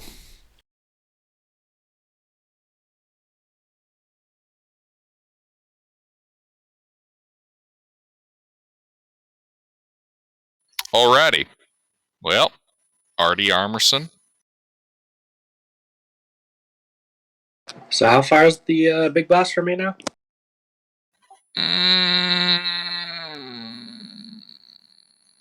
About 50 feet.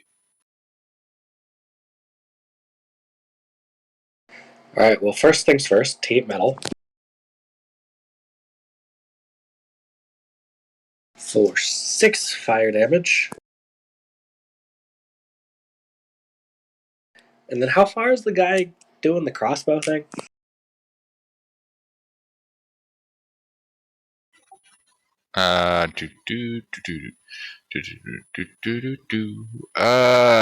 Linearly about 90 feet.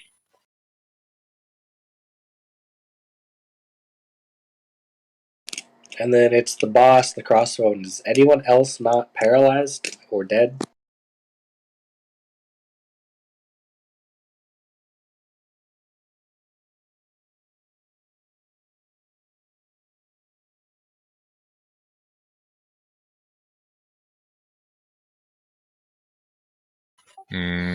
Boss, crossbowman, and one guy at the cart. I'll head towards the. I'll punch the guy at the cart who's not paralyzed.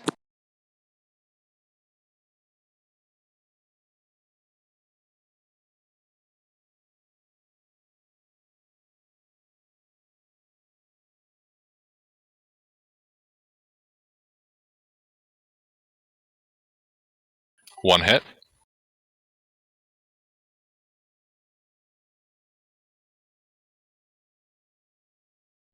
"12 thunder." Okay, yeah, he's injured.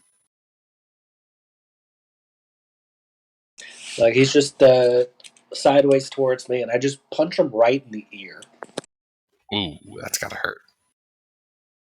But of course, the recoil from that makes my second shot miss. Mm-hmm. And that's it.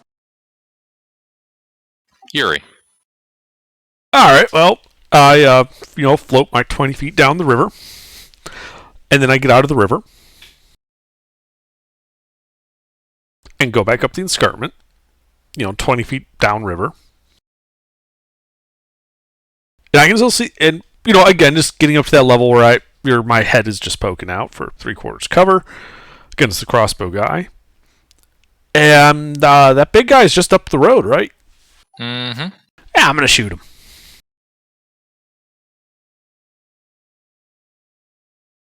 Oh god, it's a gnome with a bazooka!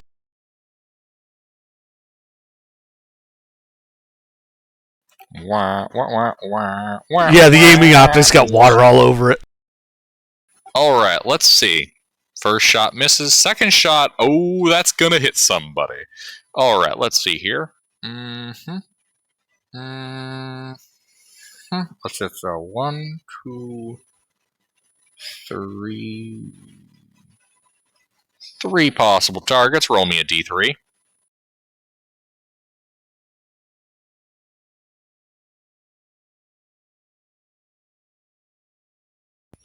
You have shot Armerson. Somehow.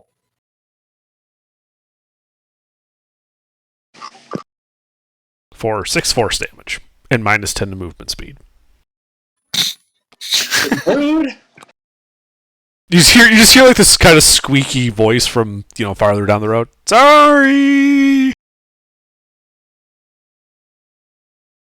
Oh man.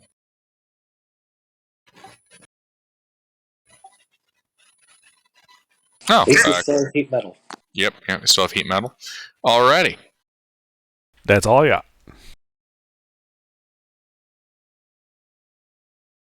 I believe it's the meanie guy. Yeah. I forgot to reroll for Shadow Teleport.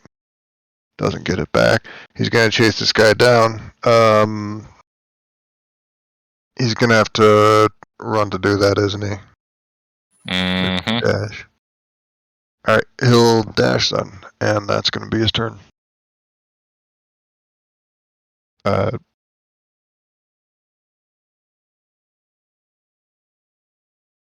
What do I have? How far is the big guy from me?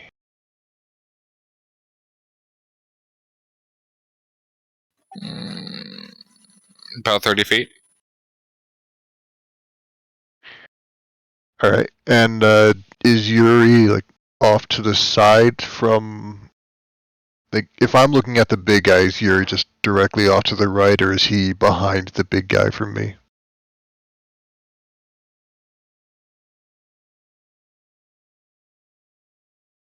I guess if it would make it easier, if I pull this guy towards me, is he getting further from Yuri, or is it effectively the same? If you pull him towards you, he's becoming further from Yuri. Alright, I'm gonna cast Thorn Whip on the big guy.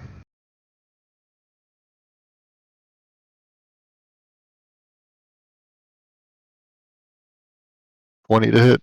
Mm-hmm. That hits. Number 8 magical piercing damage, and he is pulled 10 feet towards me.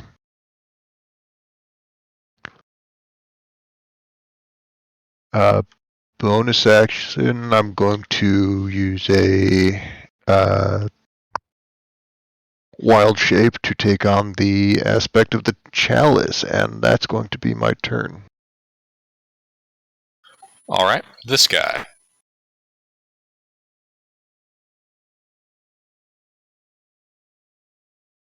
Let's see, 10 feet closer.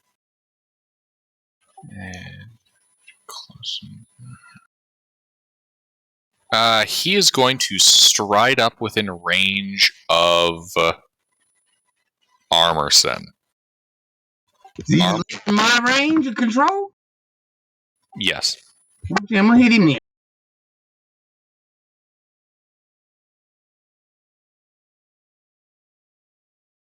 And I need a strength save from him.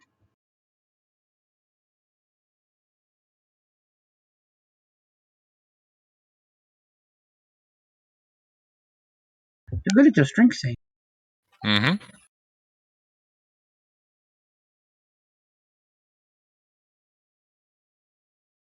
But you take 16 points of magical blunt damage as he smacks you upside the head as you try to walk away. Mm-hmm. Yeah, he walks away. He is bloodied, though. And now that Armerson's in range, Armerson dex save. He's making big sweeping swings with this maul.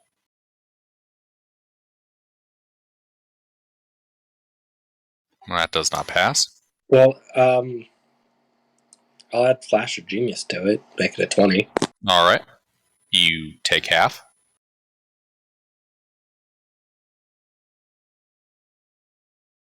Eight points of damage halved.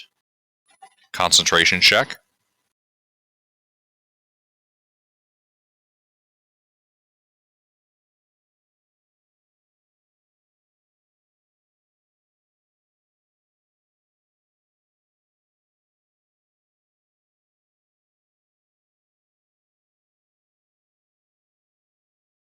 Alright, that holds. And that is his turn. Alpha. How far did he run? 50 feet. 50 feet? Well, I'm gonna dash over there and smack him.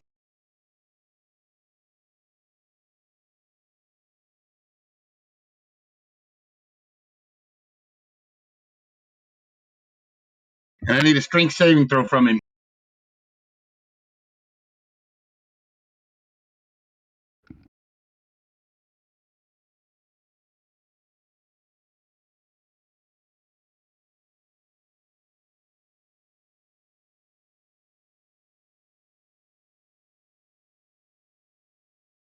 22 points of magical blunt damage. Why you keep running from me?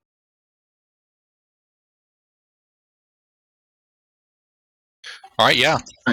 He's more injured. Looking rough. These guys.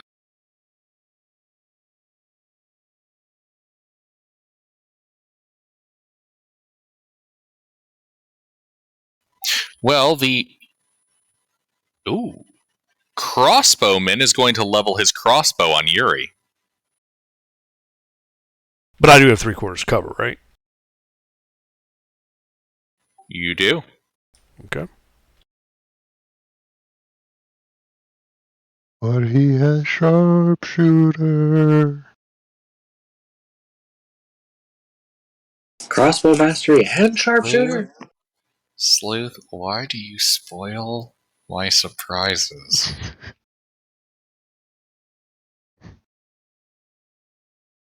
But yes, Under, this guy does have sharpshooter. Oh, okay. That's why I was asking if I had 3/4 cover.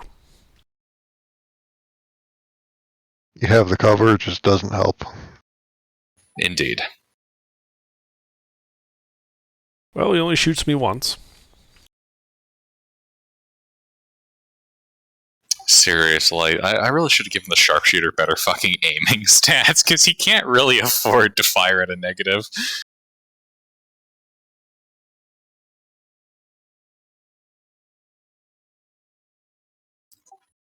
Six points of piercing. Hey, you know those paralyzed guys? They're not so paralyzed anymore. Hey, motherfuckers! It's clobbering time! Alrighty, let's see here. Yeah, two of these guys are gonna fucking try to gank you, cousin.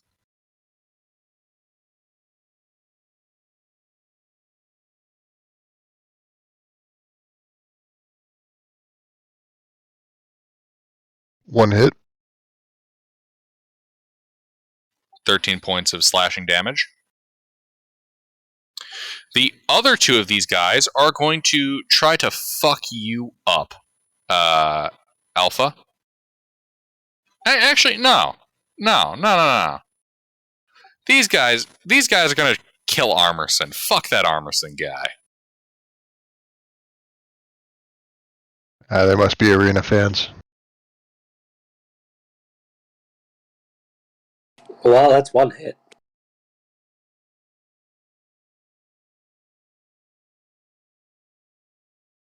$18 points of slashing damage.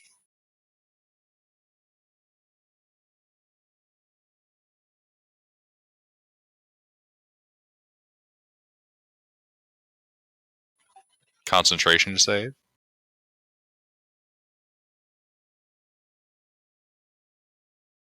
Alright.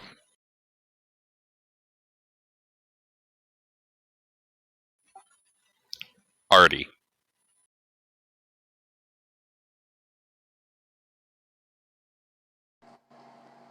Could I make a thunder wave and not hit allies? What's its range? It's a 15-foot cube originating from me. No. No, you would be hitting Alpha.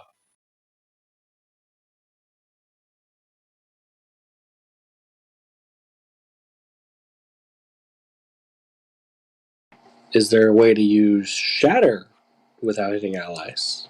10-foot radius sphere within 60 feet.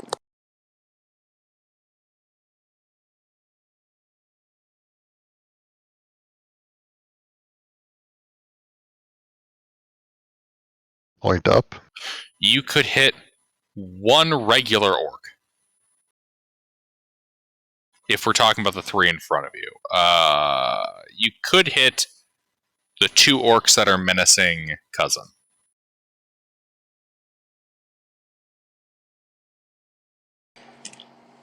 But not much. Alright, well, first things first, heat metal.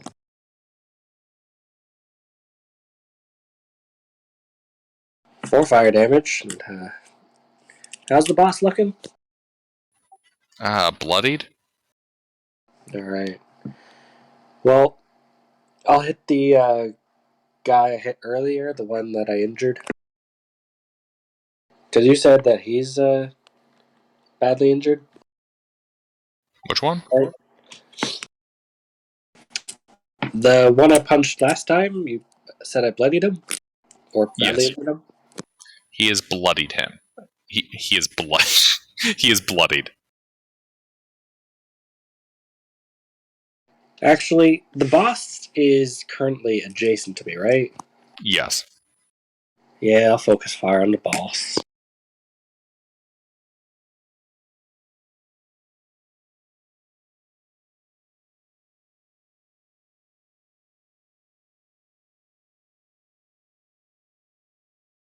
Does a 17 hit? 1 hit.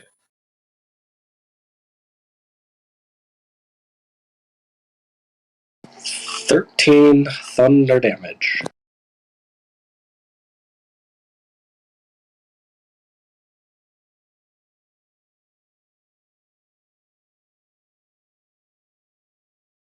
And that is it.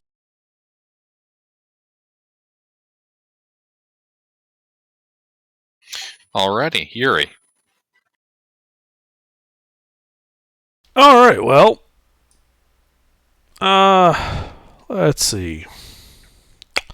Well, instead no longer need to concentrate on hold person, I shall load my special ammunition, meaning that the big guy now has disadvantage on strength ability checks, and I'm going to shoot him twice. His 2 arcane rockets come fucking flying down the road. 1 hit. Okay.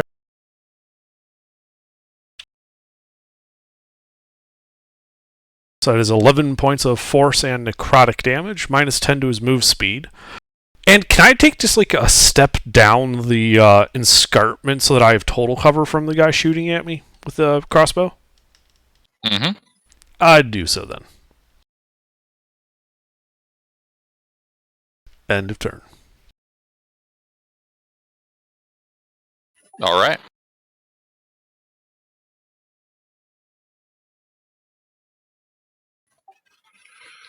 Meanlock. Meanlock's gonna chase the big guy. He only moved his normal 30, right? No, he moved 50. Meanlock's gonna have to dash again then.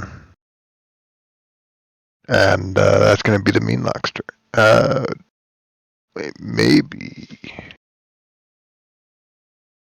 Oh, that was supposed to be a D6. Yeah, he's gonna have to dash. That's gonna be his turn. My turn then. There's 2 of these guys around me and 3 around Alpha.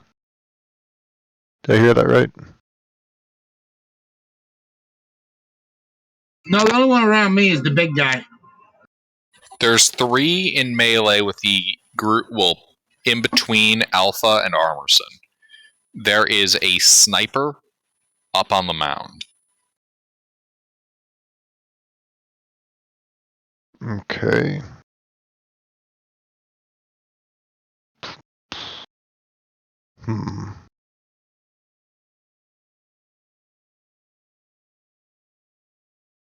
I'm going to back up my 30 feet of movement.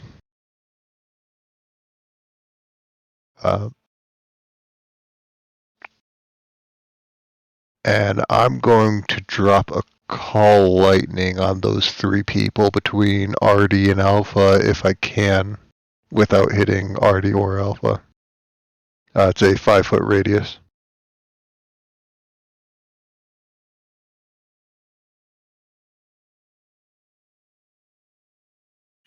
I'd really only be able to hit 1 orc or another orc, but not all 3 orcs. And you would not be able to hit the... Wait, hold on. What was it again? 5-foot radius in a 120-foot range. I'm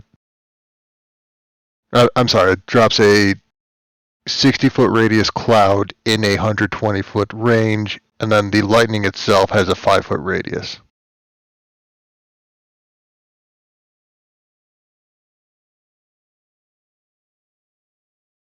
If you target the big guy, you hit Armerson and Alpha. Target the small guys, and is it a 5-foot radius circle? 5-foot radius is 10 feet end to end. But yeah, it's a 5-foot radius circle. Circle, yes. Okay, in that case, yeah, you'd be able to get the middle guy if you hit the ends.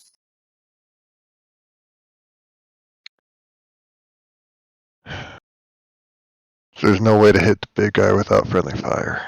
Shit. No, you can. Oh, okay.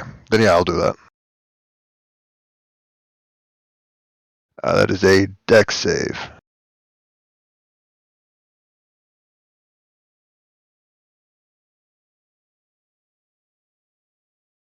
And since this is also concentration, the mean lock fades away. He takes half.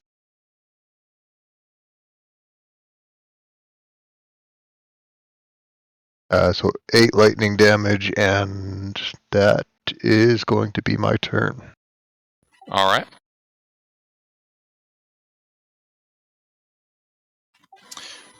All right, so I think what we're going to do, because of how late it's getting, is this guy will take his turn, and then we will call it there. We will be resuming, I guess, in the middle of combat next week. Alrighty. Alright.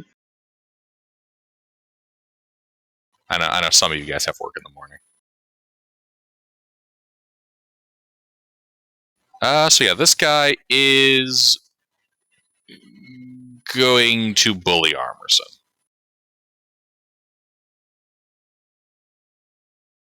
Yeah, he doesn't like me. I wonder why. Because you're using the fucking bullshit heat metal spell.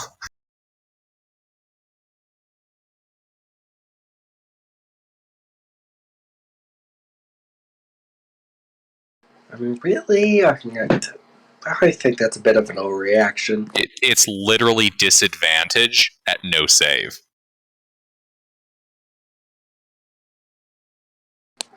Yeah, I don't think he's trying hard. Yeah, I think we don't should set he's Artie on fire. I mean, he's not even trying. Mm, He missed both hits. Indeed. He misses his 2 hits. And we will call the session there for the night, resuming on Alpha's turn next week. Coward. It's